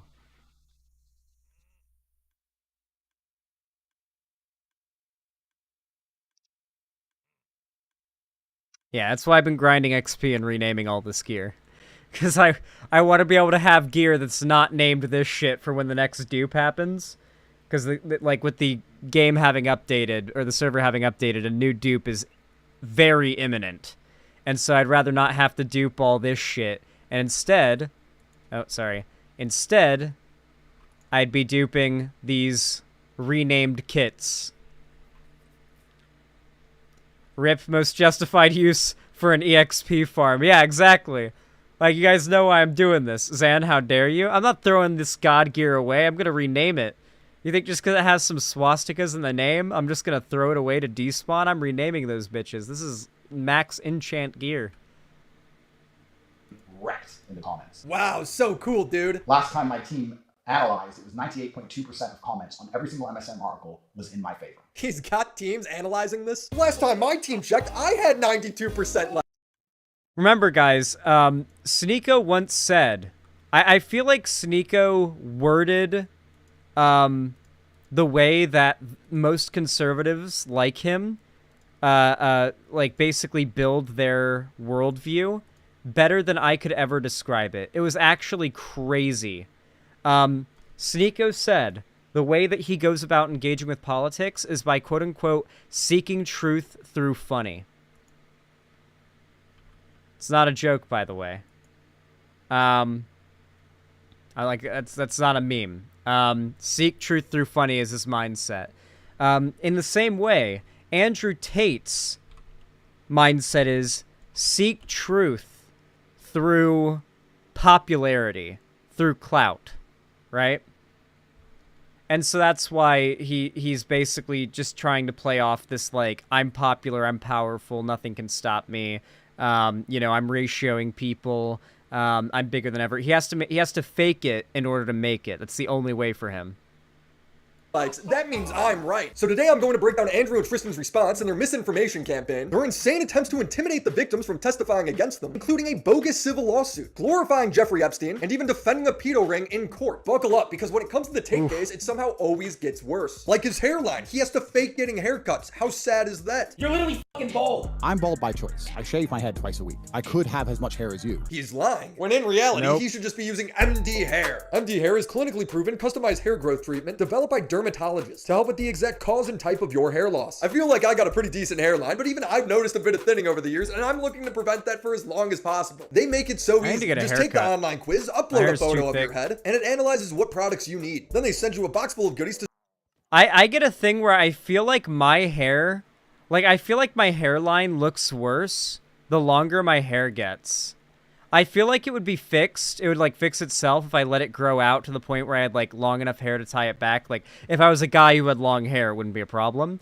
But in that, like, interim period where your hair, like, I get, like, a really puffy kind of fro type thing going on. And so, it just doesn't really, like, form itself well. But then I'll get a haircut, and I get it nice and clean cut. And it's like, oh, okay, well, yeah, my hairline looks fine. But if I let it, like, grow out too much, it'll get all frizzy and, like, thick and all that, and it'll just look awful. That's why I like to keep my hair cut short. It gets too unkempt too easily. Yeah, you can also grow out your hair to fix that problem, but it's just that weird, like, middle phase. Oh, I think your hair looks cute. I don't like it. I've always wanted to have, like, straight hair. Straight, short hair, ideally, but, I mean, just having short hair is my preference. I like having it cut, like, pretty damn short. To start your new healthy hair care routine. For me, I would start with a shampoo. Like, unironically, if I never had to show myself on camera for streaming, if I was just a voice streamer, like a VTuber, I'd probably, like, buzz cut my head. For the sake of, like, just the like, ease, you know? Like, I don't know if you know this, but, like, I mean, I imagine, like, people with long hair in chat know, but, like, it's a pain in the ass to wash my hair, you know? Because even though it's not that long, it's thick. It's fucking thick. It is a battle to get the, like, suds to penetrate down to the scalp through all the thick hair. Because it doesn't want to get through it, you know? Like, it'll like trick you. It'll only be in the hair and not on the scalp, right? Like, I've got to really, like, work it in there to get the suds down to the scalp. And that takes a while, you know?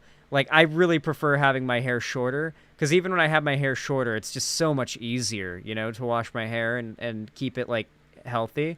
I like to put in a little leave-in conditioner afterwards, so that when I wake up in the morning, my hair is super soft. It's like really, really soft. Shampoo and conditioner, pretty straightforward. When my hair would dry, I would use the customized regrowth serum, really relieving a lot of that dry skin. Next, I'd get a cup of water and mix in the marine collagen. It's basically like making a cup of lemonade. Drink it. That's what I did. I drank it. And end your routine by taking a customized hair wellness supplement. And it legitimately works. My hair does feel fuller and less dry. Here's the before and after. And the fact that they clearly label the directions right on the back of the container makes it a no-brainer. So if you're noticing thinning, bald spots, or just looking to protect your full head of hair, get MD Hair with the link and promo code in the description. I feel like if I ever go bald, I just shave my head and just go full Heisenberg. Like, unironically. Like, I would never put up with balding. Like, if I was 100% sure that I was balding, I'd be like, well, only one thing for it. Bzzz.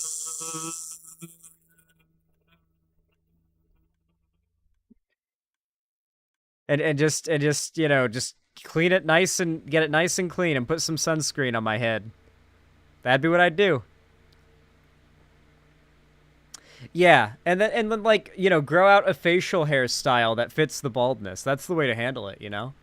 For 70% off your like first the full month. baldness, Thank you, MD not the Hair, balding. for sponsoring this video. Being bald doesn't look bad. Hypers in chat, we all agree. When you see someone in public who is a shaved bald head, you never even notice it. Like, I literally never even notice it until it's pointed out when someone has a shaved bald head. Never do I notice it. If I meet somebody and their head is shaved bald, I never notice it. Unless I've known them with hair before and then I see their head shaved bald, then it's weird.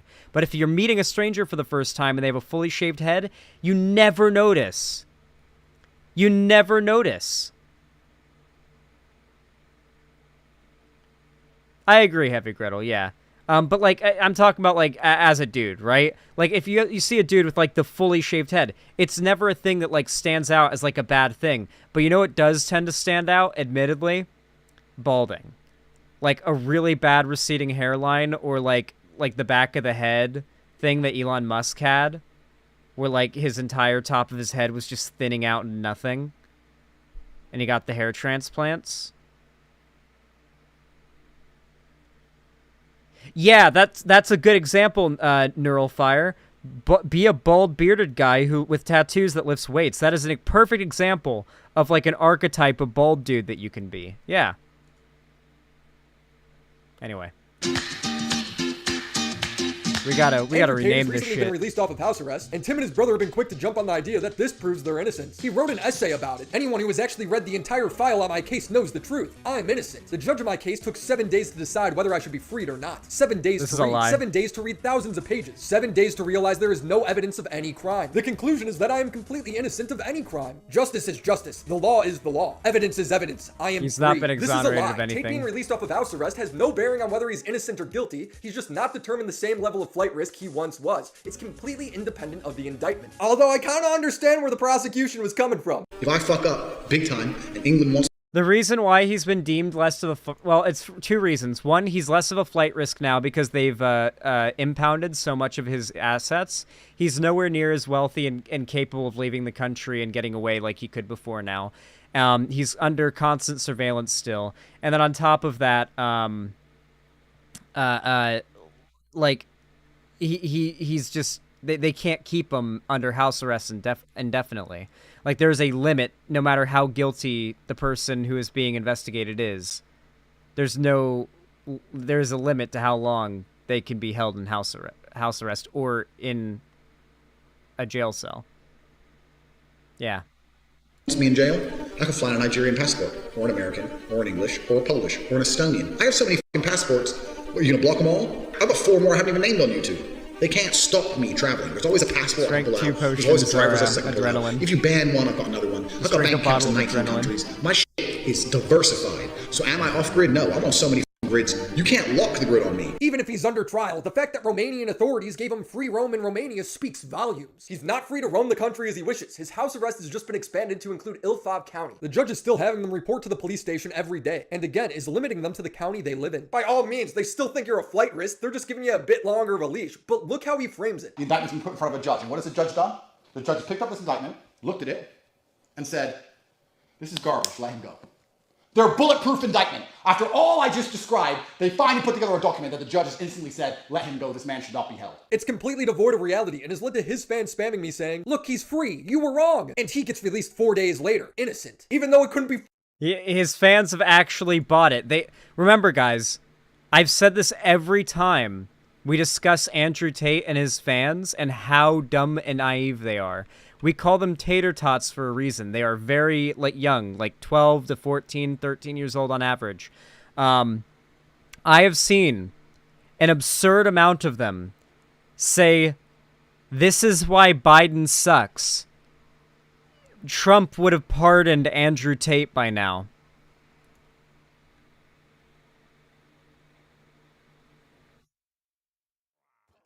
Yes, I have seen Andrew Tate fans saying that. That is the level of understanding of the legal system they have, fundamentally. So, that is why Andrew Tate has such an easy time simply telling his audience, "Oh, I'm off of house arrest? That means I've been found fully innocent. It's all over now. I won." And they actually fall for it. That is the level of naive he's working with here. Farther from the truth, and this sort of misinformation has been the Tate's tactic the whole time, even going as far as trying to silence the victims through threats and frivolous lawsuits. I already spoke at length about the American girl who was allegedly trafficked by the Tates, and escaped with one other girl. You probably heard Andrew say that she's accused 7 other guys of trafficking her, leading to one guy named Dustin Milner offing himself. This is the woman that you're talking about that you say you're alleging has also accused 7 other men. It's literally now on Twitter. You can see the complaint we filed against her. 7 men she is accused of kidnapping. She's done it with 7 different boyfriends who didn't buy her what she wanted. One of them killed himself. Okay, wow. So she's a professional. They would then have one of their war room buddies spread supposedly She's leaked a audio professional. implying that the guy... So, for the record, guys, what Andrew Tate relies on and what his ilk rely on are basically a variety of essentially Reddit stories about women that did horrible things to men in relationships, and then making men fear that every woman is like a landmine that could potentially be a girl like that. And that's what basically guides responses like that. That's why his fans hear something like that and they don't immediately think, "Wow, that's the most repulsive thing I've ever heard." Plus, they're 13. Off themselves. I just found out that I shouldn't be telling you this, but They did this to Zoe Quinn as well. For those that don't remember, Zoe Quinn was is a game journalist. Now, back then, they identified as a woman, but now identify as non-binary. But at the time, they were the partner of like this game developer journalist guy who ended up writing, not a dev, was a game dev. Sorry, not a journo. Sorry, my bad. This shit is all very esoteric internet drama that unfortunately has had a lasting impact on politics and current discourse and policy in ways that you couldn't imagine to this day if you aren't already in the know. Anyway, yeah, I got it flipped. Anyway, Zoe Quinn, game developer, ex-boyfriend, game journalist, accuses them of cheating. Not just of cheating, but of being, quote-unquote, a slut who would have sex with any guy who is a game journalist in that industry in order to give their own games publicity for money. Now, at the time, this blew up. This is called the Zoe post. It was a big conspiratorial post made by like an angry ex, and it blew up. And that was basically the inception of like internet guys declaring war against like gamer feminists, right? Here's the thing, though.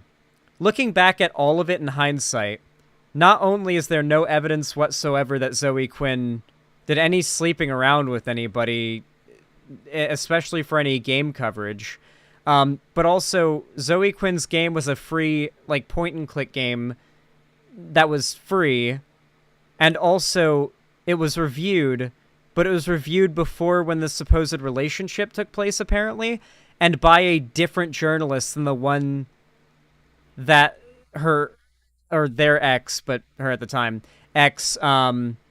accused them of, like, cheating with. So it was, like, you could literally go down the list of all the accusations. It was all bullshit. But then, years later, and this is why I brought this up, years later, that, a different ex of, Zoe Quinn, I believe it was a different ex. It might have been the same guy, though. Correct me if I'm wrong, but I believe it was a different guy. Now, this guy had been in the past by multiple women accused of sexual harassment and assault, and of rape, I believe. And Zoe Quinn was one of those accusers. Years later, this guy ends up killing himself. This guy's sister comes out and, knowing what's going to happen in response to this, says she does not want the internet blaming any of her brother's victims for his death. In response, the Quartering, Geeks and Gamers, every grifter YouTuber under the sun, this is back in like 2020, starts the hashtag Zoe Quinn is a murderer hashtag, and it blows the fuck up. It was like a whole new like mini like aftershock of Gamergate, where you had this like wave of chuds getting hashtag Zoe Quinn is a murderer trending because years later their rapist committed suicide because they, along with several other victims years apart, outed that guy as a rapist. I think I'm going to be sick. This is the state of conservatism online, yes. And the guys that engage in that type of behavior are the types of guys that Andrew Tate reels in hook, line, and sinker. Dustin killed himself on Friday? The Tates are telling the truth, though, when they say there's civil cases available online to view, but they must be hoping nobody takes the time to actually read it because it makes them look terrible. It's a defamation case. It literally says in their court filings that Dustin Milner, the dude the Tates are so sympathetic for, committed suicide at the age of 35 while still in a relationship with Emma Gabby, who had yet to turn 18. Age of consent is 18 in Florida, and Dustin was 35 years old, meaning that the Tates are legally defending a pedophile. The case tries to victim blame Emma for this, saying things like, Dustin quickly became enraptured by Emma Gabby's Yeah, I don't know if you guys know this, but several of the women that have come out that were involved with that were literally victims of Andrew Tate's sex trafficking scheme were teenagers, as young as 15. Some of the victims that have come out are as young as 15 that are witnesses in the case.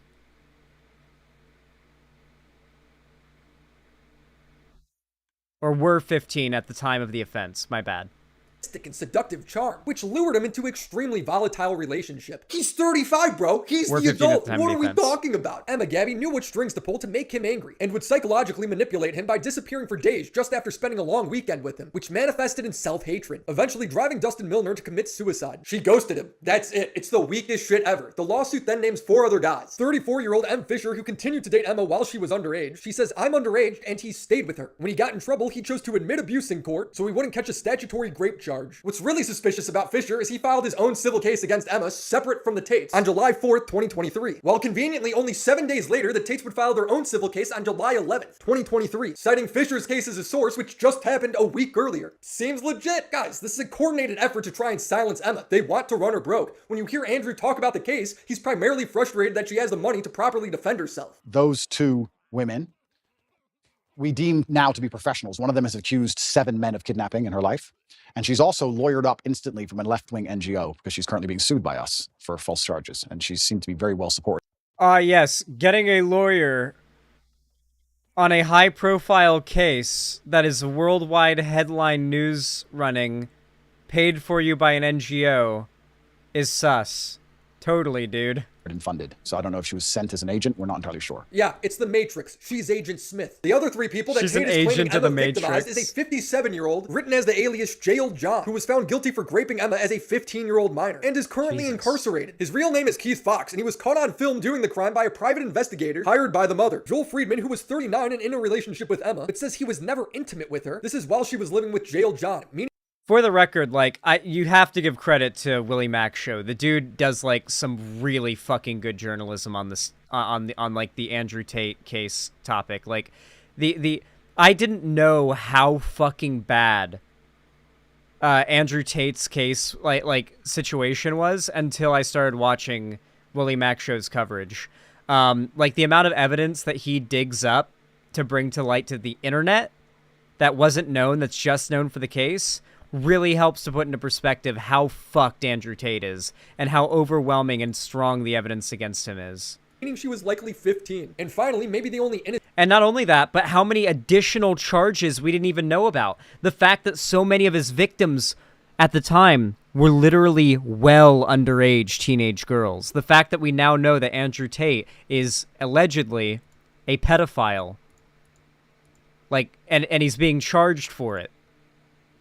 Like, that is what we know now because of what's coming out from this case. And we learned it in large part because Willie Mack's show did that digging, and I give him respect for that. This is some good journalism. Innocent-ish guy here, 35-year-old Tyler Hensel, who thought Emma was 26 while dating her when she was really 17. And then after finding out her age, he broke up with her. So the 7 people Andrew Tate is suing this girl on behalf of, one is a pedo-rapist that was found guilty in criminal court, 3 others were well into their 30s and continued to knowingly date a minor, the other was Tyler, who was at least smart enough to get out of there, and the last 2 are Andrew and Tristan Tate. This is their official case against her. All this information is coming from their side. They knowingly grouped themselves up with a bunch of Obviously, I'm the smartest man alive. You're a moron. As for Tate claiming she says she was trafficked by 7 different guys. You're alleging has also accused 7 other men. Alleging, it's literally now on Twitter. You can see the complaint we filed against her. 7 men she is accused of kidnapping. That's not true. It's nowhere in the case. The only people she says trafficked her are the Tates. As for the other 5 guys, she only ever legally accused 2, both of which are pedophiles. One is in jail, the other one pled guilty to abuse. And neither of them.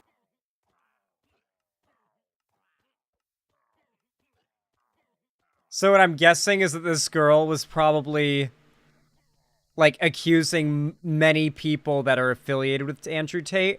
And so Andrew Tate was like, oh, a bunch of people that I'm affiliated with are also getting accused by her. I'll just say that she's a serial false accuser. And to look at all the other accusations she's made.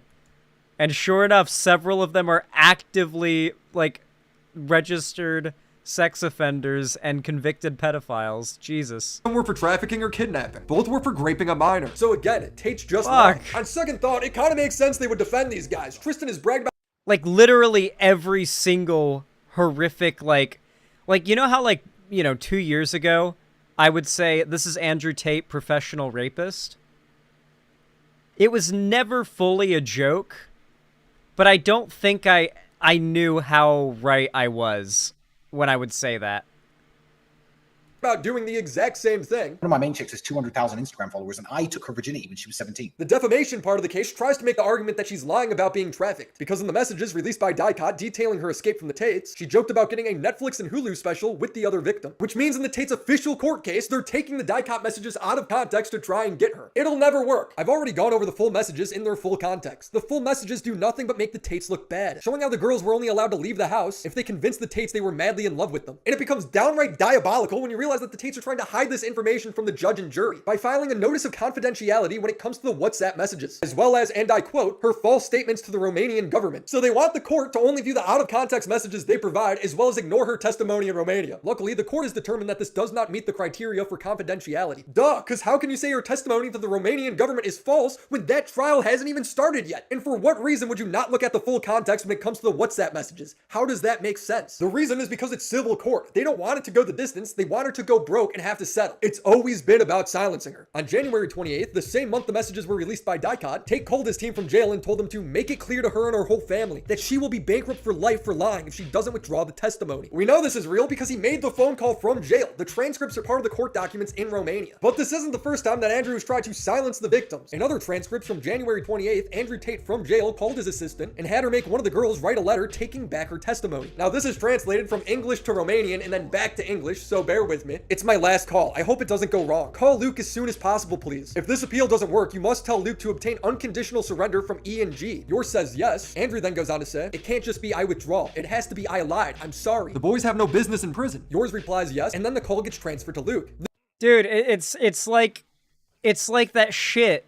It's like some shit from Breaking Bad where they're actively trying to like organize getting their buddy out of legal trouble through some like illegal, like nefarious means. They're trying to figure out how to get their friends off for these charges.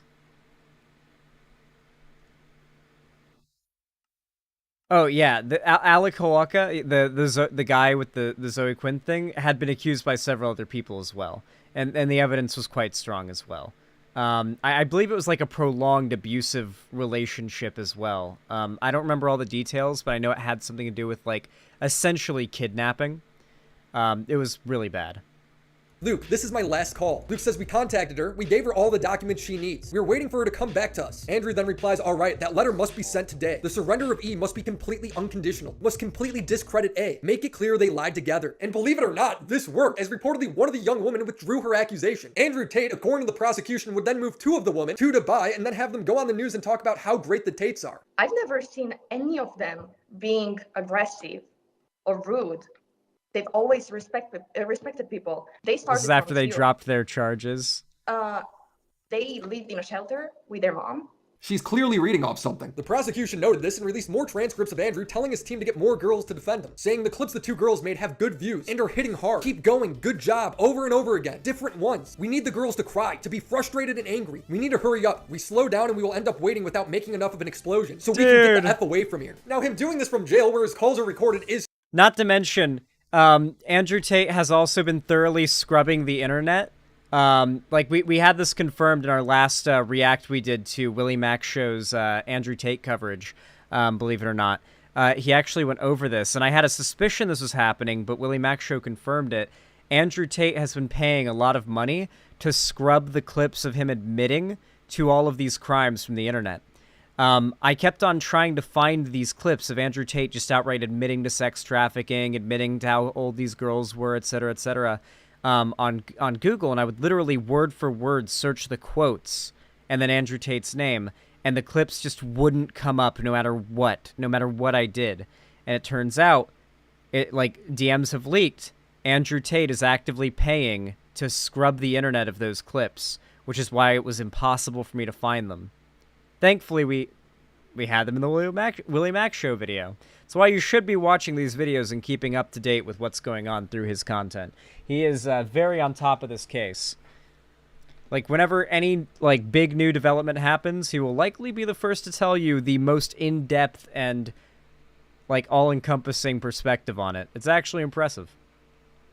stupid, but it actually makes a lot of sense. If none of the girls choose to testify against Andrew, that's going to have a huge impact on his sentence. Now, that doesn't mean there won't be consequences for him intimidating the victims. DICOT prosecutors have since opened a new investigation when it comes to the Tates, intimidating women who made complaints against them, as well as going after their bodyguards for lying on their behalf. This will lead to new charges. This is crazy. Game of Thrones has less deception in it. Now, I still think he's screwed because the prosecution is well aware of what he's doing. They got it coming out of Andrew Tate's mouth. He's his own worst enemy. And if a bunch of the girls do end up testifying against him, his sentence is going to be very long. I want to turn your attention to Candace Owens and Tucker Carlson, who were woefully underprepared for their interviews. They look like fools. I've already heavily criticized Tucker for interviewing Andrew Tate without even knowing what he was charged with. Well, the fact that you're not accused of a sex crime or violence. And a week later, just 3 days ago, Tucker would release an interview with Tristan, still not knowing what they were charged with. Be clear, none of the charges pertain to sex, rape, selling anyone, slavery, moving people across international borders to pimp them out. Outside of selling people, it's exactly what they charged them with. What, Tucker leaves Fox and he can't even hire one person to read the indictment for him? It's been available since June. You do not run a web business now. No, absolutely not.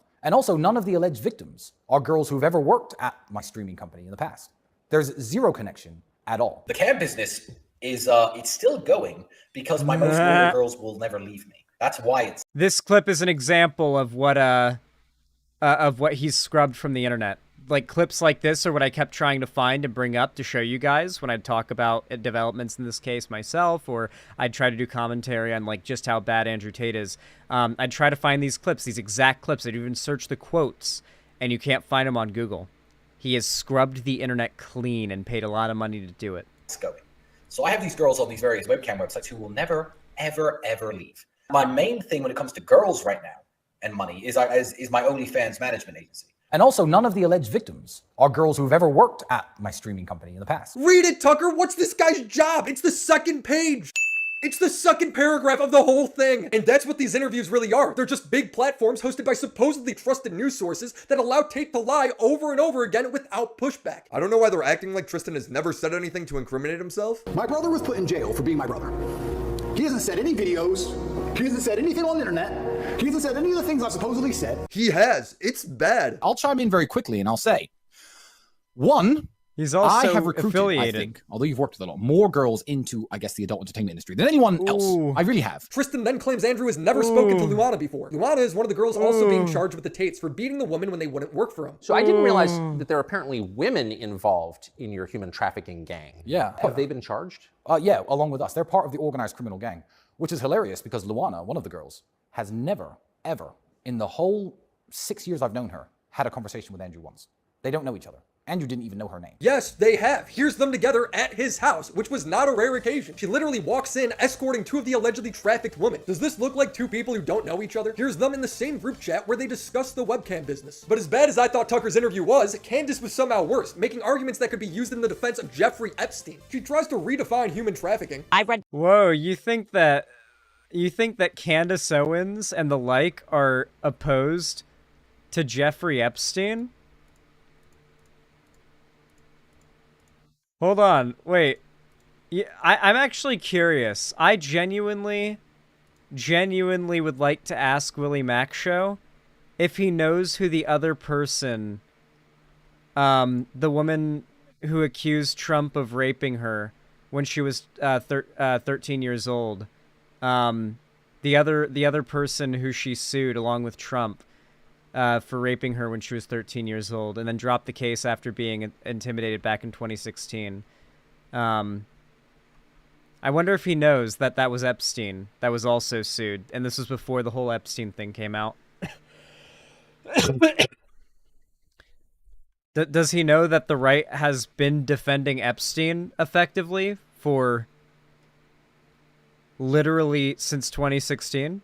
like literally Trump was the other person that woman accused along with Epstein. Yeah, so and then years later we find out the whole Epstein thing. It's like, whoa, who could have thought? Maybe Trump did do it, but no one actually put those two together, it turns out.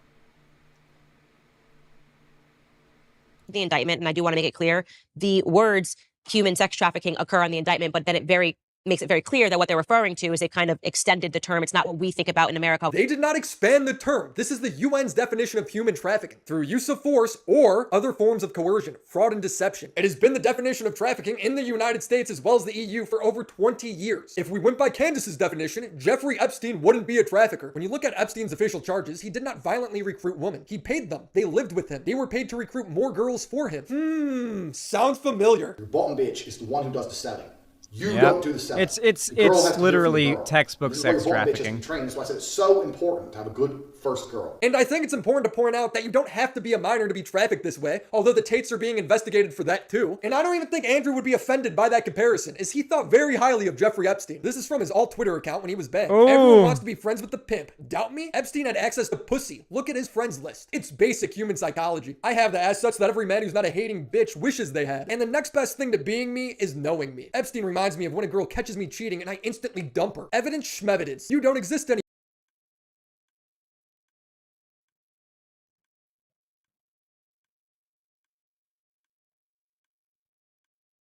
Dude, it is over for him. It is so Jover. Matt Walsh has also defended Harvey Weinstein. Guys, it's pedocon law. Always remember. Pedocon law. It's not even a theory anymore. It's advanced. For the first time ever, a scientific theory has become a scientific law. It's never happened before, but they did it for just this one thing. Anymore, so there's no case. Here's proof that this was his Twitter handle. It's him admitting it, as usual. So I'm on Twitter at the moment at ofwudan, OFWUDAN. Try and follow me on Twitter if you can, because it's where I'm most active, but my Twitter accounts don't last that long, so who knows how long I'll be there for. When Nickelodeon star Drake Bell was charged for being with a minor, Tristan quote tweeted the news saying, "Leave him alone. 15 is legal in most civilized countries." If you don't believe this was his Twitter, here's him saying it with the @ linked in the description. If you don't know who I am, you can find me on Twitter at LivsTalisman or lock them up. She's so nice. I treat her badly, but she comes back every time. Recently, Andrew and Tristan have taken a new approach when it comes to describing the Cam business. They now say they were just nice guys trying to help grow her OnlyFans and social media. They've accused me of using the Loverboy method because basically I was a nice person. I was nice. They were looking for real evidence. The fact that the case file is so laughable now is just because real evidence doesn't exist. So when you have no real evidence, you go for junk evidence. You try to make your case on human trafficking based on, well, they were nice to these girls on TikTok, and these are girls who would say to me, hey, share my post on Instagram. I'll be like, yeah, no problem. So, because I'm a big social media guy. I don't know a single person when I hit Instagram, from my cameraman to my personal trainer, who didn't ask me to blow them up on Instagram. But that is now the link they have between me and these people, saying that they're human trafficked, even though these people, defend me. This is him talking about those girls. let them take full control over their accounts. They will run away. I like to keep the girls' passwords. I log them in and log them out. If you give the girl the password to her account, there's a chance she could run away and try it by herself. I've had that happen. Does it sound like he's just giving them nice advice? They could try and silence all the victims they want, but the most damning testimonies are from themselves. I find this next part particularly funny. It's okay if you're in a relationship for you to watch pornography. And then I had a huge wake-up call when I spoke to Tim Ballard. He runs Operation Underground, and then I realized how closely pornography is related to human sex trafficking. Real sex trafficking, not TikTok accounts. I don't want to go too much more into the interviews because it's just them conflating information that I've already debunked in my past videos. They're trying to confuse you. If I was a mafia boss and I'd sit here and I'd killed 3 people and we were doing an interview and I was like, yeah, I used to kill people, I've done my time, I'm out of jail now, I get less flack than if I made a video talking about dating when I used to have a business that did webcam than I currently get. But that's because you haven't done time yet. A lot of the way I said things, I certainly shouldn't have said them that way, but none of it is criminal. Right, and it, again, has no bearing on you. I like that. I like that that inclusion of the yet from Willie Mack. I unironically feel like if you'd asked me the day after I debated Willie Mack's show, if I thought he would ever do something like this against a figure like Andrew Tate, like a series of videos like this, where he would have takes this good, I wouldn't believe that. I wouldn't. I feel like, of all people in the online sort of, I wouldn't really say he's edge to, but I think he's adjacent to it. I don't think he'd necessarily disagree with that general claim. I think out of all those figures, he is the most, I feel the most confident that he genuinely has moral principles at his core that he is not willing to waver on. Because they're just not the kind of things you waver on. like those kinds of moral principles. Particularly when it comes to stuff like, I've noticed that, like, let me give you a good example. I'll give you an example. Whenever I had my last big, like, war on Twitter, I guess you could call it, with the lolicon community, I remember that I was in Shuonhead's group chat. Now, Shuonhead, like, you know, she's known for, like, owning the pedos and stuff like that. So I'd asked her for, like, some Twitter backup, you know? And she didn't really offer that. But without really asking or really, like, indicating that I was looking for it, every single time I would find myself in some sort of Twitter scuff with, like, a horde of lolicons spamming, like, lolly porn in, like, the replies or whatever, and all that shit. Like, usually Willie Mac Show would be one of the people there sending some backup without me ever asking or indicating that I was looking for that. And I appreciate that. I feel like he's not willing to look past some of this horrific shit many right-leaning people are willing to for the sake of, like, owning the lefties. Because it is bizarre how much of the right is just openly okay with pedophilia. Like, the amount of acceptance of lolicon on the right now is just, it's just straight up, like, they're just cool with pedophilia. It's insane. Yeah, anyway. Your case today, but I There's literally no bearing. Yes, it does. It's the entire premise of the case. Andrew then contradicts himself by saying that the prosecution is actually using those videos in his case. Because in the current case against me, there's no case. Everybody understands there's no case. We're now in a situation where if the legal system's completely fair, then the case is over. So what they're trying to do is they're going to conflate with old videos of mine, and they're going to try and muddy the waters and gaslight. He can't even keep his story straight anymore.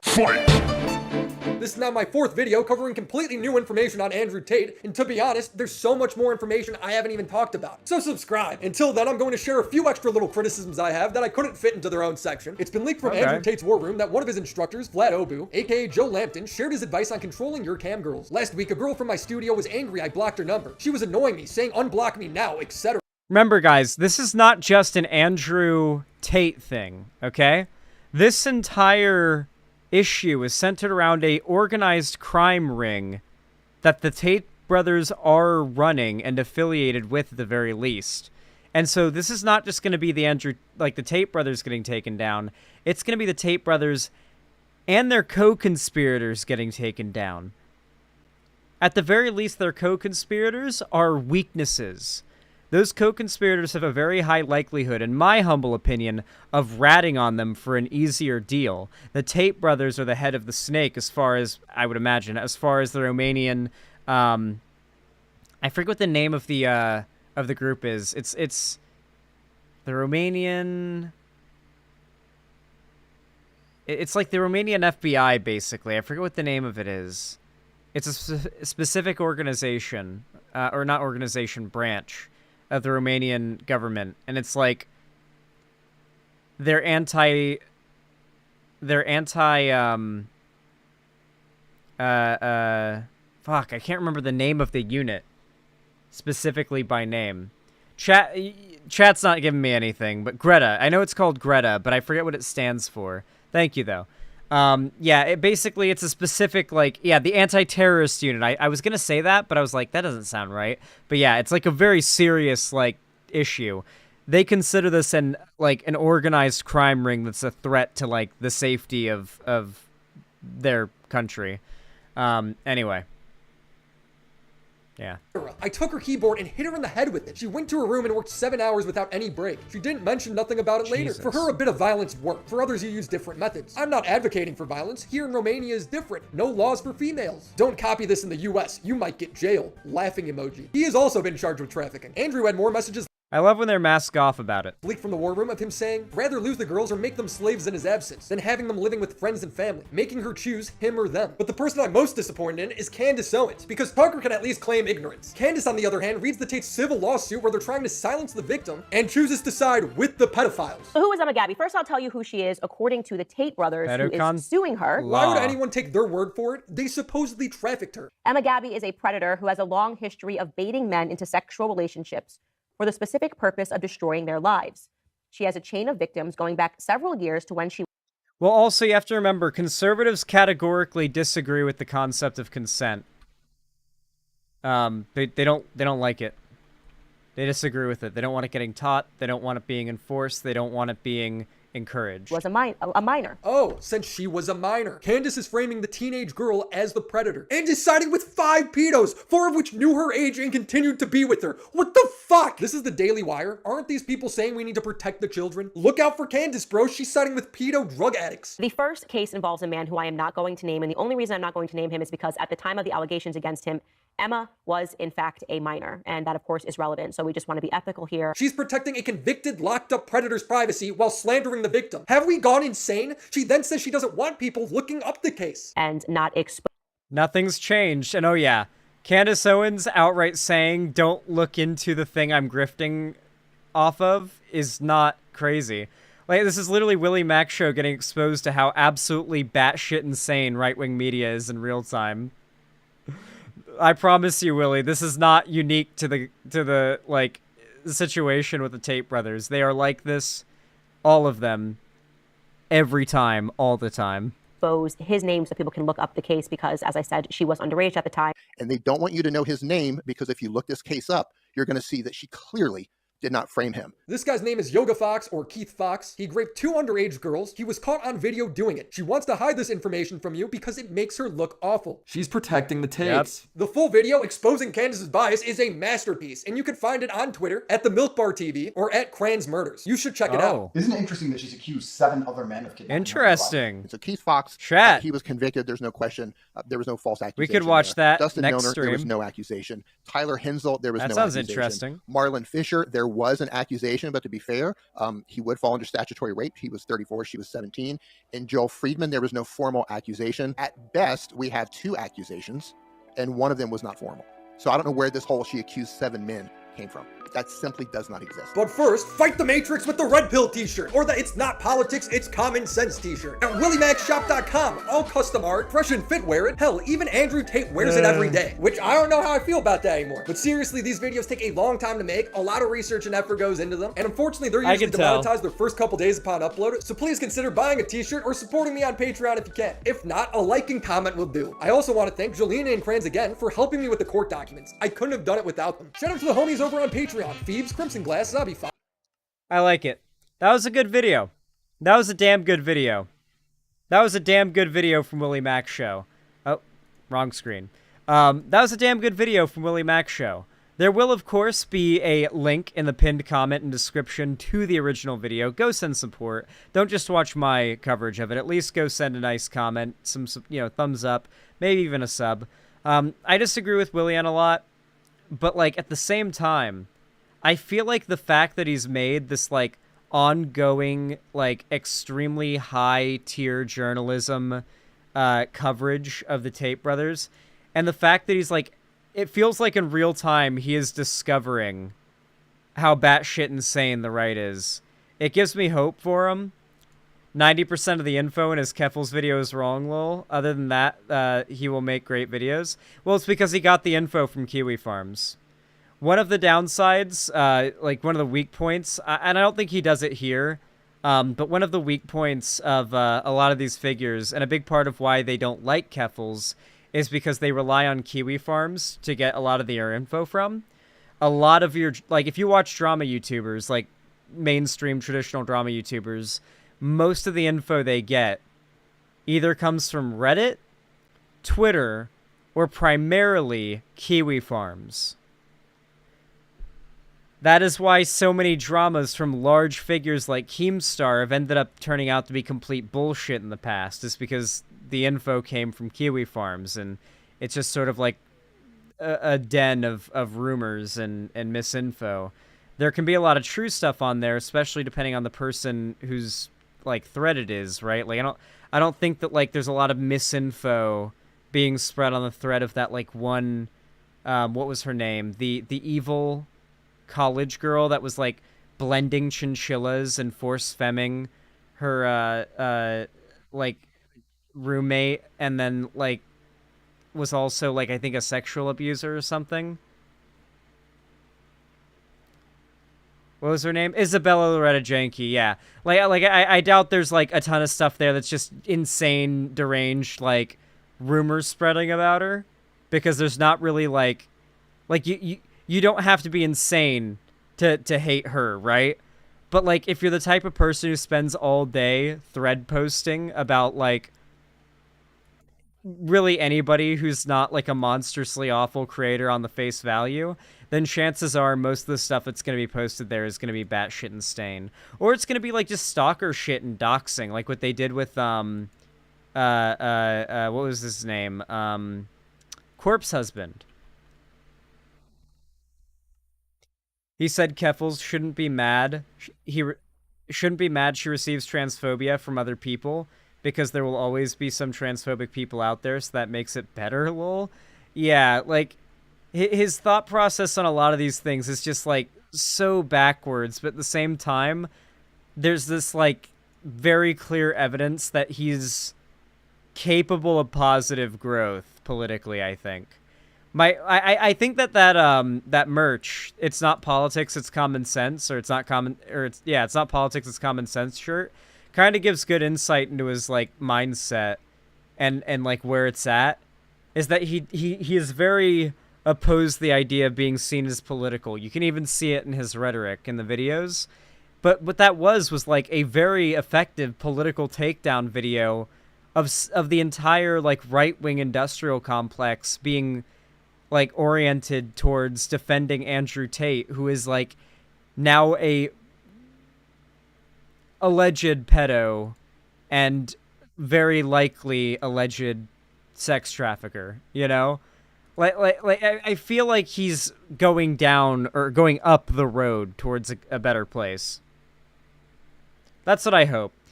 Maybe I'm being too positive, but, you know, I like to hope for the best. Maybe that's a flaw of mine, but it's what I hope for. Well, hot damn, what do you guys think of that segment? And overall, the stream, I feel like this is a good one. I really liked the 2B2T content in the background. I feel like the Mob Grinder background content is really good for like, backgrounds of streaming.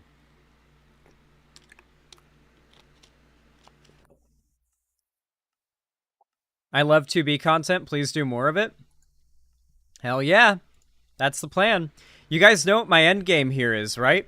Like, over the course of the next few months, I'm prepping to build, like, an insane underwater city. I may bring a few other people in. I've already got Cherry, who's, like, you know, here with me, but isn't in the game right now. But Cherry isn't on all that often. So I might bring in Kyanist, and I might bring in a couple of other friends I know I can trust. But it's going to very much probably be overall a solo build, and I plan to stream it. And I want to build, like, a 1.13 underwater city.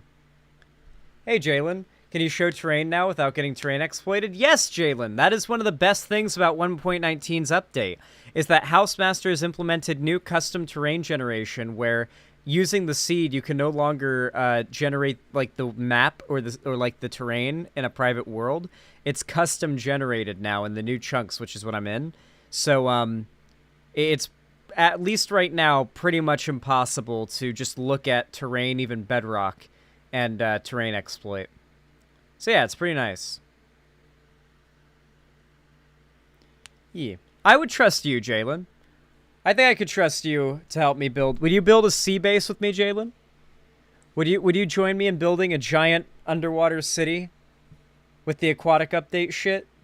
It's gonna be pretty far from spawn. I won't say how far, but it'll be a travel. I'm down. If you like spending time at spawn, I would advise getting an alt.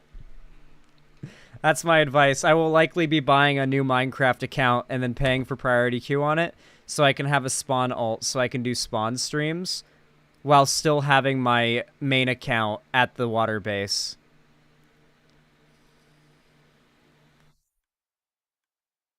I would actually argue being closer to the world border is more dangerous because you want to be somewhere, like, generally in the middle of the world border and spawn. You don't want to be so far away from spawn you end up at an actually high traffic place close to the border.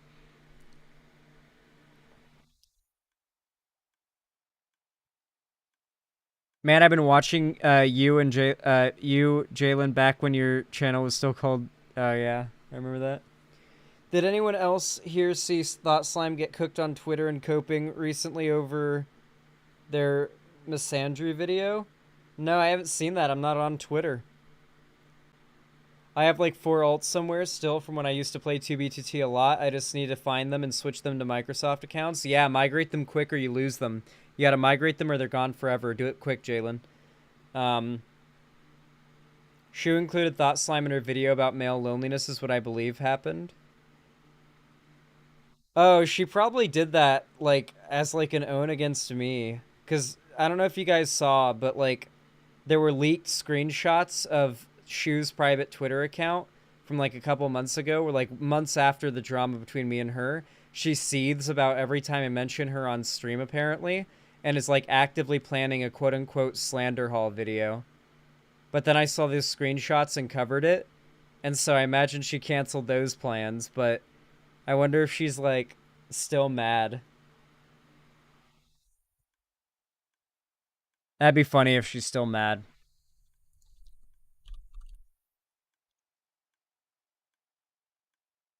Grown-ass woman. The crazy thing is, in my stream chat once, I shit you not, Shuonhead called herself my, internet mom. Like, she said, you're my internet son in my chat once. When she came in the chat. I wonder if that's why she's so, like, mad online about the drama. I think I was there for that, yeah. I think that was back during, like, the, damn, you've got 2 abusive moms.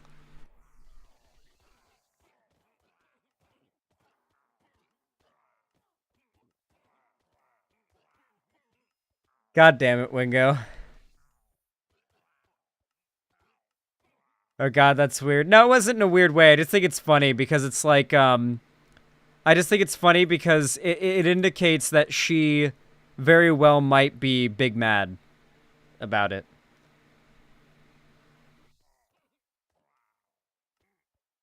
She seemed to imply you two were way closer than you were. Yeah, no, like me and her weren't that close of friends.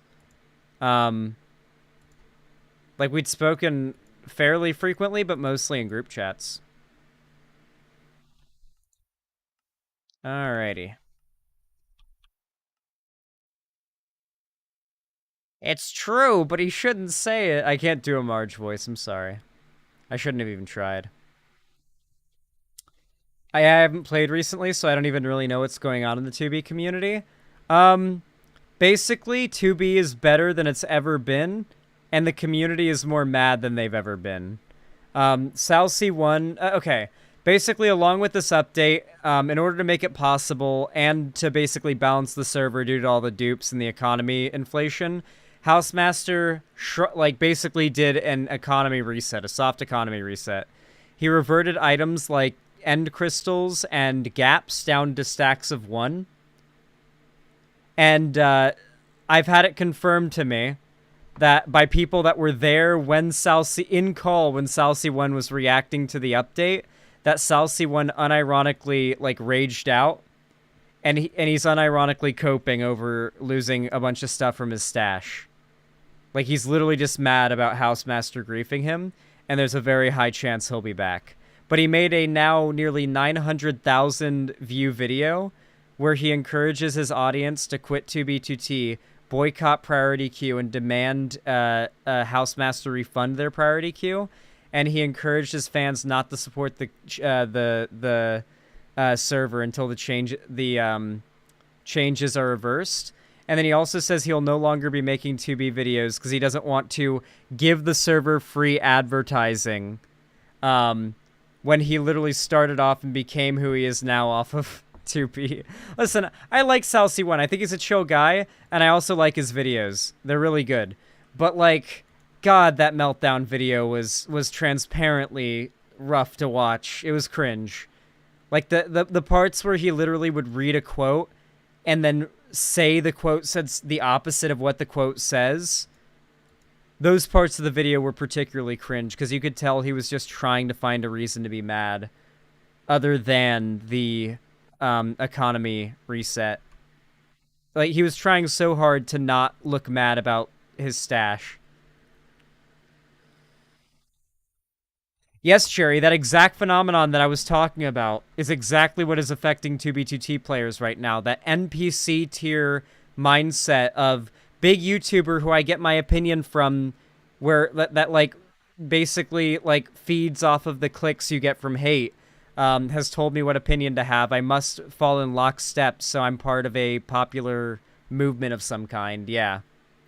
And they won't join any serious political movements, but they'll join like a game boycott, so they feel like they're doing something that matters. But they don't want to do anything that actually matters. That's a cute opinion. Did a YouTuber give it to you? Yeah.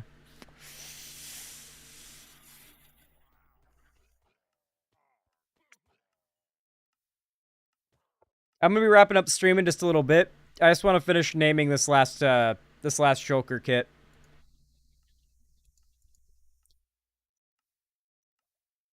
Even though I'm quite confident I probably won't be griefed based on Housemaster's new changes, you never know what griefing groups already have devised new terrain or other sorts of exploits.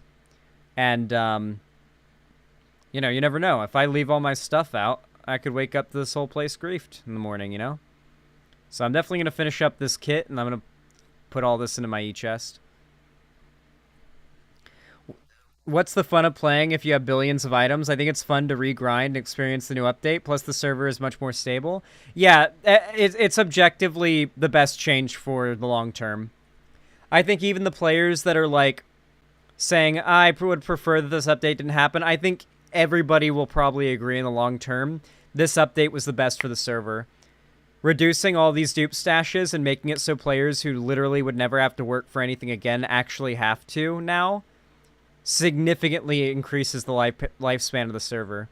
Not only that, but House has also made it so streamers can stream on the server, which means I can safely stream myself grinding out the materials and resources for making my base, along with the building of my base.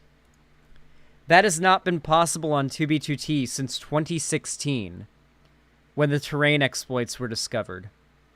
And even then, you could get, like, resource packs that would help, but then, if you showed too much just terrain in general, they could still find it, because Pack PNG, the Pack PNG exploit, or not exploit, but, like, the way the Pack PNG team finds, like, they can literally get, like, a very tiny picture, like, very small picture of a Minecraft world, and if they know the version, they can find the seed. It may take months, but they'll reverse engineer it and find it. And from there, they can find the exact coordinates. So Housemaster has made that impossible. At least as far as we know.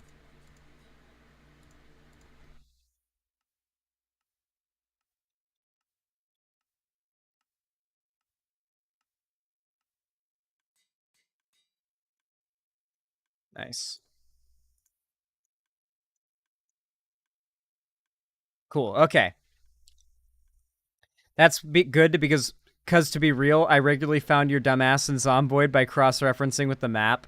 Yeah, the Zomboid has like a very small map for starters and lots of noticeable and recognizable landmarks. So that's why it's so easy. If I was wandering around spawn, it'd be easier to stream snipe me, especially as a regular 2B player.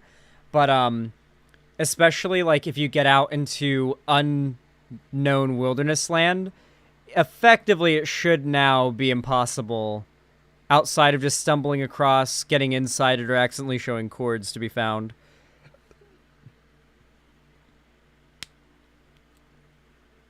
That's how it used to be. Bases would be found in grief because people accidentally stumbled upon them, or they were insided, or someone like a dumbass accidentally leaked chords. That was before all the crazy terrain exploits where you could just take a picture of somebody's base, plug it into an algorithm, and then in like a couple weeks, the algorithm will tell you what the seed of the world is. If you already have the seed, you can just look for the chords, and then it'll tell you where the exact chords are. Actually, I could put on a video about that, by the way. Do you guys want to see, like, what I'm talking about and why it's so exciting for me that I'm actually able to stream on 2B now? one last little video before we log off.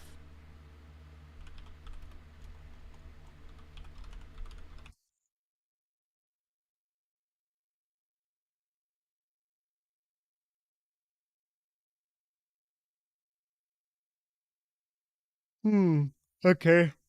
This seems to be the video that we should probably watch. It's a Fit video, but it'll do. Fit's videos aren't bad, but they're just kind of over-dramatizing at times. But this topic, I don't think it'd be an issue with. So this video should do a pretty good job of explaining the coordinate exploit I'm talking about that's now been fixed by House, and why I've been so excited about it. MC. What's going on, everybody? This is FitMC, and here we are at Fitlantis. Well, at least the world download of it. The base has actually been griefed, but I'm going to get to that in just a moment. The first thing I want to I feel like so many people, now that 1.13 has hit, they're going to build modified water temples, like ocean monument bases. Like they're gonna modify an ocean monument to make their water bases. I did that originally in 1.12 on Tubi, and it was fun, but I honestly think it's uninspired. Instead, I will be mining up several ocean monuments and collecting up the materials, and then from scratch building an ocean base in a warm ocean in a suitable location. So it's going to be a from scratch ocean build, not a like bargain bin, dime a dozen, Fitlantis clone, modified ocean temple. I have an actual cool undersea city design in mind that I want to build from scratch, from, you know, like the foundation up. talk about tonight is Offtopia. A lot of people have been wondering where we stand, if we're friends, if we're foes. The best way I can explain this is it's complicated. Before I get started, just know I have the utmost respect for Offtopia.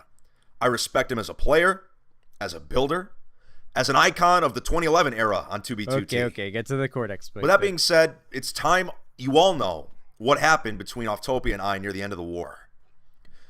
Now, some of you might remember this, but during the Free Toro drama, which was when Taragadude had his veteran Q taken away, Rusher made a video addressing the drama, but in this video, he claimed that I had given him the coordinates to the Crystal Islands, which, as you know, was a base Offtopia had been a part of. Now, when I heard this, I was actually really confused because I never gave Rusher coordinates to the... Okay, he talks about some drama having to do with group drama and stuff, but he gets into the coordinate exploit. Let me find it. Despite him and others posting videos and images of the drain that anyone could... Hold on. No, it was the complete opposite. I showed up because I wanted to talk to Offtopia, because there was S. Considered Offtopia my friend, but now he despised me because I was a YouTuber. Right. Now, you all know I've made 2B2T YouTube videos since 2014. Nothing about me has changed. The only thing that's changed is I upload more frequently now. I've gotten better quality in my videos, better quality footage, better quality microphone. I've really been trying to improve on everything. I don't really consider myself to be any of those things Offtopia called me. The recognition he deserved, PMing him saying they were big. Now, what he did next confused me even more. So, you know, he'd gone on several anti-YouTuber tirades in-game, online. So what does he do next? He begins building his new base, invites other YouTubers there, and then starts posting the footage of it on his own YouTube channel. So the very thing he was blasting me for, he's now doing himself. It makes no sense. I mean, I can understand despising me because I'm a YouTuber. Oh, I get it. Now I'm starting to bring people to the server. I get that. You know, that's a complete opposite. This. You didn't even try to hide this thing. You can't ignore me forever, Offtopia. Let's talk soon. Signed, Fit. And that's all I put next to 2 veteran banners. That was weeks ago, and I still have not heard from him at all. And it's sad, too, because we're both on the same side. We were during the war. Does he? When does he get to the explaining the coordinate exploit? God damn it! Fitlantis. I'm not at the real Fitlantis right now. This is my happened. You'll be able to. Fitlantis for your face. That I don't do anything that Fitlantis was found by Chrome Crusher. This is how we found the drain. This is how we found a bunch of these other bases. The important thing is I've got the world download for it. Now, as of last night, Fitlantis was found by even more people, which I knew. Offtopia blames me for something I never did, refuses to then he abandons it, claiming I ruined it. That anyone could have used to find it. Ruined it. Despite him and others posting videos and images of the drain that anyone could have used to find it. Offtopia, if you're listening, let's prevent this kind of thing from happening in the future. Let's talk, but man. He explains the I still consider you my friend, so please, Offtopia, if you're listening, let's talk. This is the fixed exploit now, he's about to changing explain. subjects. Fitlantis. I'm not at the real Fitlantis right now. This is my world download of it. Now, as of last night, Fitlantis was found by even more people, which I knew was going to happen. I mean, the minute Chrome Crusher was able to find it, I knew the base was compromised. So I kind of just softly left Fitlantis. Other than beacons, I didn't really leave anything of value behind. I just considered the base lost at that point. So after that happened, a bunch of people showed up, and apparently there was a fight or something. I have no idea. I've not seen any footage yet, but the base apparently is wrecked. Which, like I said, I'm not too upset. I knew it was going to happen eventually. Fitlantis was fun to stream while building it. We all had a great time together with it. Every base gets And the most important thing is I've got the world download for it. Which is exciting news for all of you, because now that the base has actually been griefed, I can actually give you all the world download for it. So if you want to explore Fitlantis yourself in its pristine state, please. You'll be able to. I don't have the download ready yet, but now comes what's next for me on 2B2T. Okay, never mind. Fuck it. I swear to God, it was supposed to be that video where the explanation of the chord exploit is. That, or I just kept skipping over it somehow. Damn, there's no video on YouTube explaining the chord exploit. Holy shit. God damn. Maybe Taragadude made it back in the day, and because those videos are gone, it doesn't exist. Well, that sucks. I got duped by YouTube again. I really do hate YouTube's recommendation algorithm now. I feel like there's been a noticeable, insanely colossal decrease in the quality of YouTube search results. Like for the last 6 months. Have you guys noticed that? Like to the extent where it almost feels like they will recommend you in the results for what you search everything but the video specifically that you're searching for. Like you'll literally search word for word the title and it'll ensure that it puts it like at the bottom of the first page. The crazy thing is it feels like it'll just like throw in front of the thing you're searching for. Like if you make a search query, it will throw things in the middle that are super unrelated. I showed this on stream the other day. I looked up, like, Sam Cedar debate, I think is what I'd looked up. And the first 3 videos that came up were, like, the most 3 recent videos from Sam Cedar. Then there was a gray line. And then 15 videos straight of Coco Melon. Of, like, Coco Melon tier, unboxing, like, kids in the thumbnail unboxing toys content with, like, 500 million views. And then you have to scroll through all of that, and then it gets back to recommending you results for what you searched. I swear to God it's AI. I swear to God it's integrated AI. I swear to God they're integrating learning AI into the fucking search algorithm, and it's making it worse. There's no way, like, fucking learning AI isn't behind this shit.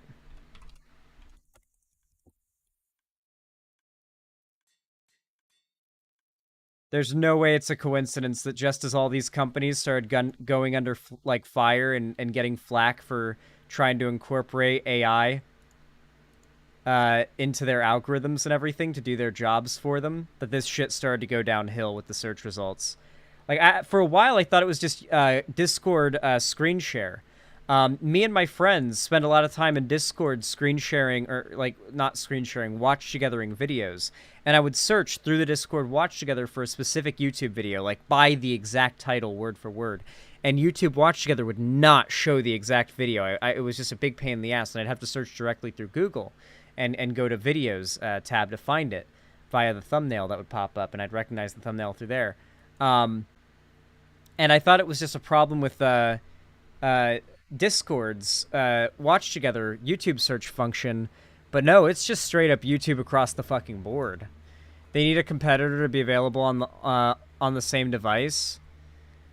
I really do wish there was more competition, but like weak competition, but strong enough competition that YouTube / Google / Amazon and Twitch were actually worried about their futures and were genuinely putting in a substantial amount of money and resources and effort into improving the in-question platforms. God, I am eepy as fuck. I'm sorry if I'm having a hard time keeping my eyes open and talking to you guys. I'm pushing to stay awake here so I can finish up what I was doing before I wrap up stream and hit the hay. But yeah, basically, the 2B2T community is like really fucking mad about, well, at least the loudest and angriest are really mad about this update. A bunch of them are quitting. Many of them are just bitching in chat and making the general environment more toxic than it usually is. Which has meant, despite this being, without a doubt, the best update 2B2T has ever had, I would say objectively it is the best. The fact that the server is as playable as it is unprecedented. Look at this lack of lag. Do you see that, like, every swing, these mobs are dying? And, like, there's no lag in response, like, when I swing and when they're dying. The time, there's no lag. The mobs are spawning. They're moving properly. They react to things. The chunks load properly. Blocks break correctly and quickly and at the correct pace. Like, there's been a few bugs, but the performance of the server has been out of this world. I don't think anybody expected there to be, one, this out-of-nowhere update, and two, for it to, the server to perform better than it ever has, along with said update. And I get that we had to trade off some pretty unfortunate things like the economy reset, but I'm going to be honest, I think in a year, everyone's going to look back on this economy reset in this era as a really fun time if they played it, and the people who quit and did this boycott are going to look back on it as really regretful that they weren't, that they didn't play, and they got onto the 2B2T is dead bandwagon and didn't play during the launch of 1.19 and missed out on the hype.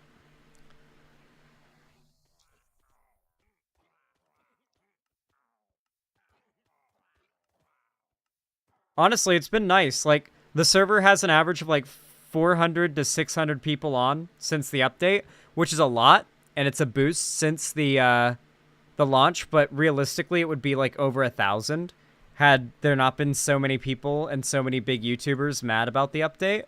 And so the server's actually, like, despite still being busy, it's not packed to the point where it's miserable to play and it's laggy and there's an insane queue even if you have priority queue. So it's like a surprisingly chill update. And not only that, but the people who've stayed, for the most part, are less toxic overall. Something I've noticed is that it feels like when walking around spawn, it feels like how 2B2T looked back during, like, if you look at, like, the Camping Rusher's original video where he joined 2B for the first time, where they, like, walk down that road and it's, like, melons on either side.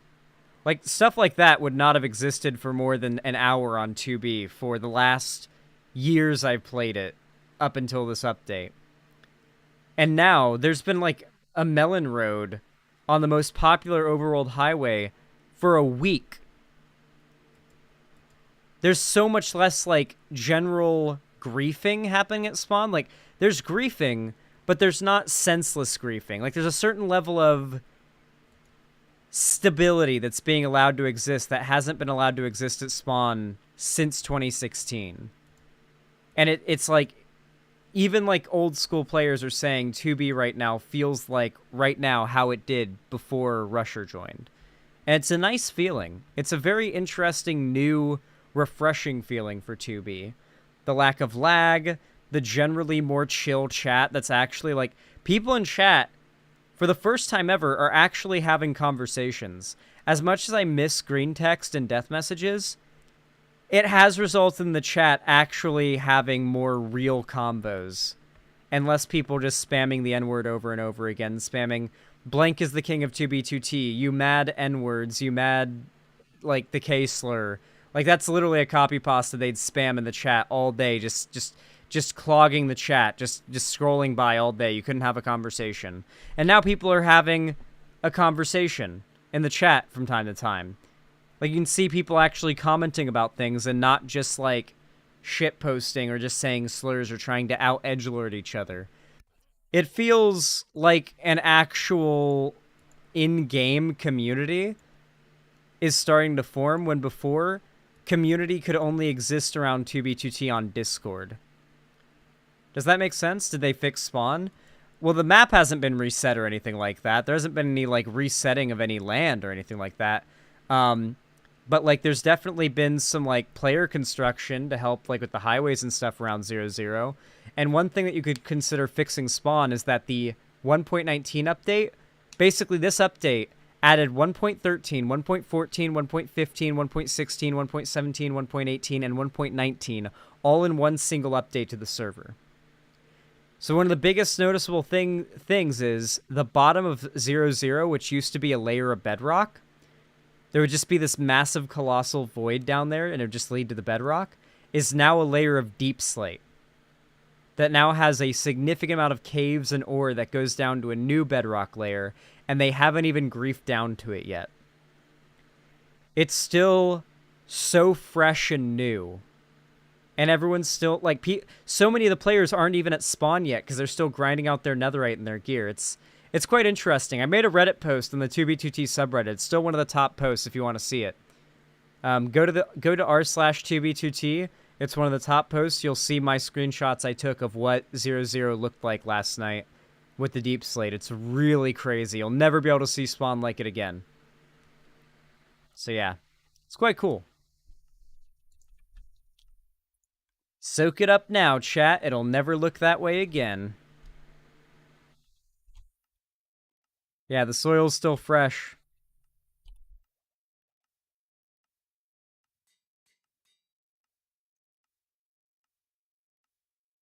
We gotta get up to 32 for this last bit. Alright, one more piece of gear needs to be enchanted and I can wrap up for the night. So yeah, after this stream tomorrow, what I'll probably be doing is netherite hunting on stream. What do you guys think of that?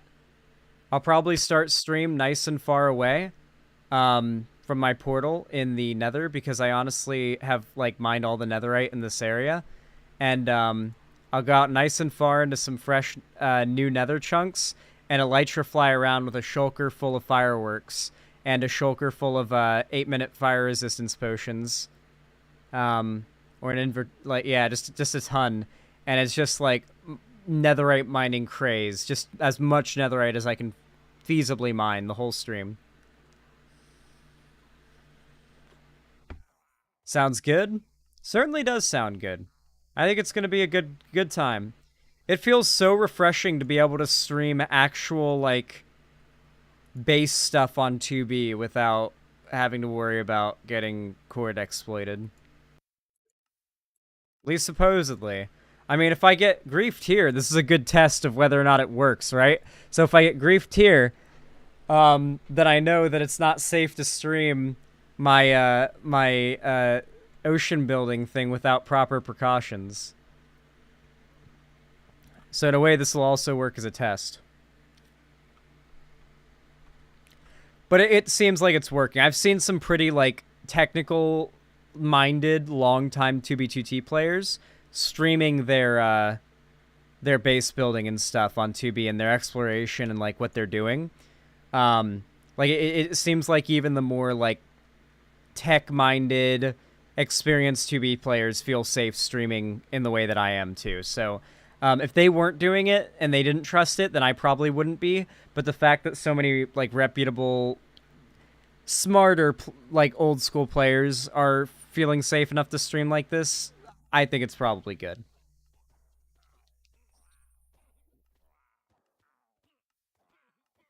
I don't think they'd waste it on you. They'd probably wait for bigger streamers. No, they'd waste it on me. I assure you. They would. You have no idea what the server is like.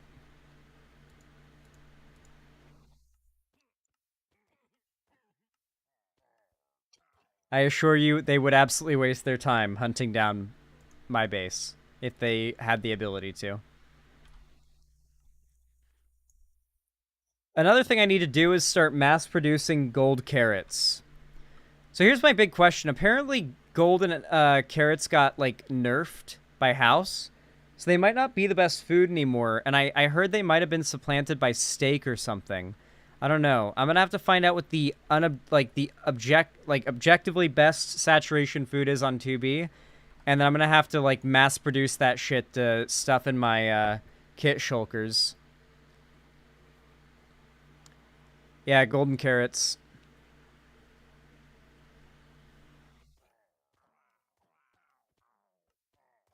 I believe they're the best food. Why would he nerf golden carrots? I have no idea. 6 fucking ads. 6. I'll see you in an hour, apparently. Come watch on the site. Don't watch on Twitch. I'm just live on Twitch just cuz, so people can see that I'm live there. Don't watch on Twitch. God, I hate Twitch so much. Oh, new person came to your stream? We're gonna show them 6 ads so they never come back.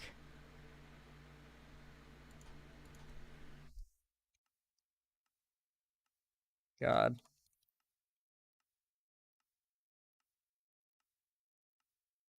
Zan's Planet Cracker. There it is. Alrighty, and that is yet another kit created.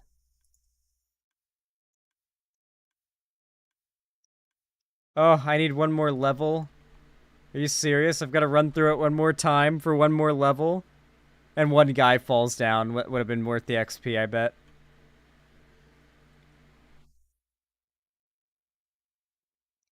Alright, we'll zoom to the top here. But yeah, I hope you guys are excited for more 2B2T plus politics streams. I plan to try to integrate them a lot more. And I definitely think I'll be investing in getting a spawn alt. Because I really don't like having to travel between wherever I'm basing and spawn back and forth all the time. So I would really, really prefer to just have an alt account that's always at spawn. Maybe somebody who likes me can gear me up there so I'm not naked at spawn on my alt. Yeah, I won't have to worry about that shit. I'll be able to just switch accounts whenever I want to do a stream at spawn. Zan on some real Sisyphus shit right now. Real. Alright, let me finish clearing these mobs. I recommend if you're going to get a mob grinder like what I'm doing and you're using Kill Aura, right-click on your hopper or an inventory while near the hitboxes of the mobs, and your character will automatically aim in the best spot, so you don't have to worry about pointing your cursor in the right direction. If you do this, you'll hit them every time at the correct rate. It's the most efficient. Okay.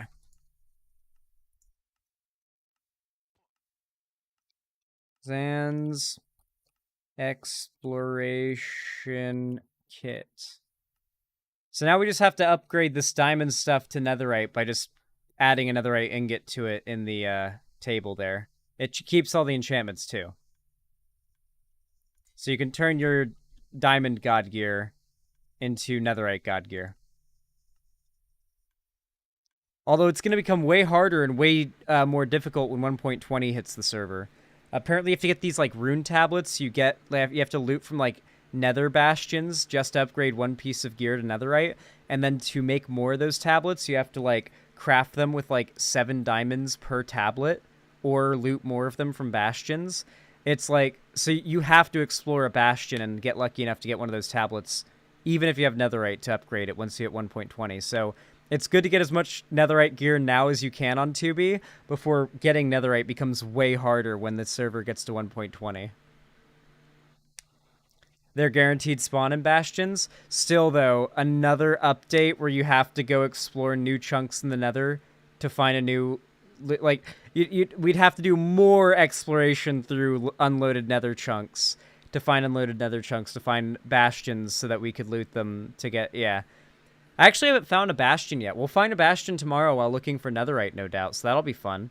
We'll get a good look at the new nether while Elytra flying around it and looking for netherite. It's going to be fun. Well, everybody, that is where the stream draws to a close, I suppose. With all that said, I really do appreciate you. All of you coming out today. You've all been amazing and beautiful. As always, I hope to see you tomorrow, and I hope to continue to see you guys sending out your support and your love.